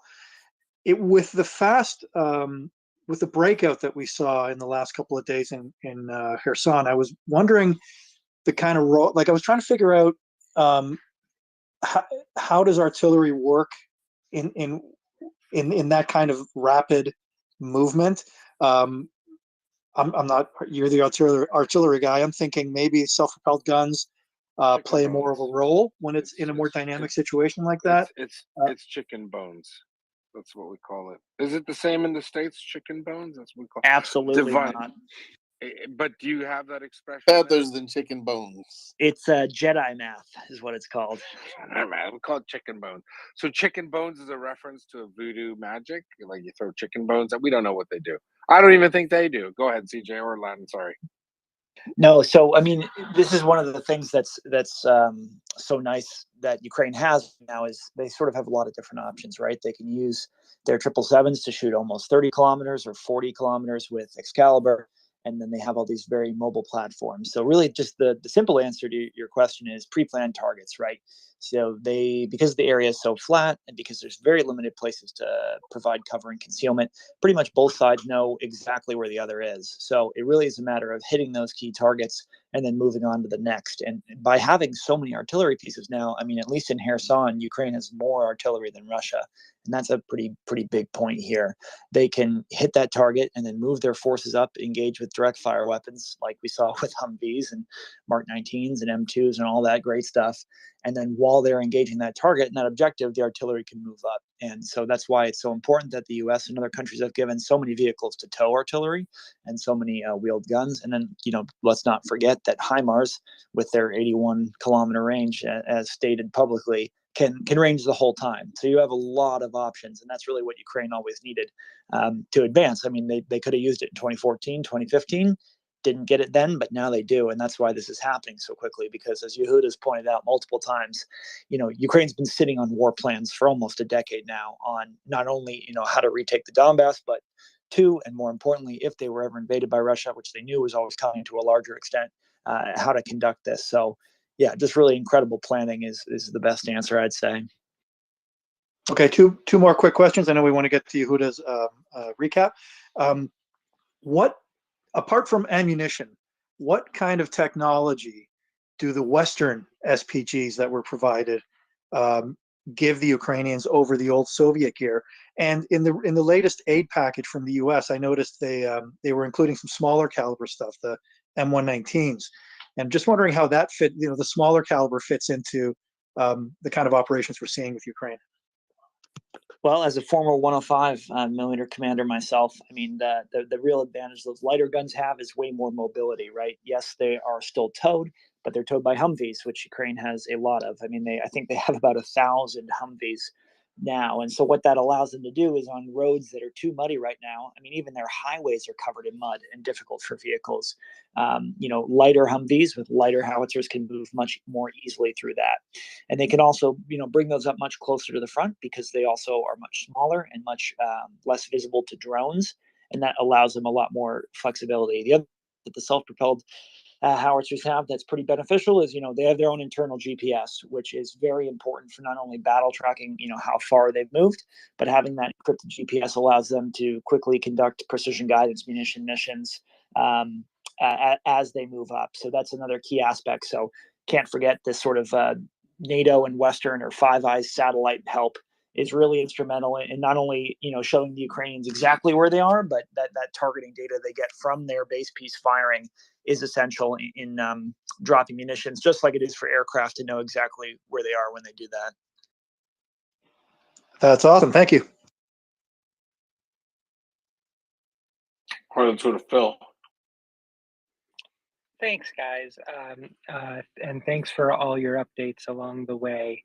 I guess I just had a question about strategery and what exactly are the Russians doing? So on two fronts, like the Ukrainian army is making huge advances, and they're using their drones and the Iranian drones and the Tochka-Us and the Iskander missiles against targets in Kyiv and like all of these places, Zaporizhia, that are nowhere near the fronts where their troops are literally dying and running away. Like, what are Russians doing? What they do makes literally no sense. And I'm just a plebe, but you guys are military people. Like, it must look like total buffoonery to you guys. And thanks for what you do, and thanks for all these updates. And I'm excited for Yehuda's next update. Thanks. Thanks. Well, I'm a pleb or a plebe, as you say, too. God forbid anyone put me in charge of a bloody battle group or a brigade group. That means we've lost the war, CJ. I've told my instructor, if I have to actually do this, we're done. Anyway, yeah, no, it makes no sense. It's all domestic terrorism or international terrorism, rather. They can't bring any of their forces to bear against actual military targets. So you know what's good? A kindergarten, a school, an electrical plant, fill the blanks. These guys aren't serious. They're you know what? There's got to be someone in this world who's taken, writing down names, and they'll come back later. At the end of the day, it's quite clear that there is nothing in the Russian repertoire that is military related. They are just doing their best to injure and murder Ukrainian civilians. It's a war crime situation. These are the death throes of an irresponsible regime with very little going for them. I mean, God, I wish I was a Russian to Korean translator. I'd make a lot of money, because I think all of these leaders, they're brushing up on their Korean/North Korean dialect language training. What say you, CJ? Yeah, if everyone can kind of accept the fact at this point that Russia's 3-day plan to attack Kyiv and end the war, and again, this isn't just hearsay or conjecture. They literally only brought the ammunition, food, supplies for a 3-day fight, and that's why 4 days in, you see this massive convoy, that stretches just miles and miles up here. If we all can kind of like very simply understand how militarily nonsensical that was, then just assume everything since then has been steadily worse. And so, 7-8 months, later on, where they have only 20 to 30% of the new gear they had at the beginning, they have almost none of their veterans left or any sort of people with any leadership experience because they're all dead or wounded. And now you're trying to do a worse plan with worse people and worse gear. I mean, it's just a recipe for disaster. There you go. There you have it. All right. Let me you're going to pull up the maps here. Hold on a second. And we're good to go. All right. Well, listen, that is 2020 hours on the 5 October 22. And we are on MriyaReport, where we are every day for 24 hours a day, 7 days a week. And I'm about to give a bit of a summary on what's going on. So for the 5th of October 2022, let's circle up to Kharkiv Oblast in Ukraine. Ukrainian forces have advanced and taken the crossroads of at Makivka. It's in Luhansk Oblast, and this is a stepping off point for the eventual and expected attack on Svatove. Svatove is part of a rail line between Troitsky and Starobilsk and down into Luhansk and Donetsk.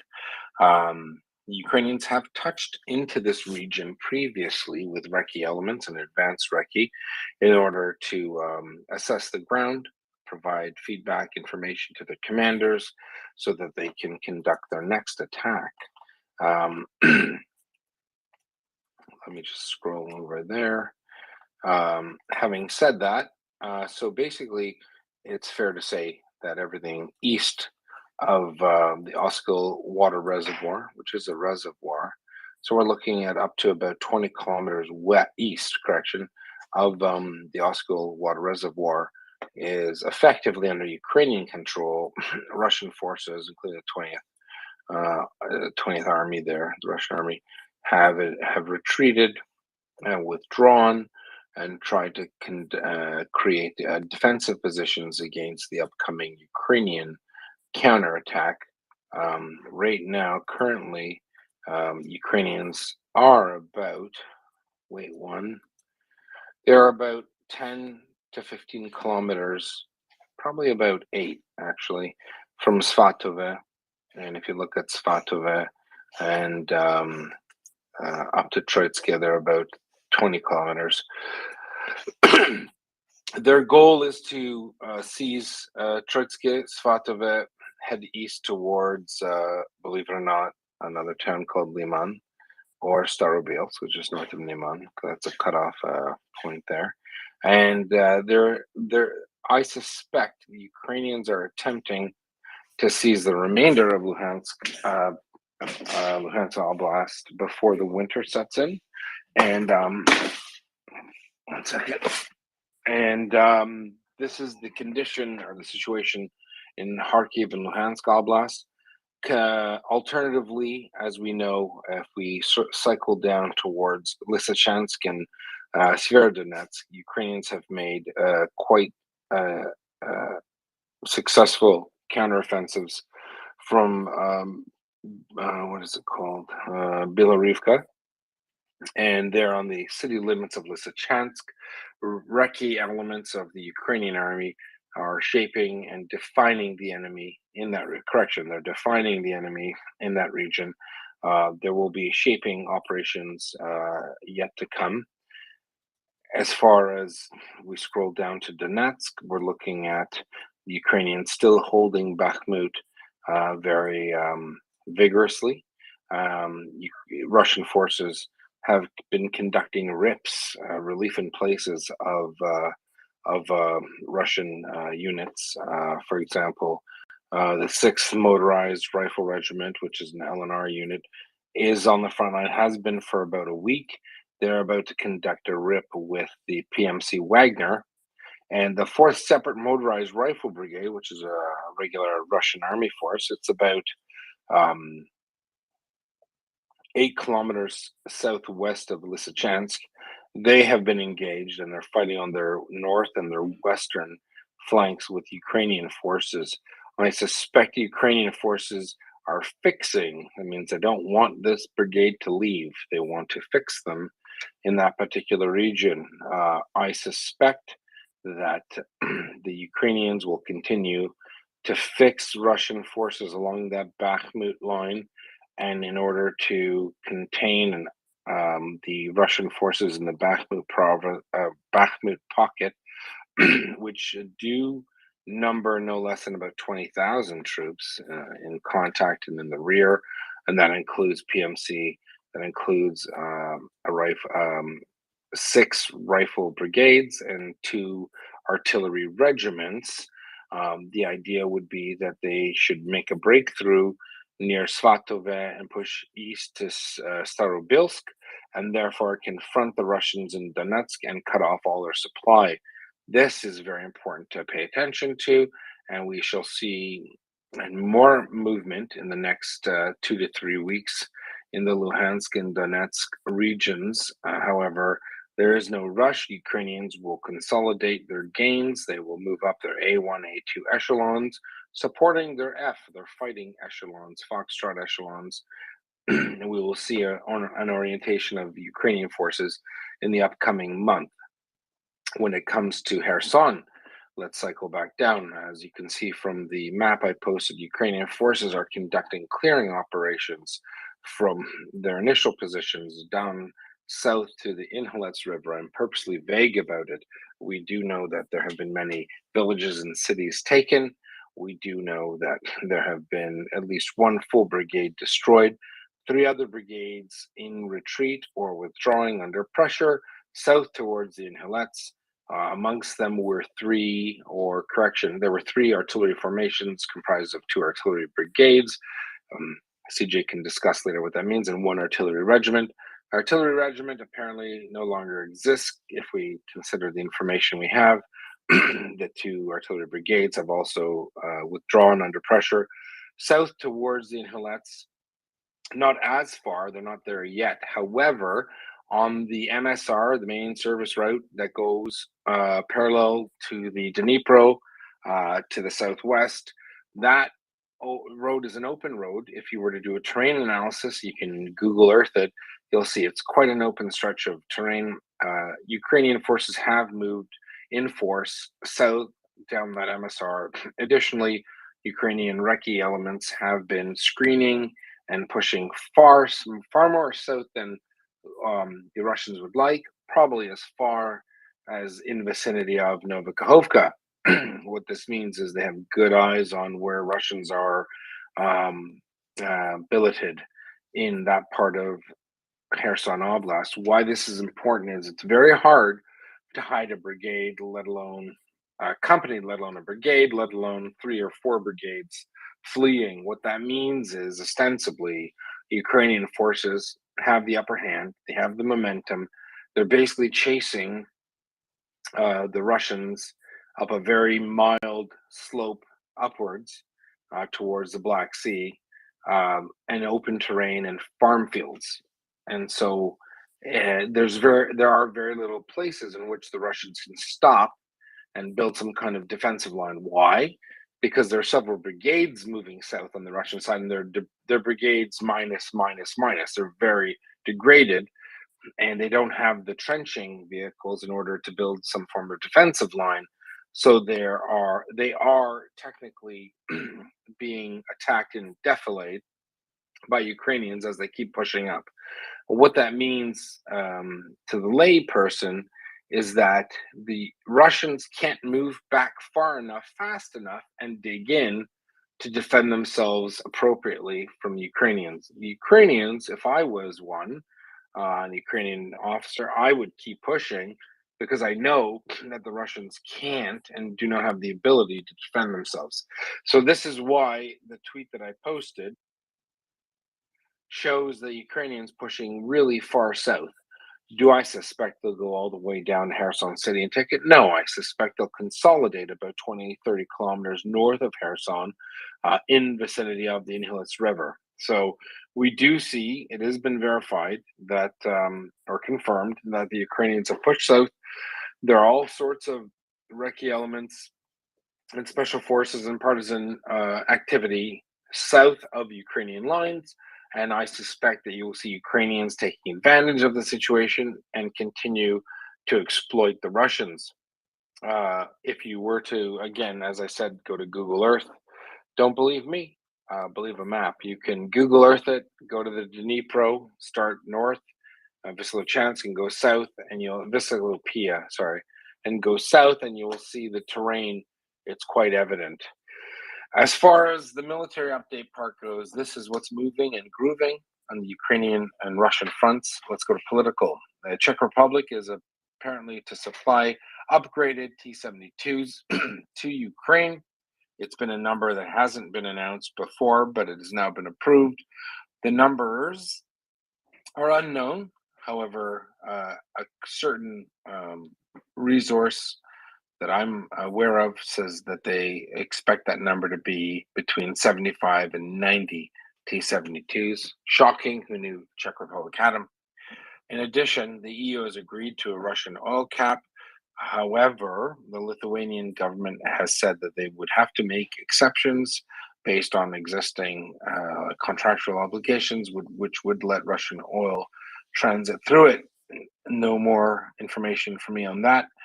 OPEC has also announced a decrease in oil production. That means big old bad Saudi Arabia. Chop and shop a journalist you don't like, go to Saudi Arabia, they'll help you out. They intend to decrease, or they've announced a decrease in oil production. This will mean a raise in price of oil, and it's bad for the United States of America, and it's good for Russia. On that note, I think it's fair to say that I've concluded the big hand, small map, CJ discussion on the update in Ukraine at the moment. And on that note, I'll pass over to Daryl. And if we have anyone else that has any questions, please do raise your hand. We'll go from there. Wow.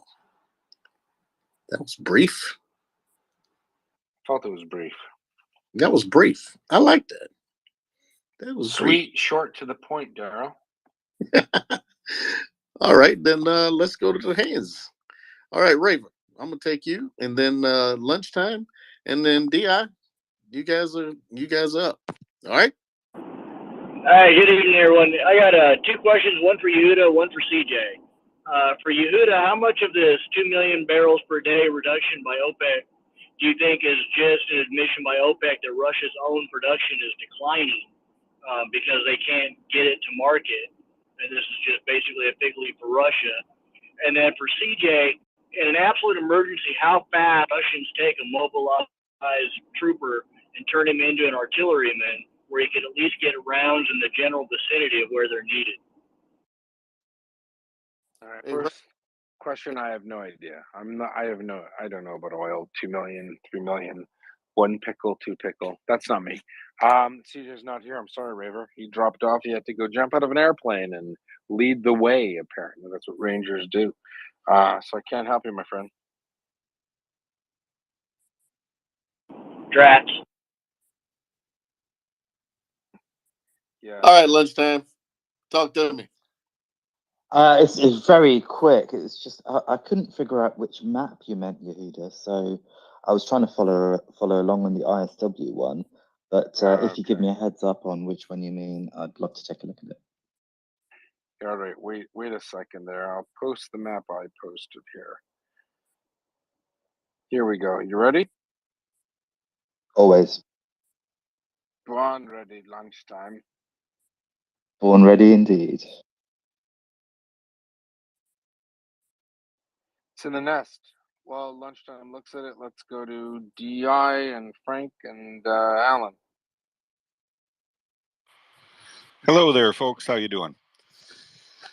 I hope well, I hope you don't mind me going back to the comment and SIGINT conversation. I came in towards the tail end of that. I was a communication intel analyst back in the 90s, and I don't know what the capabilities of the Ukraine forces are, but if they have anything like some of the older equipment, like the TAC jams, the quick fixes, the TAC jam was MLQ 34, I think.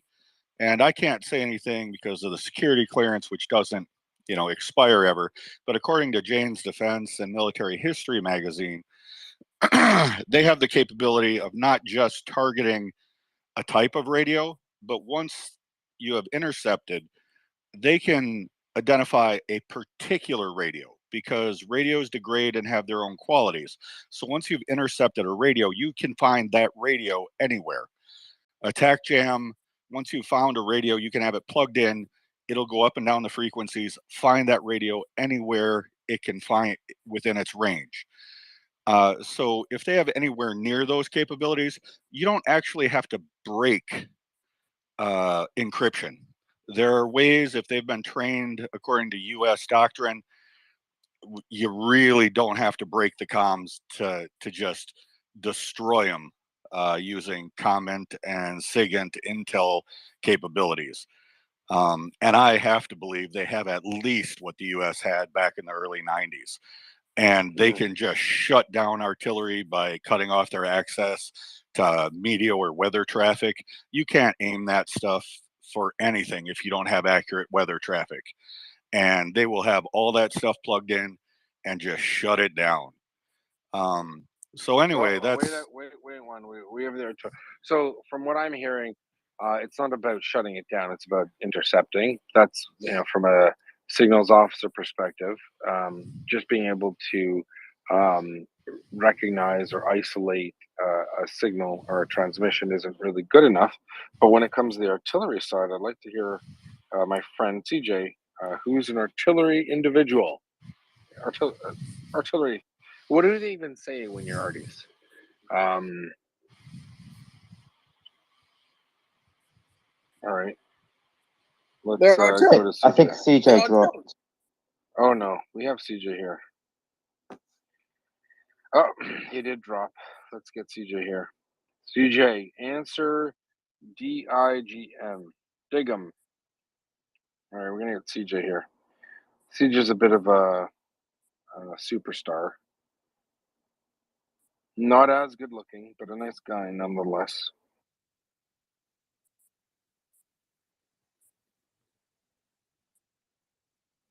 CJ, I need your help here before I start making stuff up about the artillery. Hey, Yehuda, I'm gonna drop down because I can't seem to get the button to add anyone. Okay, so drop down, come back up, Ghost, please, or whoever's on the mic there, to get Daryl working, and let's get CJ up here because there are way too many questions that people are asking, and I can't pretend anymore. All right, next hands. Who was it? Leonard Skinner, not his real name.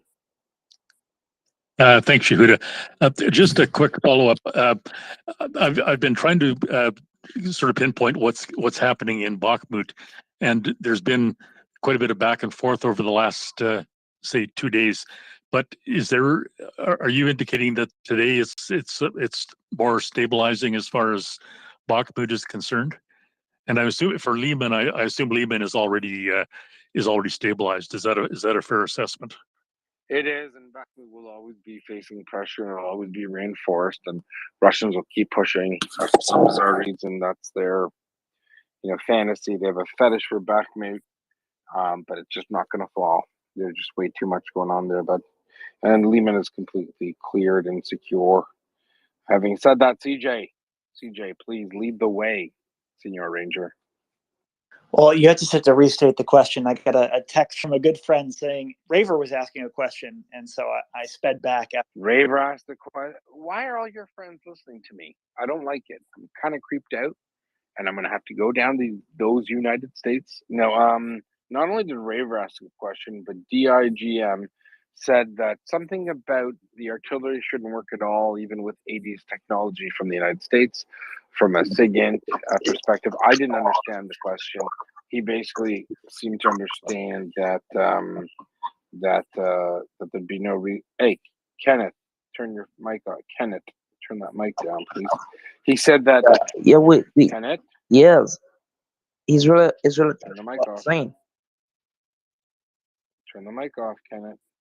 Apparently, DIGM said there's some kind of signal ability that I don't know. So something about artillery not being able to work. So I think what he was saying is that if the Ukrainians have half of what the Americans have trained them with, artillery wouldn't work. I don't understand that myself. Didn't make sense, but I thought you'd be the right one to ask. In the meantime, Raver's here to restate his question. And Can I say something? No, you may not. Do you understand everyone else has their hand up, sir? Okay. Okay, so put your phone on mute there. Okay? Jesus, Murphy. Raver, go ahead. That's the second time I muted him. Hey, CJ. So my question was basic. So in an emergency, how fast could the Russians take one of these mobilized bodies and turn them into an artilleryman that could at least get a shell in the general direction? And then related, Dijum's question was, or statement was about the need for good meteorological data for artillery to be able to get shells in the general direction of where they're supposed to be. Got it. Okay. I mean, we know that Ukrainians who were already previously trained on howitzers learned completely new pieces from scratch in about 3 days. So trying to figure out how long it would take a Russian conscript to do it, I mean, it's impossible to say, right? Because while loading a gun is relatively simple, you know, in terms of aiming it, sighting it, laying it in, displacing it, emplacing it, I mean, this takes 16 weeks. So if you were to do the most expedited course imaginable, just like a crash course, you could maybe do it in a month, but you certainly couldn't do it in 2 weeks.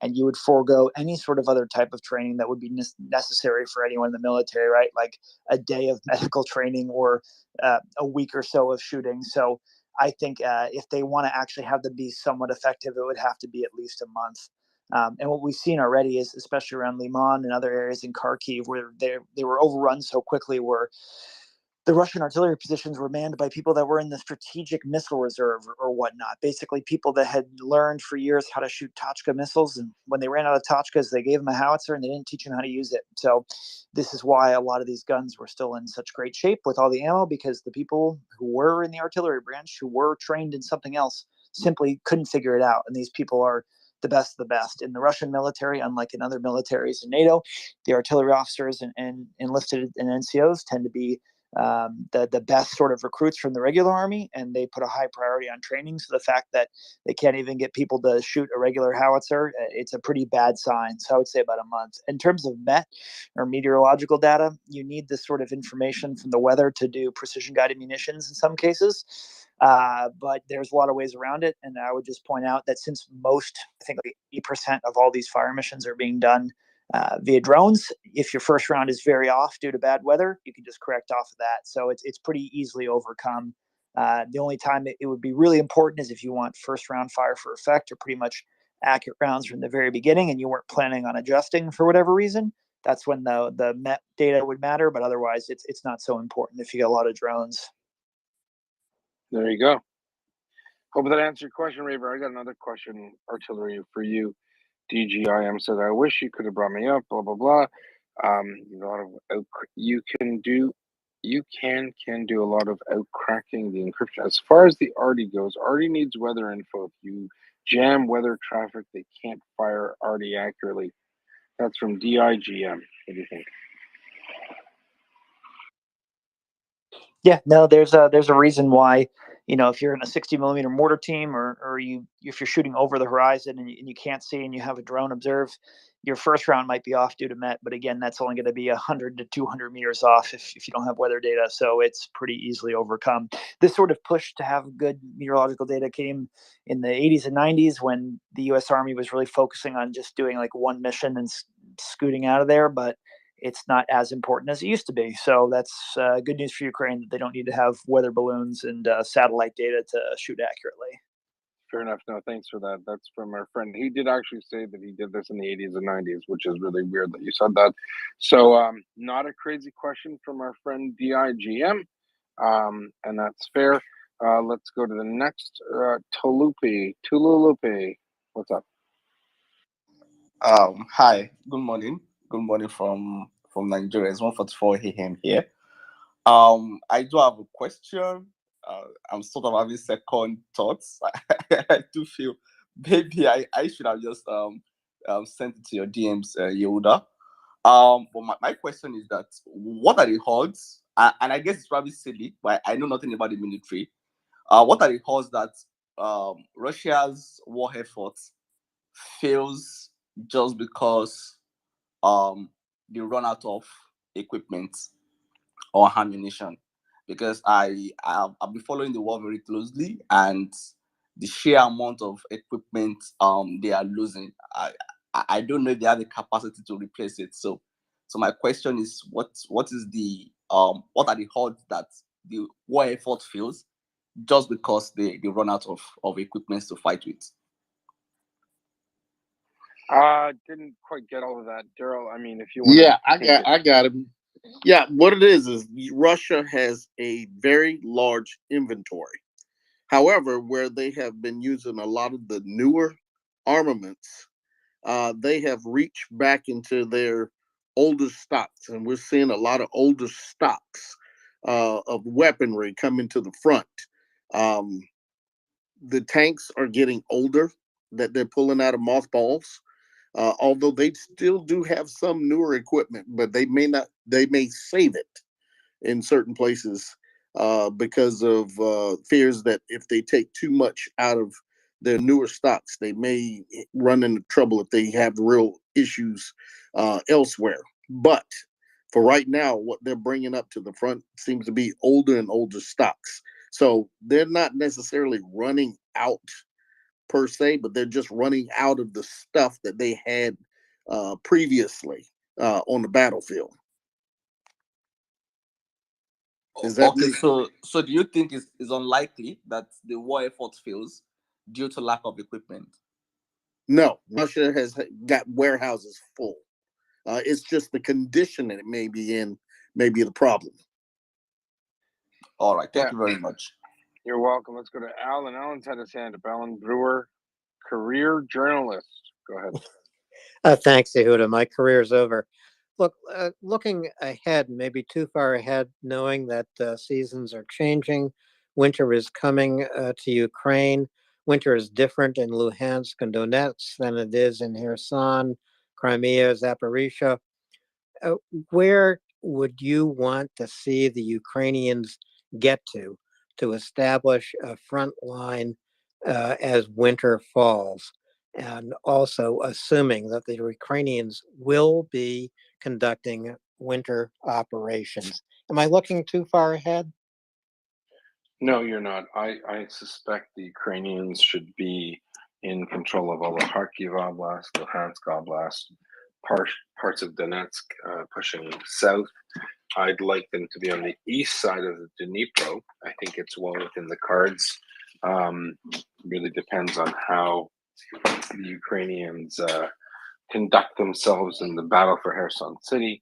I think they could be well on their way to Melitopol in Kherson or Zaporizhia, and I suspect they will consolidate their forces in Luhansk Oblast. So, in other words, Svatove, Starobilsk, push south, have positions there, and start to chip away at Russian forces in Donetsk, and then Russian forces in the eastern part of Kherson Oblast and the southern part of Zaporizhia Oblast. If that was me, that's where I'd want to be, and I think it's possible. As CJ likes to say, the enemy has a vote. CJ, is what I'm saying crazy talk? What do you think? No, and I think that's why, Constantine and others that have worked so hard to get winter gear to the Ukrainians, it's just going to be so necessary. And the contrast between the two sides couldn't be more stark. While Ukraine is focused on getting winter gear to their guys, both through donations externally and also internally sourced, jackets, gloves, etc. Russians, it was just reported that 1.5 million winter uniforms went missing. And this is what's so interesting to me is all over Russian Telegram, they're also showing the videos of Ukraine breaking through and being extremely successful, but they're saying, wait for winter. Our soldiers are best in winter. They'll do great. Well, we remember what happened last winter. At the end of February and March, there was hundreds, if not thousands of Russian casualties from frostbite due to not having proper uniforms and gear. So I think it's going to be a lot worse this time around as they have to go through the full brunt of winter. And that kind of situation will only benefit Ukraine, even if it means the war goes on longer. I just want to say thanks. Great space. I'm a donor to Maria Aid. I'll be donating more in preparation for winter. Everything you do here is just fantastic. Thank you so much. And I'll switch down to listener. Thanks, Ken. We really appreciate it. It's people like you that keep us going. We're going to do it anyway, but the fact that there are so many dedicated listeners who continue to support the good fight, who, Maria Aid, is the organization that we trust the most. But we got Ripley's Heroes, we got Malcolm Nance, we've got all sorts of people that come up, and we respect and appreciate them all. Good night, CJ. Apparently he's gone down, and that's fine. Probably more important things to do, and that's okay too. So on that note, let's go to Frank. You're going to Frank Anthony Bourdain. Go ahead, Frank. Oh, thanks everybody. And thanks for the really interesting analysis or explanations of how all the intricacies work for artillery. That I had no idea. Anyways, I work in finance, and so there was a question came up earlier about why OPEC was cutting by 2 million barrels a day. I could give a bit of an answer if that's Go of for interest. it, because I couldn't understand it. All right. But I So don't the even know world. what 2 million barrels does. Is like 100 people's gas in the car. What is it? Well, the world produces and consumes roughly 100 million barrels a day of oil, and the U.S. is right now at about 12 million in terms of what they produce, and a little bit more in terms of what they consume historically. But their U.S. is pretty balanced, so it's not so much a U.S. issue. Although U.S. production, when COVID first came on and the world economy ground to a halt, dropped a little bit below 10 million. It was peaked at about 13 million right before COVID hit. And then now it dropped down to about 10. It's now recovered up to about 12.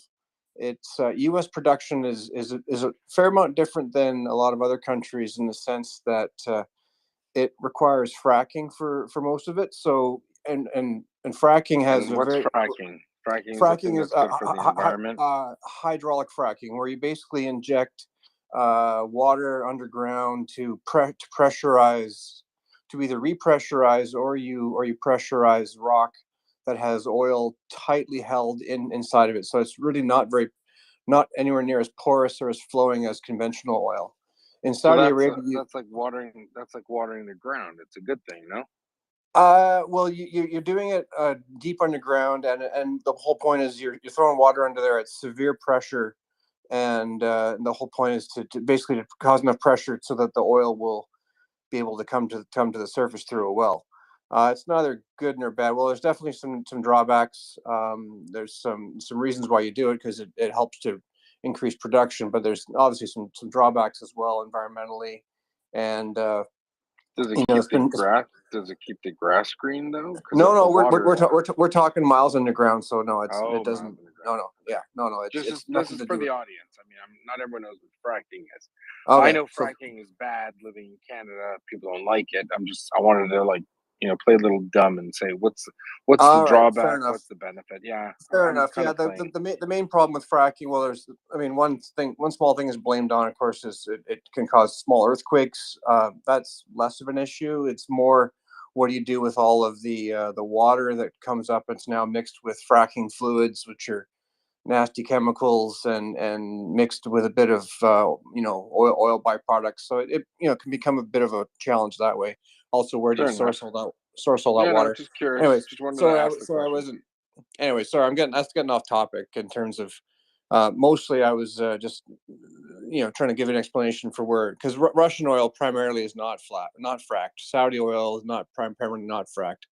Venezuelan oil is mostly heavy, which is more similar to northern Alberta oil, which comes from the oil sands, or also known as bitumen. Exactly, the bitumen tar. Basically, it's tar sands, and that is much more of a mining operation. Anyway, sorry, I'm getting off topic. The main reason why. Hey, Frank, real quick, when you're explaining those numbers, can you explain them in terms of gas and gas? Like the difference between what is used, how much of that millions is used for like gas or natural gas. You know what I mean? Because a lot of everything that's saying oil or gas is not necessarily in the same form. True. Yeah. I mean, natural gas and oil, they often they often are found associated, especially in certain parts, like in the part of the country where I live. I'm in British Columbia, which is in the western part of Canada. So you get a lot of liquids in with your natural gas in our oil, or in our gas. But often the gas. I mean, we've seen it with Russia. They're just flaring a lot of their gas because they don't have anywhere for it to go now that it's largely shut off from going to Europe. So now natural gas is very different from gasoline, which is what the main product we pull out of a barrel of oil. Most of the oil we produce, goes into gasoline, diesel, or large sort of bunker oil, that kind of stuff for transporting overseas. But anyways, what I was getting at, the world produces about 100 million barrels a day. It's fairly inelastic in terms of the demand, and what that means is that the demand doesn't really change a whole lot based on the price, because we kind of need the oil. We kind of need the oil that we produce, and whether it's an extra $20 a barrel more, we still are going to largely consume the same amount. Now, oil is right now at about $90 a barrel. When Russia first invaded, it was about 110, it peaked at about $120 a barrel. So the Saudis, which are the largest producer within OPEC, they were quite happy with that. They usually don't want oil to be too expensive, though, because then it starts to cause some demand destruction and maybe even a global, maybe even a bit of a recession. So charitably, the Saudis, which are the main voice within OPEC, decided they wanted to cut production because with the inflation that we've seen the past year, caused by COVID, caused by there's a bunch of reasons, but caused by the Russian invasion of Ukraine too. But inflation is running very hot all around the world. Central banks are raising rates. Mortgages cost a lot more. You want to borrow money for anything, it costs a lot more. And basically, central banks have been raising rates to combat the inflation, and then most banks now are effectively predicting there's going to be a recession next year, and so therefore, when you have a recession, you also have a slowdown in economic production, of course, and consumption, and need for oil. So that's the charitable explanation. The less charitable explanation is that OPEC does not include Russia, although Russia has very much been aligned with OPEC, with the OPEC Plus group for the past several years, and so they're more than happy to bail out their buddy, which has been seeing oil, which is a major source of Russia's revenues. Hey, Frank, come down. So there you go. Let's land that plane. Let me ask him, why can't the United States say to Saudi Arabia, we're telling you, increase the oil, don't mess around, we're kind of the boss here. Why doesn't that happen? Sorry, Yehuda, could you please repeat that? My girlfriend's all right in the background. So what I'm here. saying So is, why can't the U.S. isn't it possible for the U.S. to say to Saudi Arabia, look, you've been slicing and dicing journalists. We're kind of the big boss around here. We want you to increase production. How can they decrease production? I mean, let's be honest, Saudi Arabia, right? Come on, artificial fake country, no? Yeah, I mean the U.S. I mean, up until today, the U.S. has been pleading for the Saudis to but why not pleading? do this. It's Saudi Arabia. That's the Oh, part I I don't agree. get. Yeah, no, I agree. I mean, after Jamal Khashoggi got chopped up, I mean, they didn't really feel much of a repercussions from that. Yeah, the only reason why Saudi Arabia isn't Iraq is because the United States. No, I agree. So, Right. I don't have an answer to that. It's a Fair enough. It's a great question. Maybe it's even rhetorical in terms of why the U.S. No, isn't. it's not. I actually really, I'd love to get an expert on. That's one thing I don't know very much about is the whole oil and the geopolitical aspect of Gulf countries. I would think, the whole world teaches that the Americans run the world and blah blah blah. But why can't they control the oil output from Saudi Arabia? It must mean that those conspiracies are wrong. That's what I think. Well, it's been a codependent relationship for a while. The Saudis have relied on U.S. protection and U.S. arms exports and the U.S. has historically needed the Saudis to play nice with oil production. So it's weird. It's I got you. the relationship has become a bit less codependent recently because the U.S. has produced a lot more oil. I mean, if you go back, say 15 years, the U.S. was producing less than half of what they are now, and so the U.S. is a lot more energy independent than they were, a decade or two ago. So, anyways, I'll fair enough. No, I appreciate it, Frank. A bunch of the oil nerds just popped up here. I think Troy, Anthony. I mean, I think I struck a chord. And when I say oil nerds, I'm absolutely trying to insult you. No, I'm just kidding. When I say who can answer that? Which oil friend? Is it Troy? I have a feeling Troy's smart. He looks smart in this picture. Troy. I agree. Thanks, guys. Thanks, Frank. Hey, Yehuda, thanks for calling on this oil nerd first. Yeah, I agree, and it's weird because I'm from California, and everyone's liberal, and we're supposed to be driving electric everything and hate oil, but we have some of the most refineries and reserves still in the country, second to Oklahoma, Texas, the Permian Basin, and the Bakken in North Dakota, and even the East Coast. But yeah, there's wellheads everywhere you look. And then once you get to the Oregon border, I think there's like 3 of those little things that are decommissioned and haven't ran for years. They don't have any, but that's also a geology question. So, yeah, I kind of call Is bullshit. that where Green Acres was? I don't know where that was. It was a farm. I'm assuming it was in Central California. They had oil there. Oh, I think so. Are was you Drucker's the Beverly farm. Hillbillies in Texas? Well, see how oil permeates our culture, and I know you're not an oil country, but Canada's up there too. So the thing with Saudi Arabia, long term, it's been a strategic energy alliance, and it's kind of morphed into it's still a strategic energy alliance. And geographically speaking, they got they were born. It's like they were born on a giant pile of oil, and good for them. So they kind of run the table when it comes to oil, and that's the default unit of energy still. God bless us. So I mean, it's kind of like the same way Germany had a problem weaning itself off of Russian gas until Russia blew up their own pipe. We have trouble weaning ourselves off of oil in total, and not to get into those because I've worked in the oil industry and I had no problem with the cognitive dissonance because it pays well because it's oil.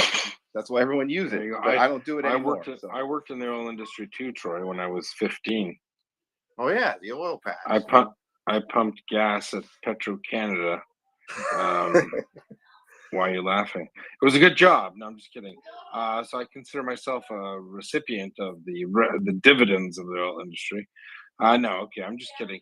No, it's fair enough. I just honestly, I'm not trying to be funny. There is a rhetorical part in that is that we hear a lot, especially from the conspiracy theorists who abound on Twitter, that America, the big bad bully controls everything. America can't get.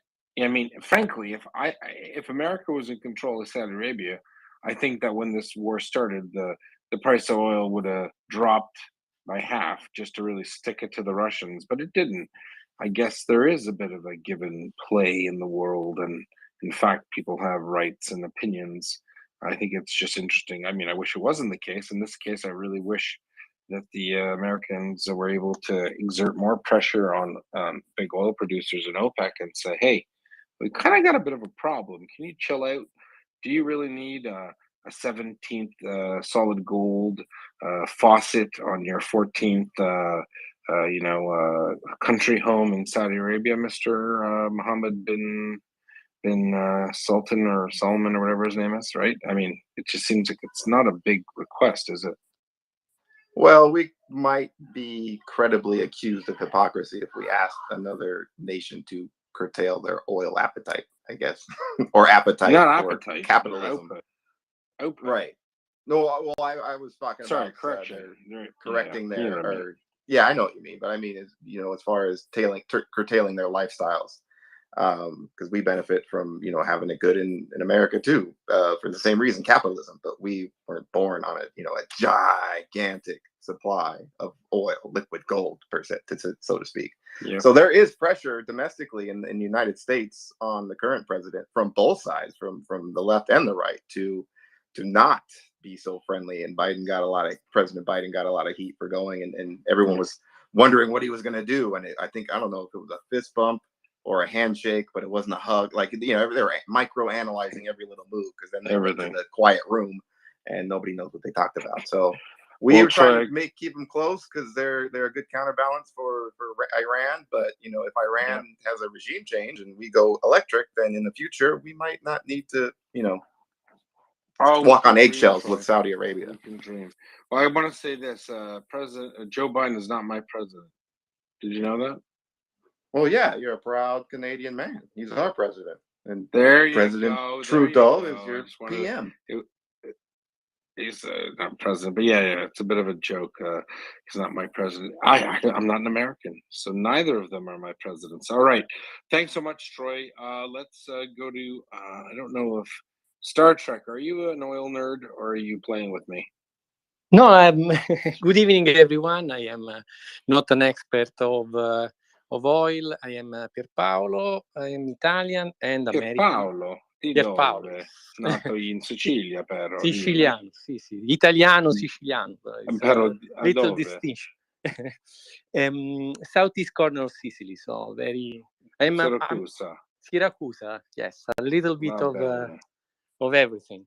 Middle Eastern, Greek, but I'm not an expert of oil, but I'm passionate about human rights and geopolitical. Hopefully. And talking about Saudi Arabia, for me, it's clear that Mohammed bin Salman is part of the group of, how we can say, dictators, bloodthirsty psychopaths that are trying to subvert our democracy. It's part of the attack of the free world. Mohammed bin Salman with Putin, with Trump, with Mohammed bin Zayed and Netanyahu. Aspetta un attimo, bello, calmati. Sì. No, questo non è spazio per politici, ok? No. Allora, dimmi. Netanyahu, perché che significa Netanyahu? Or what does it mean, Netanyahu? That's not even a point. Yeah, you're right. La prossima. Let's go to the next point. Yes? Yeah, for sure. Just to say that, like Saudi Arabia, like Iran, they are not friend of democracy. And every action, if you see every action of them, it's clear. So they are with this raise of the cost of the oil, they are trying to create, of course, trouble to the democracy. They are trying to resist to his other friend Putin, just to create problem. Biden he tried to establish a relation, but I think that you cannot have a relation with a terrorist that kill journalists and all the opposition. That's my point of view. Thank you so much for the time. Paolo. C'è il mio amico Bertrand, Bob d'Italia. Come? Could you repeat? Bertrand. Bertrand, sure, a great guy. I like him a lot. Another is a great guy. Dimmi. Thank you very much for the time. And justice. No, I felt it was a little weird. You came on with, we're trying to avoid the politics. It's not about. But it's the attack. You're right, but the attack on democracy is unavoidable. I mean, it's clear in front of us. Trump, right? Putin, and then Mohammed bin Salman. Yeah. And Mohammed bin Salman, and then a former prime minister of Israel tutto insieme, all together. It makes no sense to me. I kind of thought maybe Bertrand at another point, you know? I know it's a long story. We can talk about this another day. Why don't you send me a message there? Of course. I'd Sure. love to have Right. this long discussion. I will send you the DM right away, so you can understand what why I'm don't you talking say about. Berlusconi? Berlusconi is Berlusconi too, of course. okay. Yeah. Of Berlusconi, absolutely, Masso or man, Salvini, però. or Matteo Salvini. It's, Yeah, but I mean, they are irrelevant, right? They are like, for me, they are like the puppet of Putin, but dangerous people and powerful people like Mohammed bin Salman and Putin, they really, and Trump, they really can subvert our democracy, and Fair enough. that's what I see. Grazie mille. Prego, Bertrand. prego. Prego. Take care. And this is my first Sicilian I ever encountered on the internet, so I want to make sure that you're proper. Thank you very much for the time. Io sono nato in Caltanissetta, eh? No. Io. He doesn't hear me. Bertrand, there's only room in this channel for one Sicilian. What do you think? All right, I'm getting too Italian here. Come? I just had a hello. How are you? Hello. All right, let's just change it. And I even spoke to him in Sicilian and he didn't say anything back, so that's why I don't know if he's really Sicilian. I am really Sicilian, 100%. 100%. 100%. From Syracuse. Absolutely. Beautiful old city. Do you know 3,000 years Caltanissetta? ago. Caltanissetta is in the center of Do you Sicily. know it? Of course. Yeah. Okay.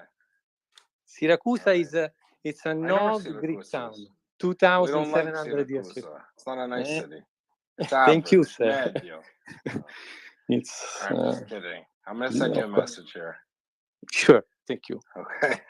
Thank All you. right, let's go to the next end, Daryl. Yeah, we got Patricia, then Anthony, and then Robert. Oh, and then Leonard. Go ahead, Patricia.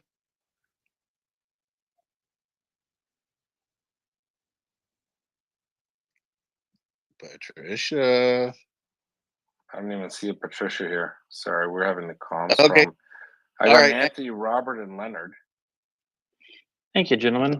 A quick comment. I think the world supply of copium just exhausted a couple of days ago. And I have a question, I guess, for Yehuda. After Nord Stream 1, I got a little concerned about the Novakhovka Dam ahead of, the Ukrainians kicking some serious Russian rear end. What are the chances that they blow the dam on their way out? The dam's already the Novakovka Dam. Listen. So many moving parts there. I don't think the Russians could leave themselves out of a wet paper bag at this point. So I think the Ukrainians already have SOF, special forces, in and around the area. So I'm not sure it is the alligator closest to the boat. I think the Russians will be more concerned with surviving the onslaught, if that makes sense. It absolutely does. Thanks, Yehuda. I'll see myself out. No worries. Robert and Leonard. Thanks, guys. I'm not an expert on oil, but I did read the New York Times article. And basically, the reason the Gulf states are not as enamored of this president as they were of the prior president is based on the Iran policies. And with the prior president ramming a 2x4 up, where, and the current president giving fellatio, they are not inclined to give the West any breaks.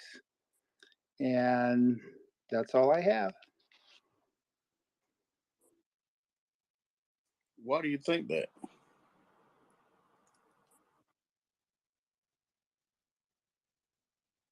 Okay, we'll keep going. All right, Leonard, go for it, man.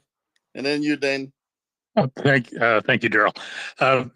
I had just a quick point, but to the last guy there, I guess Robert, I didn't really understand the analogy there, so maybe I missed something. But I had a question for Canadian Bob, if he's still on, the guy from I think it was Fort St. John, BC. I don't know if he's still on, but it was with reference to the Prince Rupert NGL facility that is being constructed right on the Pacific coast. But to go back to Saudi just for a moment, when you're considering the motivating factors behind MBS and the whole Saudi royal family, if you will, which is really what Saudi boils down to. I mean, it's MBS, about 100 cousins and relatives, and that's about it. But MBS has been to Russia to meet Putin personally on several occasions, and it should be taken into account that they have a distinct commonality of interest with Russia, and in terms of global oil price. And the other factor lurking in the background is that Aramco, the state national oil company, if you will, in Saudi Arabia, which means simply translated MBS's personal piggy bank. But they have been enviously looking to the public markets to take Aramco public, presumably on the New York Stock Exchange, but they're actually bidding it out to London, the FTSE, as well as the New York Exchange. And the real kicker there is that they have felt that they've had the single most valuable oil corporation on planet Earth in Aramco.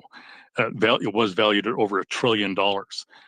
But the price of oil figures directly into their calculation in terms of when, if ever, or the propitious time for them to take their venture public to the public markets is critical.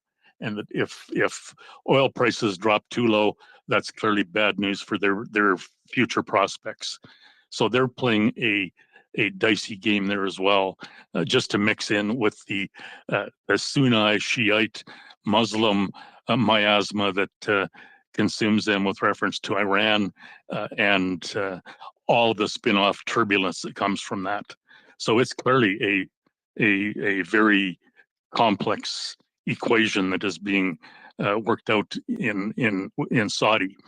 And then again, I didn't fully understand Robert's analogy, but with reference to the two U.S. presidents. But clearly, this president has not sat down in the desert in a tent with the powers that be and gazed into the magic orb and had their put hands on the magic orb with the rest of the Arabs in the tent. So that could well be a factor playing into Biden's lack of a personal tete-a-tete relationship, if you will, with MBS, and I would say appropriately so. So thank you. Leonard, you don't think in the 30 plus years or so he's been in Congress, he's never been there? That's quite a claim on that, that he would have never been there. As vice president, as a member of the Senate, I'm pretty sure he's been there on occasion. Now, no, I know, Daryl. I never said he was never there. One more thing I just want to say is one thing about them public. One of the things that they do as a private corporation, where there's no audits, because once they go on the stock exchanges, they will be required to do audits. And I think that may be something that we don't know how much graft, etc., is within that company. So I'm not sure if the whole idea of them going on the stock exchange will benefit the benefit them, as it will produce it will require them to be more stringent in their practices, you would think. Now, I'm not going to say that's 100%, but if they're going to be on those stock exchanges, they will be. And I think that may be a factor in this whole idea of what may happen in the future on that. Yeah, Daryl, that's a fair enough point. Certainly, that's a consideration, and I don't think it detracts from the overall point that what they're looking at is to take Aramco public, because looking into the future, they see a declining curve for the marketability and the value. So it's a case of kind of extracting their cash at the absolute most advantageous moment for them, and that's kind of, I think, what they're angling towards clearly, and have been for like a couple of years at least. So yeah, thanks, Daryl. Yeah, I just think that if once they go into that audit process, the cost, the price of that stock. I mean, yes, they are an oil company and they're going to have a pretty good stock price. However, I think if those audits come in, they may not garner the money that they think they will because of the practices that they have. So that remains to be seen. We'll see what happens. Anyway, Dane, go for it. Yeah, 3 or 4 things. Someone just brought up blowing the Novakhovka Dam, and the Russians aren't going to do that until and unless they admit they lost the war. And there's about at least 2 reasons for that. The first is that the eastern/left side of the Dnipro is lower than the right/western side, and so the side that the Russians hold would flood far worse than the side that they don't. In fact, at one point when I was more worried about how the Ukrainians were doing, I was almost arguing that the Ukrainians should blow it. But we're clearly past the point where they need to. My second point is that the Novakhovka Dam is the water source for Crimea. So if they blow the Novakhovka Dam, they cut off the single biggest reason they're fighting this war. Well, they did. One thing that I found out yesterday is that the Ukrainians did dam up that canal at one point, and that was it was blown on February 22nd or 4th when it all started. So they do have the ability. Yeah, I understand that, but what I'm saying is the water in that canal comes from the Novakhovka Dam. So if you from the reservoir behind the Novakhovka Dam. So if you blew it, the canal becomes irrelevant until the Novakhovka Dam is rebuilt and fills back up again, which would not exactly be quick. We'll have to figure it out. You're right. You're right. Let's grab some hands. We've got Joseph coming on soon. And Daryl, I think, are we stepping off to let the younger lads come on in? And we've got Michelle. She's not a lad. She's great. She's from Western Canada. Not the best part, but close number 2. So if Michelle can head on up, we appreciate it.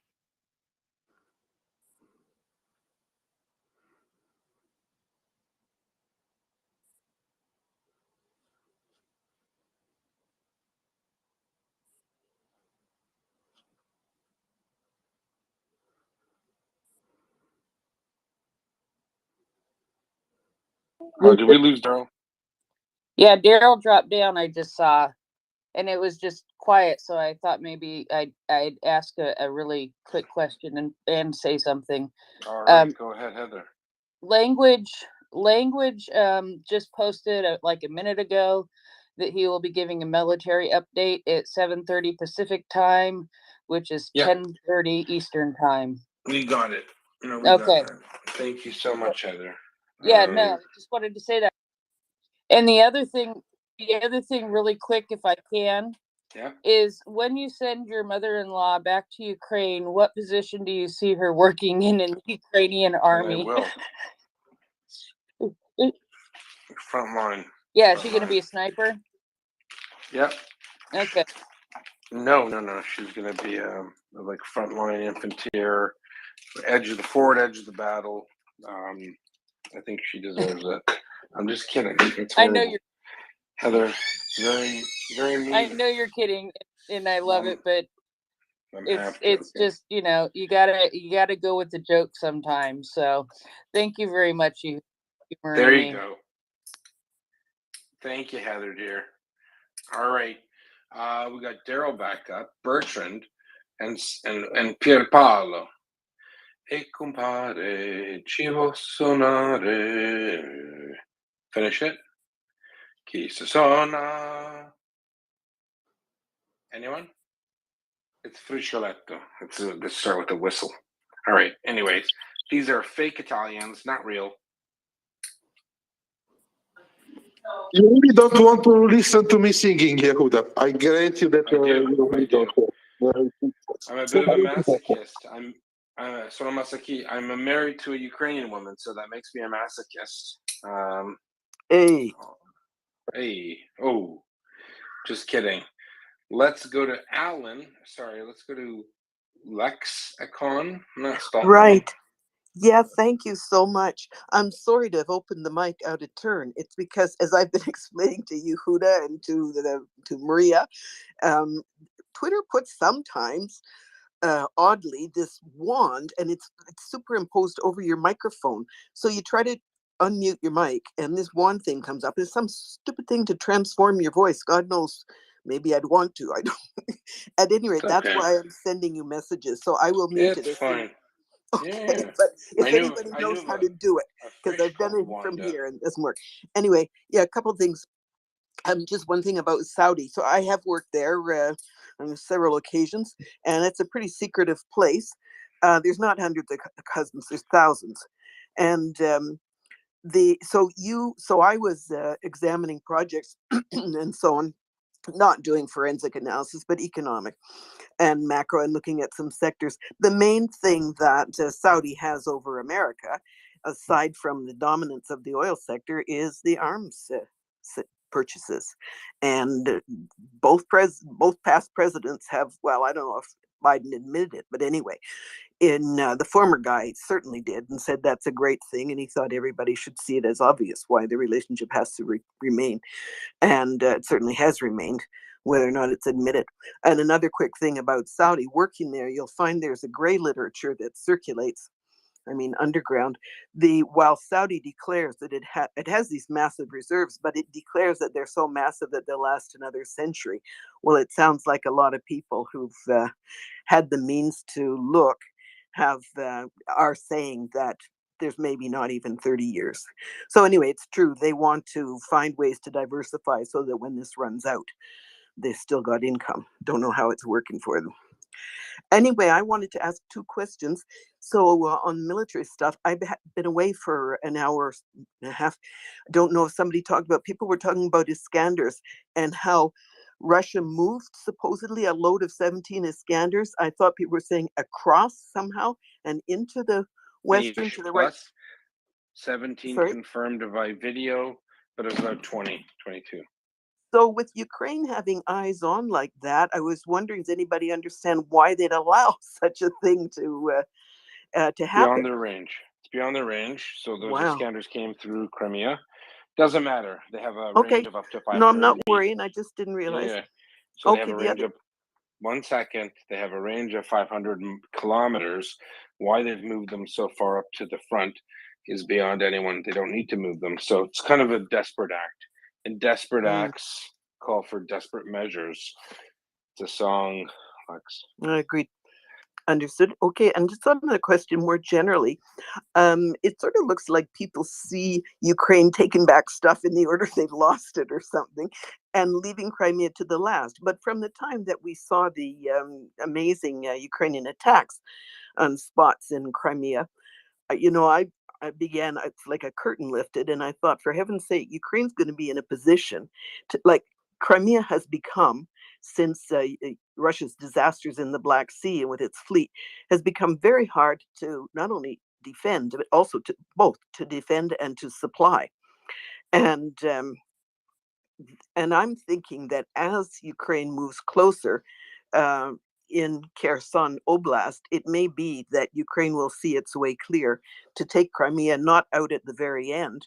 One reason, and of course, you guys would know a lot more than I would about what you think about that, but the other reason, aside from being logistically possible and so on, militarily possible, is that if Crimea gets left to the end, I can see a hell of a lot of pressure being put on Ukraine. Obviously, Putin would sue for peace because they're scared to death to lose Crimea, because that's goodbye to their military, to their Black Sea fleet, free roam. But anyway, so do you guys have some views on why that might turn out to be an idea to take Crimea back even before having all of Donetsk back? Thanks a All lot. right. Wow, that's a lot to unpack. We really appreciate it. And I thanks. honestly, I'm not going to remember. I don't remember the first part of what you said. Oh, the first one was the Iskanders. You answered it. Iskanders, okay. The second is just Iskander, Crimea. Jeez Louise, I just dropped something. All right, let's go to It's Sharpie. He's dropping it. He does. There you go. Yeah, a lot of good questions there. The Crimea, honestly, I don't want to touch that. I want to wait until Ukrainian forces. I'm a smart guy, I think, but I'm not that smart. I can't think past Kherson and Luhansk. So let's wait out till we get much closer. And when you see Ukrainian forces creeping up on Melitopol and Mariupol, we'll circle back to Crimea. Let's leave the politics aside. Is that fair, Lex Econ? Lexicon. I do law and I do economics. Yeah, thank you very much. That's that's fine. what- Anybody that's- wants to speculate someday, I'm with you. One day. Thank you. One day, it's a Mattis Yahoo song. Thank you. We'll circle back to you, dear, and a pleasure. Thank you so much. It was actually a very intelligent question. Smarter than I can handle at the moment, though, dear. That fair? Is she from Canada? I think she is. Smart lady. Oh, no, I think she's American. Oh, that's strange. No, I'm just kidding. Let's go, Kansas Killer. No, she's Canadian. Oh, yeah. Oh, okay. Sorry, guys. We're dominating. Yeah, you are dominating, man. It's good. It's good to have you back. I hope your holiday was peaceful and restore. Oh, there's that. And No, I'm just kidding. Yom Kippur is a day of atonement. It's not a fun day, but it's a Yeah. meaningful, reflective day filled with not eating and being in synagogue for 10 hours a day. Anyway, but it's fine. It's only once a year. It could be worse. it's like a day-long confession, man. That's what it sounds right. like. Goodness. Tally up those sins. Go ahead. Hey, man. Two items. First, you've mentioned before when the first offensive started or the counterattack started that troops on the offensive have maybe 4 days before they're just kind of run out, and we just see Ukraine continuing to push. Are the troops being rotated? So meaning, are they leapfrogging? Are we getting different troops that are pushing forward each day, or how are they just running to like the end of their endurance, and then we'll see it kind of where it comes out? Yeah. Yeah. So how it works is this. So generally how the training goes is you might have a brigade. It's a lead mounting formation unit, and it pushes up, and it has battle groups within it that do the business. One up front, two up front, one in the rear, or whatever, and then they cycle through. And then eventually when they get to a position, maybe 20 kilometers away, you have follow-on forces. That means another brigade or division pushes through. It's called a forward passage of lines. We say F-pole because we're lazy, and then those troops come in and they go through, and there's a whole bunch of coordinating exercises, coordinating activities. It's not so much that they're leapfrogging, it's that you can only push people to a certain limit of human endurance, and then you get to a position where you consolidate, where you're like, okay, you get into formation, you're on a piece of terrain you've never seen, so you're figuring out where you're supposed to be, the best way to defend yourself from a counter move, meaning a counter attack from the enemy. And then while you're doing that, you have a whole bunch of other people in the background resupplying you. You've got engineers and pioneers and military police making way to let the other team that's going to come through team. I say team, I really mean follow-on forces, and they're going to go push right through you, and they're going to continue the battle. That's the way to keep the momentum, keep the fight going, keep the enemy on the back foot, keep them confused, keep them worried. What's going on? We just got attacked, and now within a few hours, we're getting another group of people coming at us. They're all fresh, so they got all their kit, they got all their gear, they got all their tanks. What the hell's going on? We're dying. We're Russian. Where are my pants? I want to go home. And that's how it works. Hope that helps. It really does, man. Thank you. This second issue is, I really don't remember all the details of what I've seen on Twitter, but there was something yesterday about one of the governors or mayors, or telling the civilian population to prepare to evacuate within 72 hours. And the question is, what does a force do when they're potentially impeded by civilians? I mean, if Ukraine is able to pressure a town or a settlement, and the Russian forces in control of it, demand or evict the civilians and use them as cover, what can Ukraine do to counter that? I got disconnected there. Who can answer that? My main point with that would be, if they are retreating, they're retreating. The soldiers will stay behind to try to fight and slow the Ukrainians down. But if they are in retreat and there are civilians in there, the Ukrainians are not going to fight, not going to fire on civilians. It's just the point, as long as they're moving in the right direction, being herded at the point where they want them to, I don't think there's any issue of the Ukrainians firing on them and killing civilians indiscriminately. It's just not the way they practice their art of war.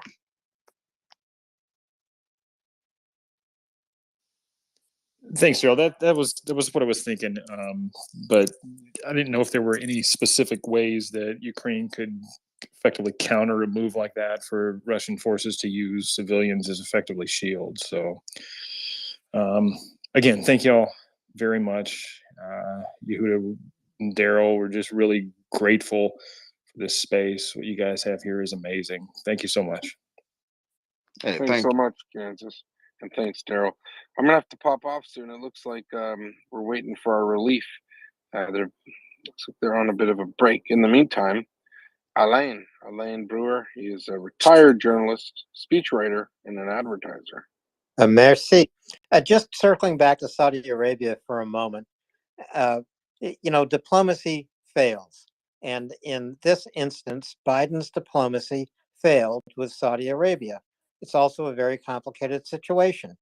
I'd also say Saudi Arabia is a sideshow. This might be a great opportunity for the EU, the United States, and all the NATO countries to impose an impregnable embargo on Russian oil and to close it down. So, OPEC plus cut production. It's going to raise the price. It's not going to raise the price significantly.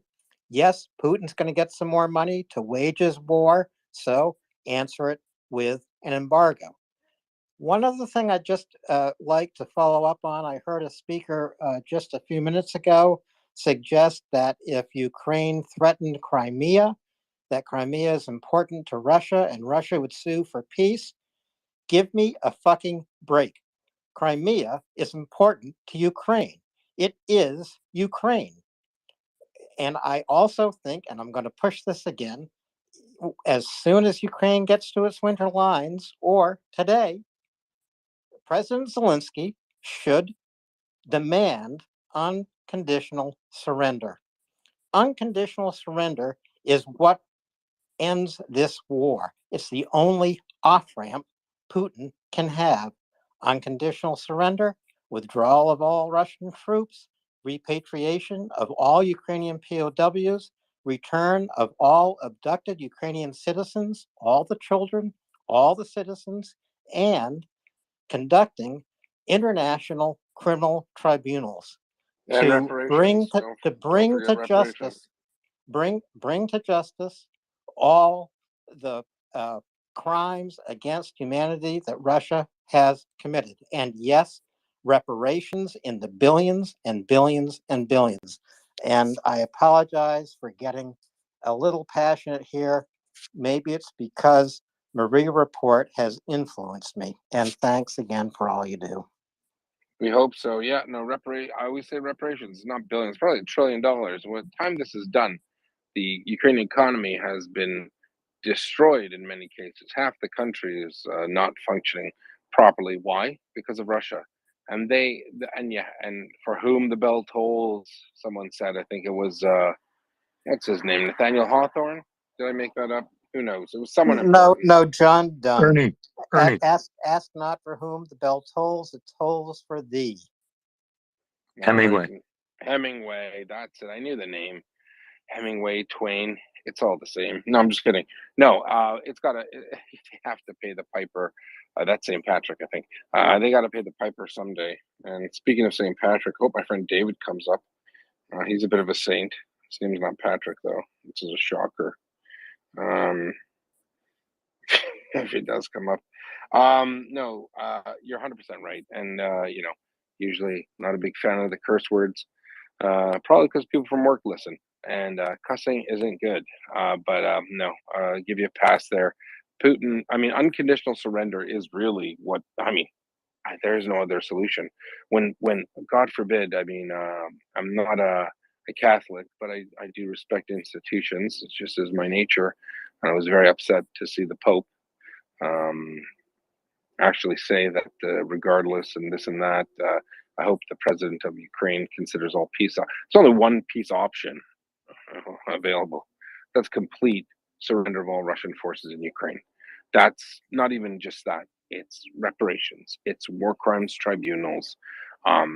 We live in a world where people get canceled for a comment they made on Twitter 28 years ago.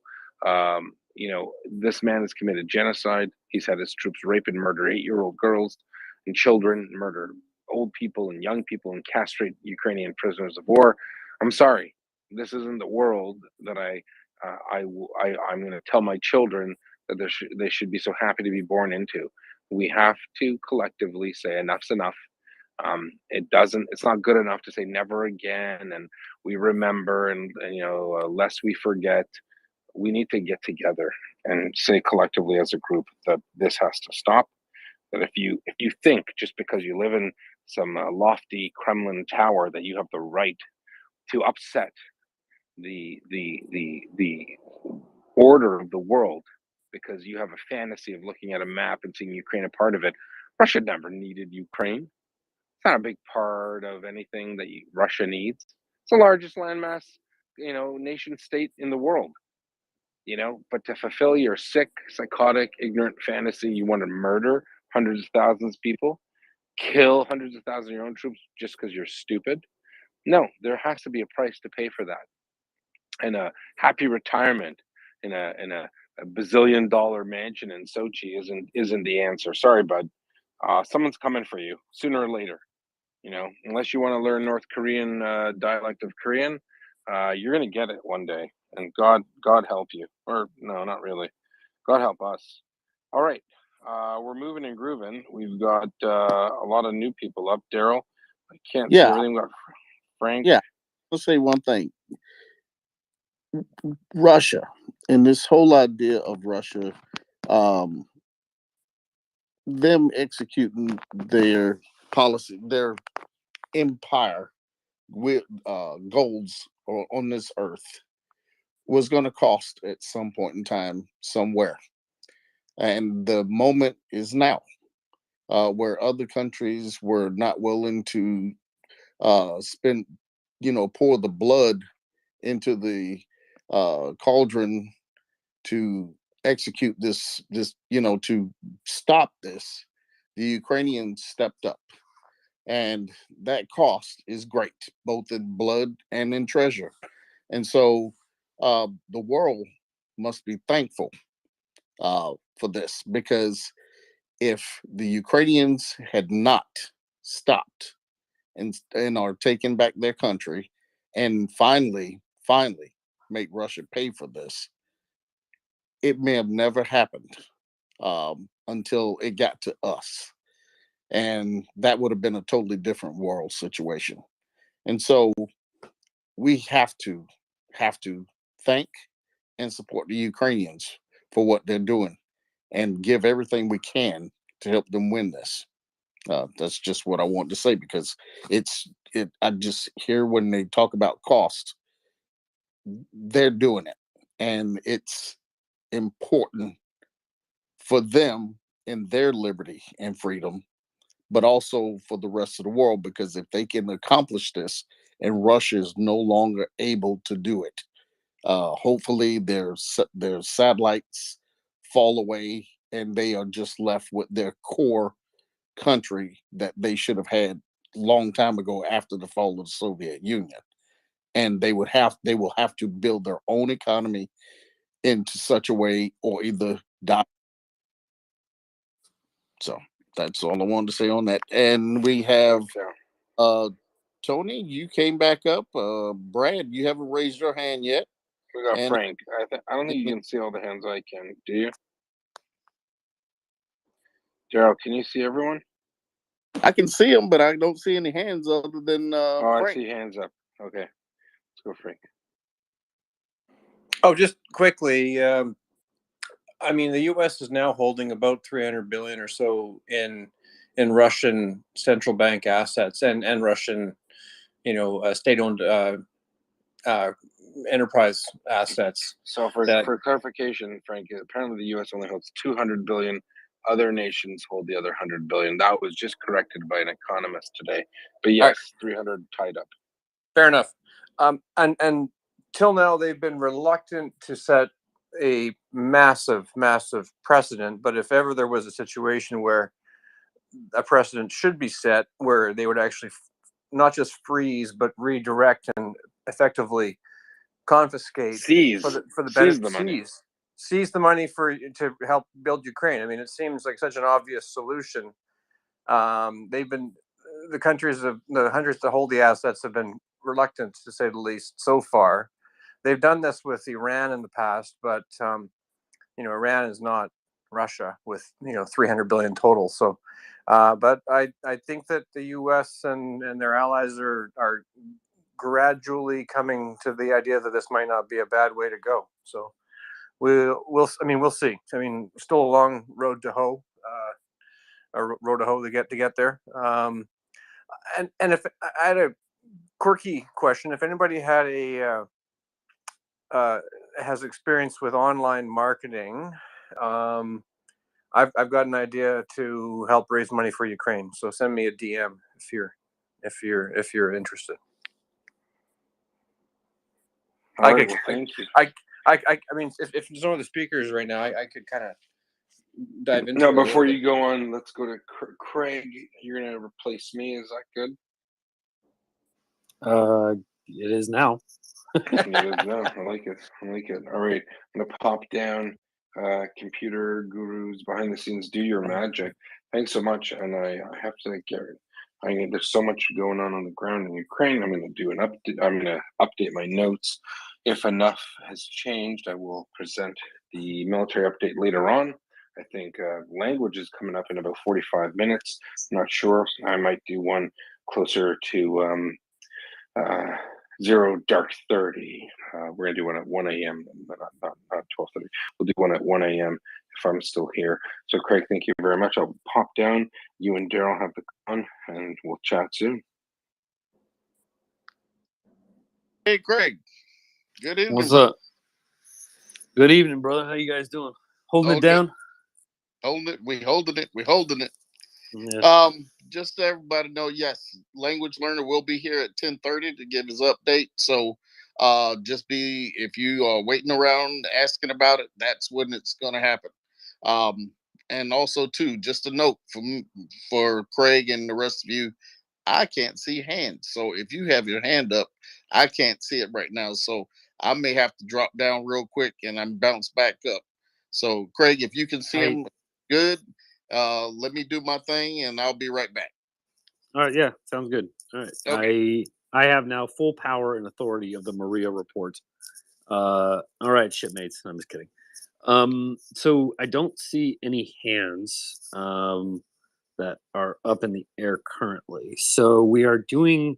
So for those folks that aren't familiar with what we're doing just a little bit of a co-host swap. Yehuda's going to drop down. We're going to welcome Joseph back up here, and then we're going to start swapping around a few more people, and then language will be here. So if we're kind of going in and out, don't worry about it. Don't go anywhere. We're just you're seeing how the sausage is made, so to speak. These 15 minutes of dead time or trying to get this stuff worked out gets a little unorganized at times. Troy, yeah, please go ahead. Yeah, I was going to help you fill some dead air here, Craig. Yehuda was asking about, what the hell Saudi Arabia doing, cutting back, and why doesn't the U.S., grab by the something and tell them, something. And we talked about the strategic partnership with energy long term, and then the geographical, importance with a counterbalance for Iran and things like that, an ally in the area. But there was also one more point I wanted to make when I heard people talking about Aramco, and that is their long-term interest on keeping oil as the universal energy unit for the globe, as it still is now, as the U.S. and the rest of the world transitions to renewable energies. And while also happen to be, we have this time of high inflation and facing a possible recession, at least here in the United States. I know it varies to country, but they have I guess you would call it a rational self-interest to prolong our dependence on oil as a universal energy unit for as long as possible. So to in a way to make it more difficult with the transition, to take inflation and drive it higher, drive costs up, and make the economy worse, it does help them in the long run. I know it's well, it doesn't actually. It actually incentivizes transformation. So the higher the price, the more incentive there is in the market to replace that energy source with something cheaper, right? And so you reverse the polarities there. The more expensive, the easier it is for something to slide in between. The cheaper, the longer you can keep somebody on it, right? And so it's in Saudi Arabia's strategic long-term, if you want to use that analogy, it's in their strategic long-term aim to keep energy affordable while still maintaining maximum profit. And so part of that reason is to keep the energy costs of oil and gas so low that any other alternative doesn't make any sense. Yeah, go ahead, Troy. Yeah. No, I just wanted to agree with you. Economically, that's ultrasound, and I believe in it, and that's how it works. But I think the time that it plays out in, it's going to make in the short term more difficult. Like there's some kind of quantum economics that I can't even do. Where you're right, it's a balance between making it it's just like any other product, making it optimally priced so as not to incentivize alternatives, like you said. But if they can see the writing on the wall and that everyone's going full steam ahead to solar, wind, and little nuclear reactors, then I think they might be looking for the short term gain and not just making oil at a certain price point and producing it and making a certain amount of profit, but again hobbling our ability to make that quick transition. But you're right on it on the economic side too. I see what you're saying. You're talking about imposing economic pain that makes business more expensive. That means less money to capitalize new ventures, more or less. Yeah, like driving a 7 rationing, and etc. Yeah, no, I hear you on that, and I will say that's a little market inverted. Not to sound rude, but that model that you just created is inverted of the usual market mechanics, where Saudi Arabia is raising prices because it's trying to counterbalance the inevitable decrease that will happen with oil when the U.S. hits a recession. So let me just kind of provide a table. You're Saudi Arabia, and you understand that there's a global recession. We haven't had a recession in this country in 14 years. That is ridiculously long not to have a recession. It's very unhealthy, actually, not to have a recession. You need these to clear out the junk, right? And what's left is what's good. And then you build on that, and so on and so on. The issue, though, is that when the recession happens, the oil prices will decline because there's no longer a demand, and you create demand by lowering the price, right? And so that incentivizes more purchasing, right? And so when that incentivizes, you keep your volume high of purchases, you keep everything kind of steady.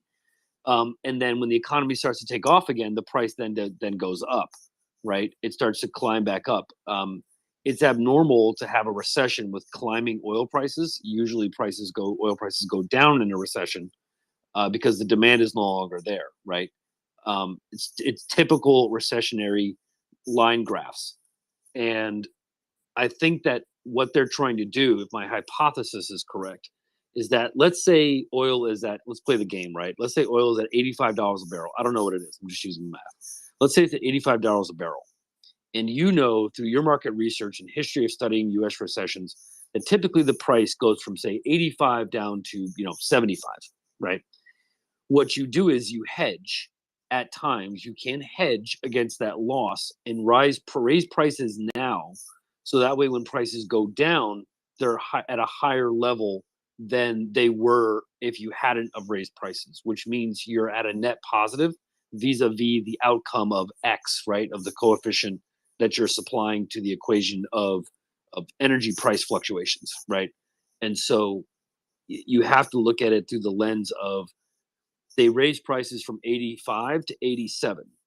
Then when there's a recession, it goes down to 77, which puts them $2 ahead of where they would have otherwise been. They're not going to raise prices to $100 a barrel, but incrementally going up, it makes strategic sense for them to do it. Although I don't think it's necessarily meant to inflict harm. I think it's more about, like it always is. It's always about the money. It's always about the dollars.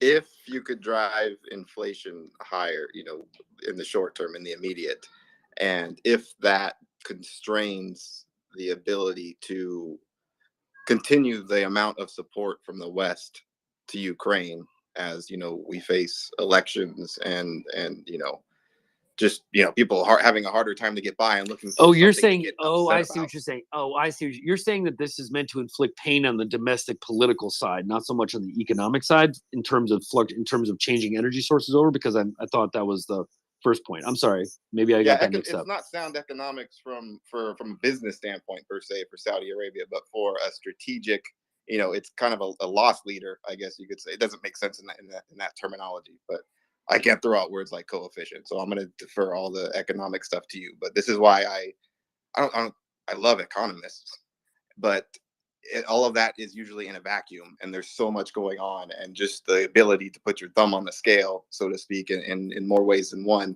They don't have, they don't have a. I don't know. I can't say off the top of my head what Saudi Arabia has provided to who personally in this conflict. The question is, as with most other countries, is it an economy inside a democracy, or is it a democracy within an economy? Ooh, right. And so that, I know that gets a little conspiratorial, so we don't need to go that far. But Daryl, like you got two wolves. Yeah. Daryl, you got a lot of hands up now. I don't know what the order is. All right, Phil, you're next, and then we're gonna go with Lexicon, DGI, and then Leonard. Thanks, Daryl. I am no economist. I don't know oil, but I did stay at a Holiday Inn Express last night. The question I think, Troy, that Yehuda had was, why can't we, or why don't we strong arm Saudi Arabia into decreasing oil prices, which would benefit the economy now, perhaps preventing a recession which may or may not already be here. And I think part of that too is we do depend on their oil, on the, because our oil is different. Our oil is also more expensive to get out of the ground because we have to frack most of it, not all of it, but a lot of our oil is more expensive to get out of the ground than the Saudi Arabian oil as well. So and then they control some of our refineries, which I learned from Ryan on this space. Like Aramco has one of the biggest refineries we have somewhere in the southeast, I believe in Louisiana. So I think there's multifactorial reasons why we can't kind of strong arm Saudi Arabia into just saying, oh, don't decrease the number of barrels that you produce because it'll inflict pain on our economy and or midterm elections, whatever the reason may be.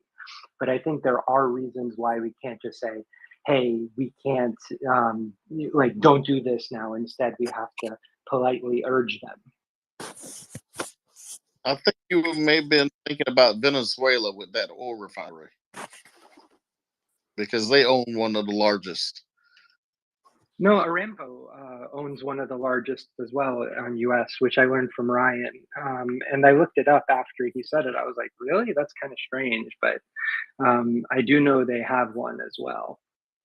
And Venezuela might have one as well. I'm not sure about that, which, you know, I don't know why we don't have, but like all the oil that we process in the US as well, like the refineries do depend on having at least part of it be from like Saudi Arabian or like the blacker oils.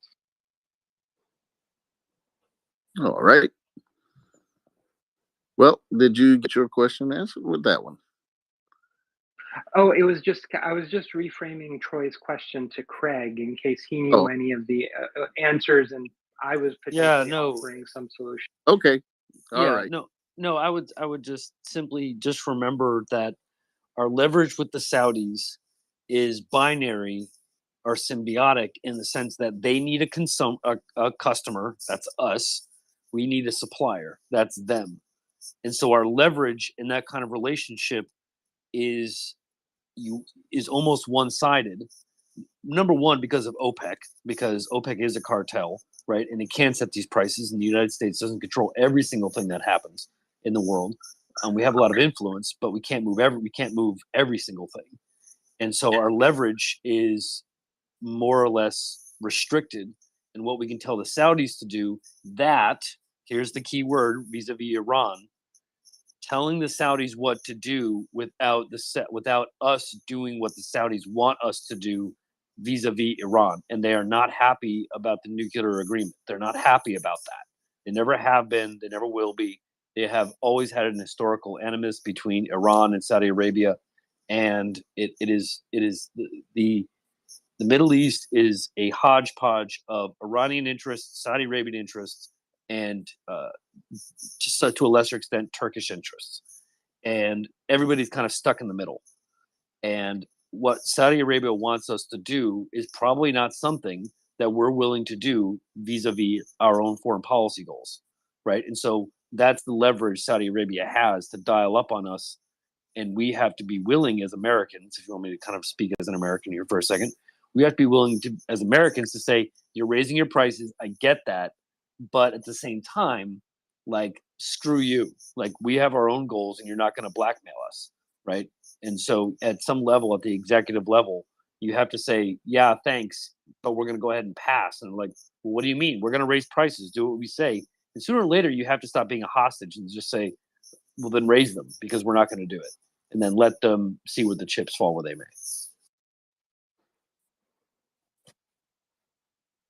That was beautiful. Can I just add one thing before I go, Craig? Dude, it's not, I don't care. Wanted to, I guess, append to it because I was gonna say some semblance of the same thing. If I'm Saudi Arabia, the like three things I'm asking hypothetically, because I'm not Saudi Arabia, is, one, I want you to find a way to settle this, or let's end this 9/11 lawsuit thing that's still in limbo. Two, never talk about Khashoggi again. And three, we want some, technology or, some kind of partnership that you're not giving to us. And then they, we say, yeah, we're partners, we'll do what we can, but at this time we want this and this from you. And then they, they reduce production and they say, hey, remember those three things we talked about? And just like you said, we're not gonna, we might be able to shake other countries down, but we're sure as shit not gonna get shaken down.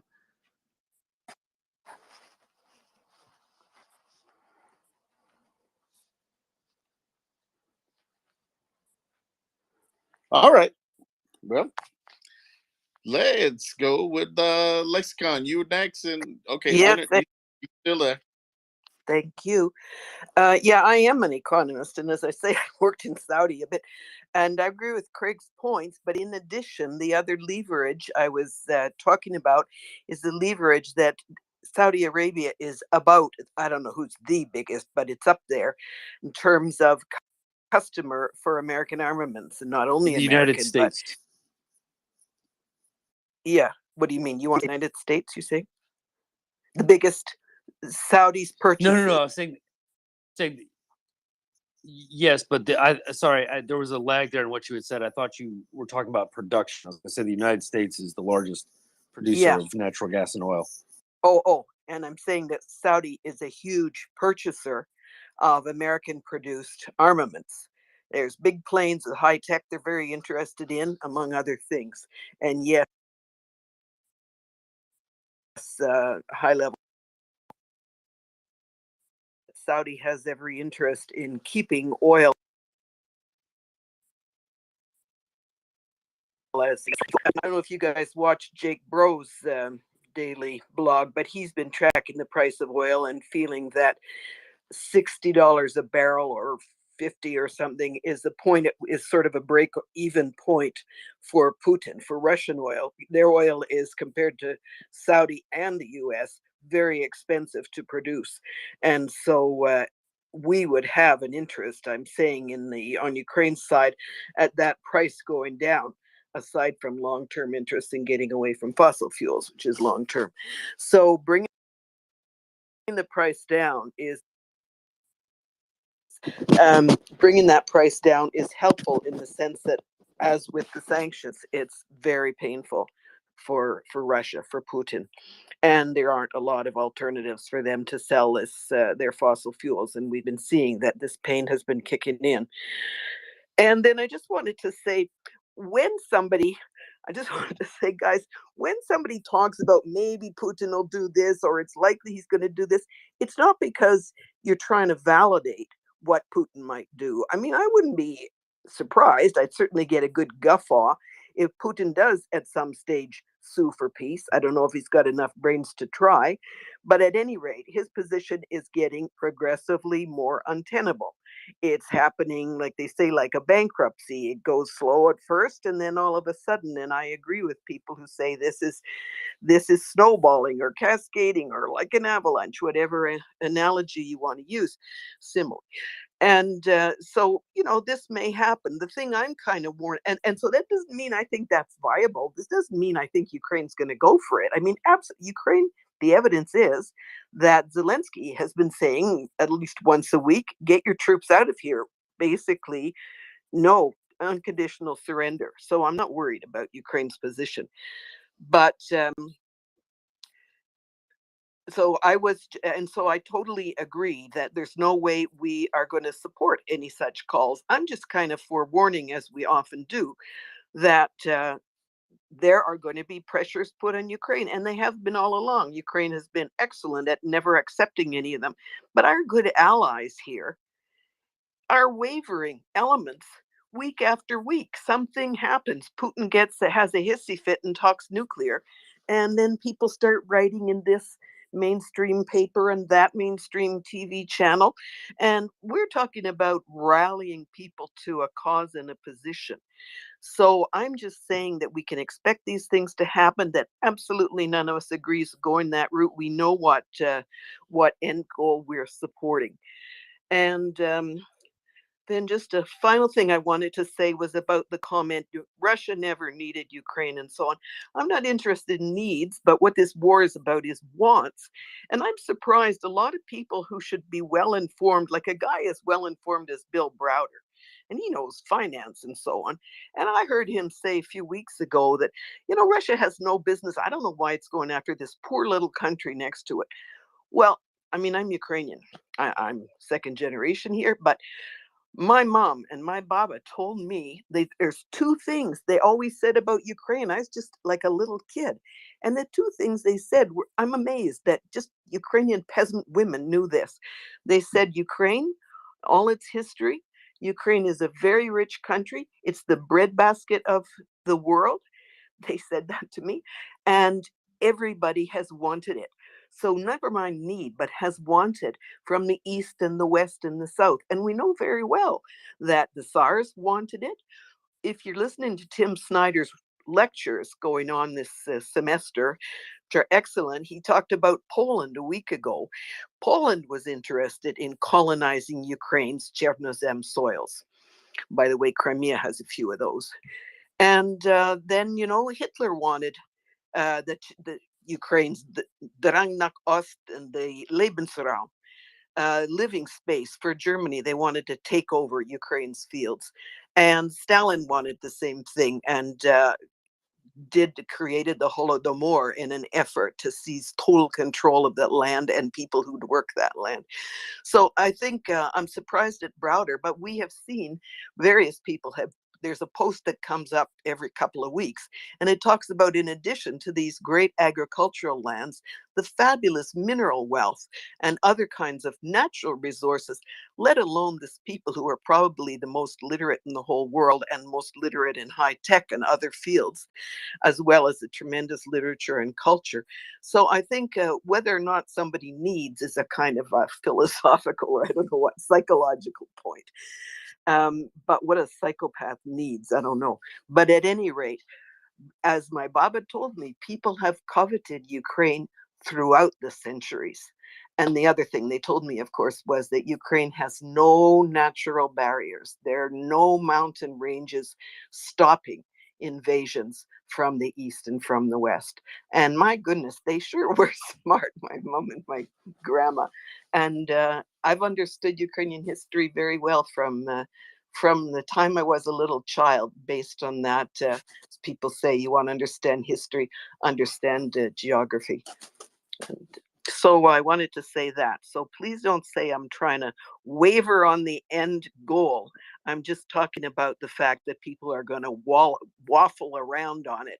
Our allies are going to waffle. And it's not just weak-kneed Germany or France, but sections of our allies in the US and Canada and other countries are going to waffle. And we're aware of that. We need to be aware of that. Is that clear? Very clear. Okay. I'm very familiar with that statement. Know the geography before you know the land, and you learn the people. Yeah, some lady on here talked about it a couple weeks ago, I think. Yeah. So that statement, I've heard it before, even before the space. So it's very apt, very apt. I'll ask you about something later on, but we'll get once we get back to the oil or something like that. Let's see. Okay, thanks, Lex. Let's go. Let's see, DJI. Thank you very much. Just a real quick question.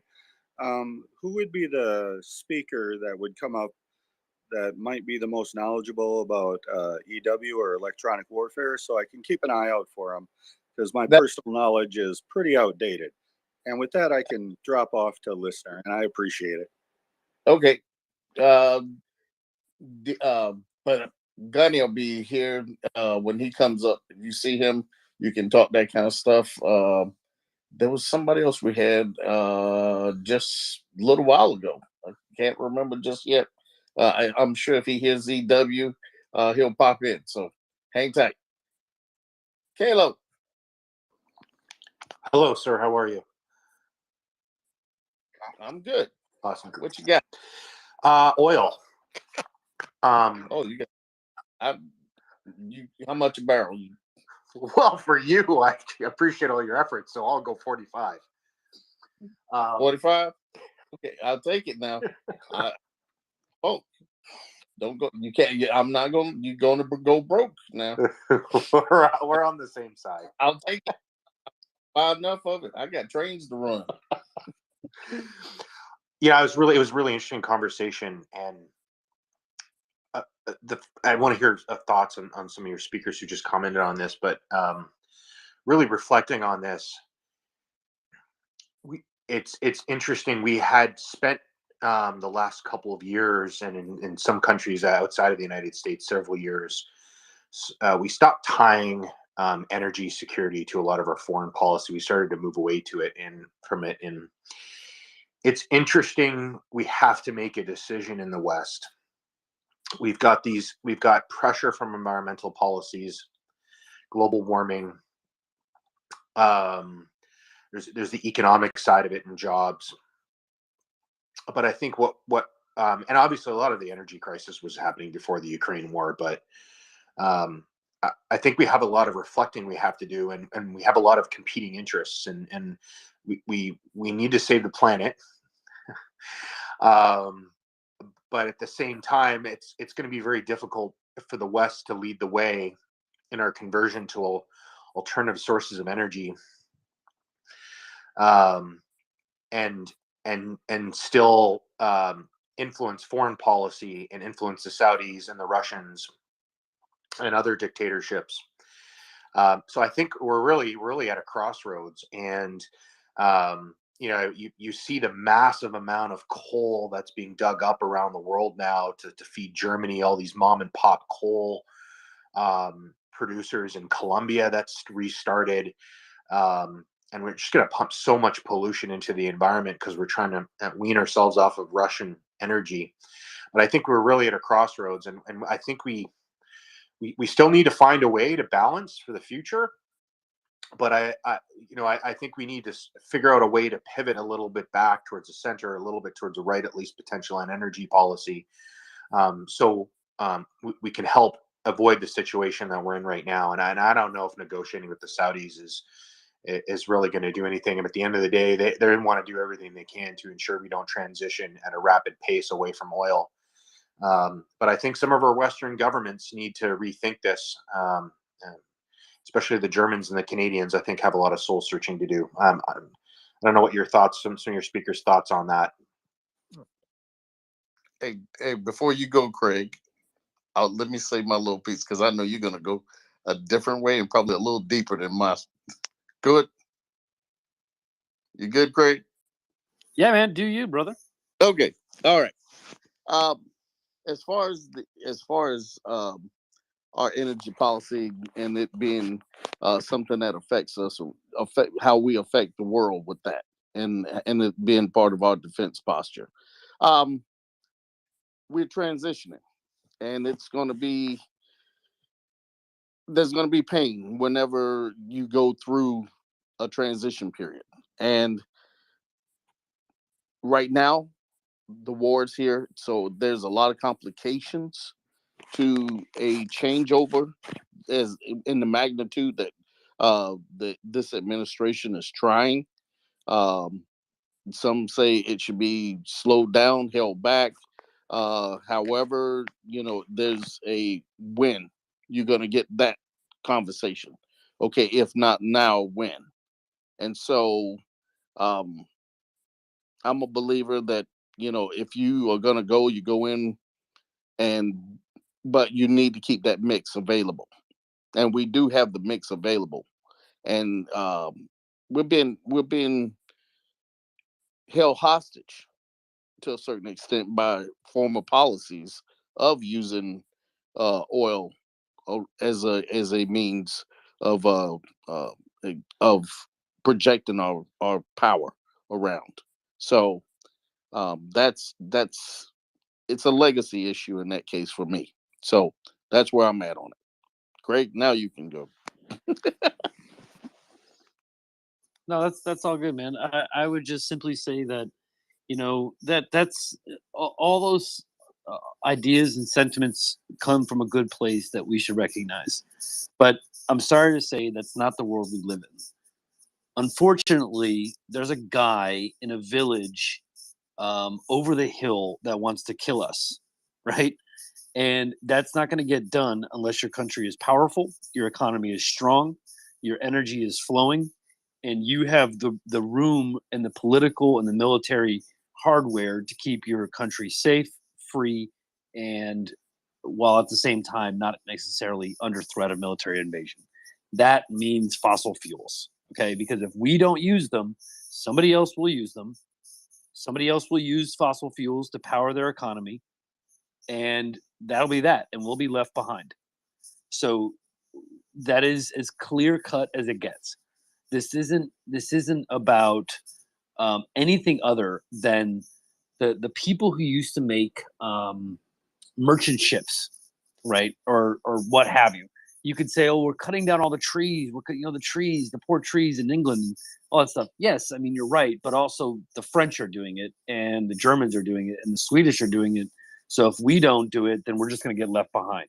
And we can talk about the greed of the ship makers and the lumber mills we talk about oil people, but it's a necessity. It's a reality of life that oil produces energy that allows us to sit on our phones, charge our phones whenever we want, power our economy, get our Amazon packages where they need to be at an affordable price, that we can all have our stuff, businesses can succeed, capital moves, capital grows, et cetera, et cetera, et cetera, right? And so while, again, those sentiments are good, we cannot transition, the United States that is, cannot transition to clean energy without an absolutely rock solid base of energy, call it independence, protection, importation, what have you, that has to exist as a bedrock to make sure that while we're transitioning, we're still at the maximum capacity that our economy could sustain relative to economic factors, right? And so while the transition is necessary, while it has to happen, everybody recognizes that, and not just for the environment, but for the practical reasons of using electricity and natural gas and other means of energy production is far more efficient, creates jobs, et cetera, et cetera. So I wouldn't argue that that policy was made because the United States understood our role in the world when we first made our deal with the Saudi Arabia. Don't forget what Saudi is, right? It's the House of Saud, right? It was the royal family that won the civil war in Saudi Arabia. We backed them, and in exchange, they gave us an energy source that powered our economy and still does to this day. Not a terribly bad deal if you look at the entire thing in aggregate. Yeah, no, I think that's a fair point. I think I should say so. So I'm not a progressive. So I was just here's the dichotomy. So the people typically that have the international policy that support Ukraine are the same people that are looking for rapid reform in our energy sector. And I don't know how we achieve where you want to go, and I'm with you for the most part, but I don't know how we can achieve what we need to achieve when the people who tend to be isolationist are the people who are driving energy independence. The people who have more internationalist in their approach want to be good global citizens, which I think is a right thing to do anyway, and are looking to reform. So I just don't, and I'm trying not to criticize politicians by saying, I'm trying to get that. I got in trouble the other night by bringing up a political topic, but I'm with you on what you're saying. I just think we're in a really difficult situation because the politicians, most of them who are aggressively supporting Ukraine, don't seem willing to sacrifice the environment. And in reality, that's what you and I are both saying. We need to sacrifice the environment and let the planet warm. And maybe letting the planet warm is the thing we need to do to support Ukraine. Well, I would just say just one thing. If we're going to talk about global warming, then you also have to admit, those that study it, that greenhouse gases and emissions, those were 50% lower than were predicted by climatologists. And their ozone, I'm not going to get too scientific here. You can just Google it.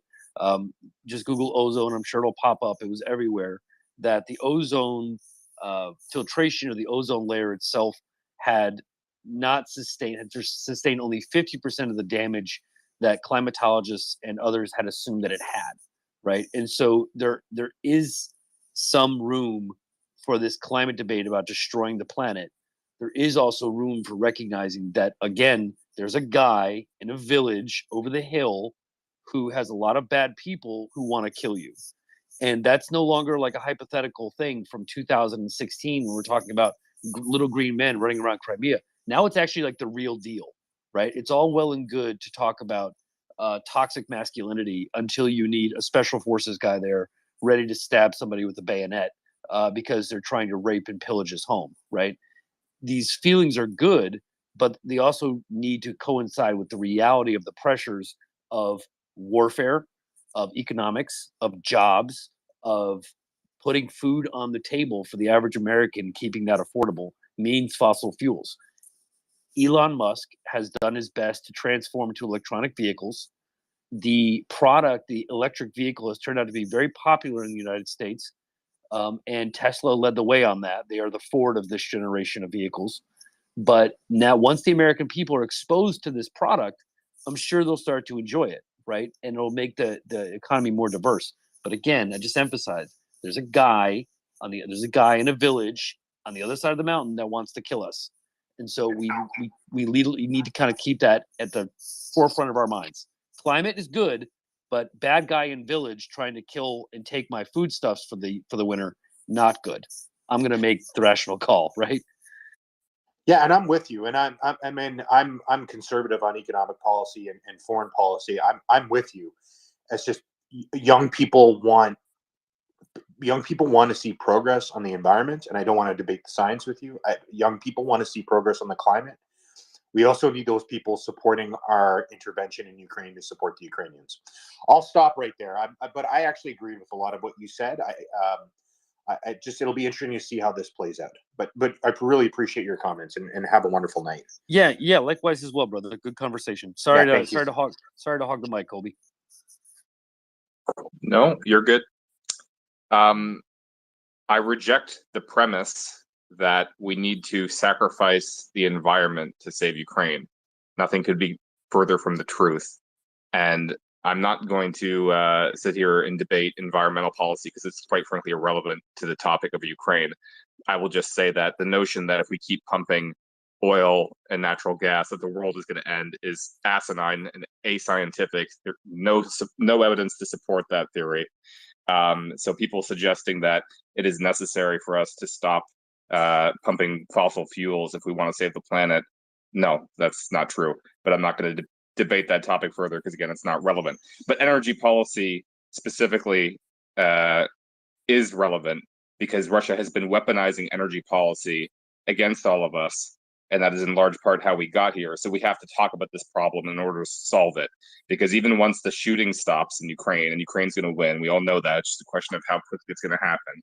Once the shooting stops, Russia is still going to have the ability, and other countries are still going to have the ability to weaponize energy policy against us.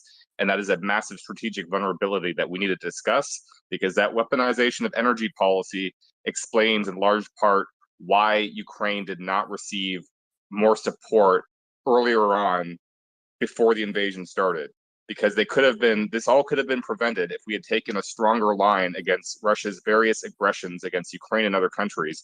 But they didn't, because Russia had successfully wielded energy policy as a weapon against us and against Europe specifically. So we have to understand that problem and come up with a solution. And the solution is that we need to stop being dependent on Russia or any other unreliable authoritarian regime for our energy needs. Because the fact of the matter is, we still need oil and natural gas. Europe is heated by natural gas. We still need oil for our cars. Electric cars are great. I don't have a problem with electric cars, but they're still pretty expensive. They're really, for the most part, a luxury for the wealthy. And we're still, a little bit of ways away to where those are going to be able to replace gas-powered vehicles. And you ultimately still need something to power the grid. So what's going to power the grid? Because it's not solar and it's not wind. Like, anybody who studies this knows that these sources are not reliable for baseline grid production. So there's going to need to be other sources of energy that we're currently using. And Putin knows this, and that's why he's wielded energy policy so effectively. And part of that strategy, that weaponization of energy policy, was also Russia utilizing the Russian state and the security services and their campaign of asymmetric warfare against us to fund groups that were trying to funding environmental groups in the West. This is well documented that this is part of Russia's weaponization of energy policy against us. These are all problems that we have to come to terms with.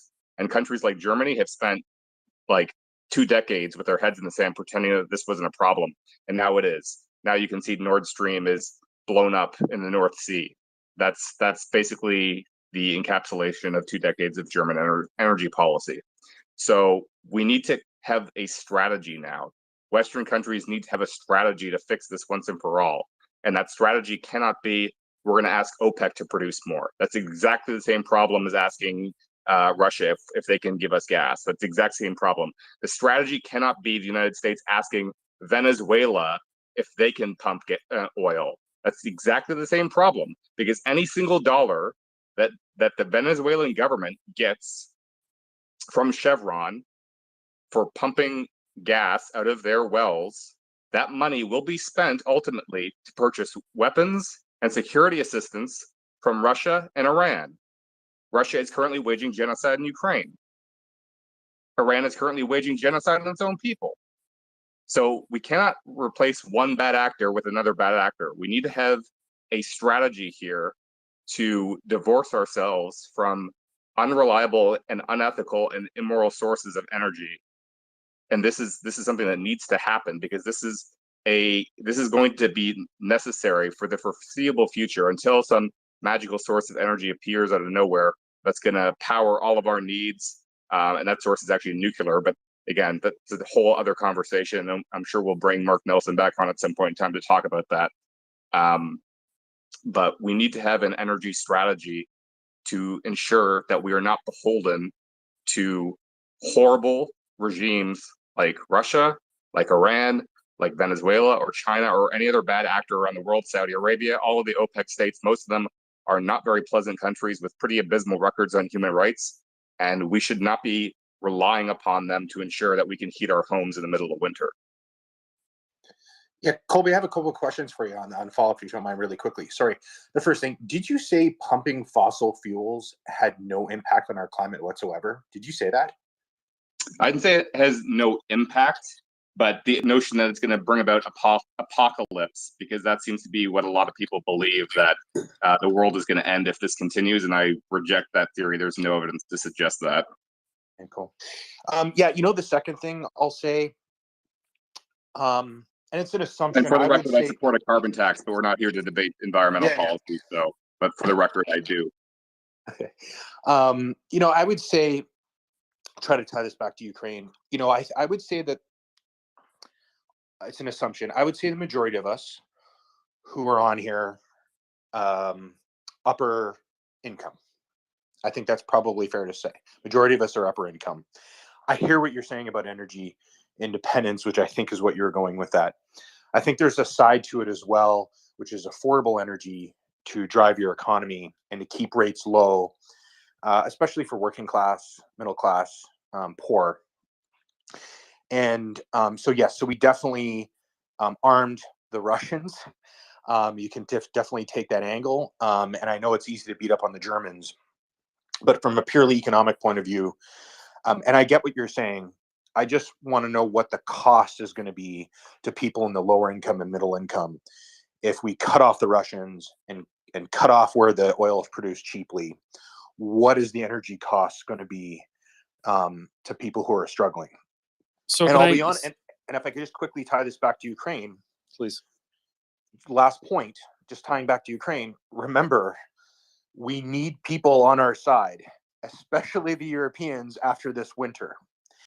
And I honestly, even when this war is over and the Ukrainians win, we still need to find a way to get Russian oil to the Europeans and Russian gas to the Europeans.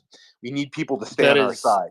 So, yeah, let me just emphasize something really quickly. That is not going to be the case, right? So, yes, Russian oil is still flowing through underground pipelines. That is true, right? What's the alternative to that? Germany freezes and the economy collapses. It sucks. It's reality. Just got to live with it. Okay. So we just got to kind of put on our respective big girl pants and just say, okay, great. That's the way it is. Now let's figure out a solution. Okay. the issue, and I know language is here, so to Colby's point, I don't want to start a debate here, but where this is important for Ukraine is that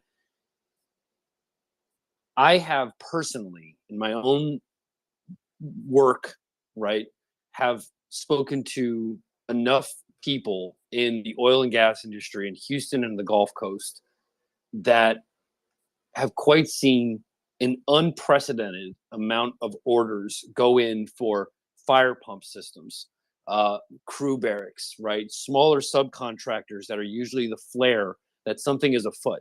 I have a manufacturer in Houston right now that needs to produce 4 times the amount of machinery needed to produce on a standard year. Their orders shot through the roof. And when I sat down with their CEO, excuse me, with the president, not the CEO, when I sat down with the president, he goes, this is only happening because of what Russia did. This is the only reason we're sitting here right now, is because of what Russia did. The United States has undertaken, at least the private industry has realized that Russia has lost one critical thing here, and that's market share. And so this goes to Colby's point, where I'm trying to kind of reinforce that people are at this. We are trying to figure out a solution to this. And the United States has undertaken, its companies have undertaken an enormous amount of capital to be invested in the Gulf to get oil and natural gas out of there to replace Russian oil and natural gas to send to Europe. This wasn't needed before because Russian oil was on the market, but now you've severed essentially a supply base off, so you need to make up for it. You make up for that by increasing production. These are international water rigs.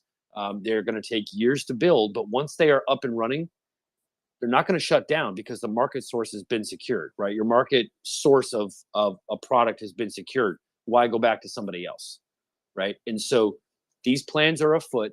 These things are in motion. These orders came down sometime in the middle of August was when these orders started coming down, and people actually had to start to figure out, how am I going to increase my manufacturing base by 4 times because of all these orders that are just flooding the market in Houston, New Orleans, Baton Rouge, Mobile. The list just goes on and on. And so take comfort in the idea that, to Colby's point about going hat in hand, I think that once Russia did this, the United States and the rest of the world more or less mentally crossed the Rubicon and said, you know what, we're done with this thing. We're shutting it down. We're going to start pumping in the Gulf Coast. We're going to start incentivizing it, and we're going to start really cranking this stuff out. Now, granted, it's not going to be as much as Russia, but it's better than nothing. But there's a massive undertaking to get that underway, the likes of which probably hasn't been seen in about 20 years. No, I appreciate that very much. Yeah, I appreciate that response very much. We'll see who's in political power in the future in their environmental policy. Yeah, I mean, good discussion, guys. I guess just to bring it home real quick, and I'll turn it over to languages. I mean, if we want to, first off, I'm not like a complete greenie, but I compost. I care about my waste. I'm a relatively environmentally conscious person in my daily life. If you want to think about like what's happening in Ukraine right now, Russia is engineering an ecological catastrophe there, right? I mean, the Azov Sea is openly. There might be an actual ecological collapse there. If you look at the fauna of Ukraine, they're currently being, wiped out by Russian landmines and other weapons of Russian terror. Russia is shooting missiles into industrial facilities, leaking unstable, industrial liquids, and I can't describe to you the level of ecological damage that Russia is causing by invading Ukraine. I think everyone here knows this, but I just want to say I understand everyone that there's like this bigger global issue, but like if we want to save if we can just protect this one little corner of the environment, what's happening there is the Azov Sea might be literally wiped out by this. I mean, this is really, really bad for the environment of Ukraine. And anyway, but I think it was a great discussion, right? I think we got to have discussions like this sometimes, and people might have different opinions. That's okay. We're all here to talk about it. With that, I will turn it over to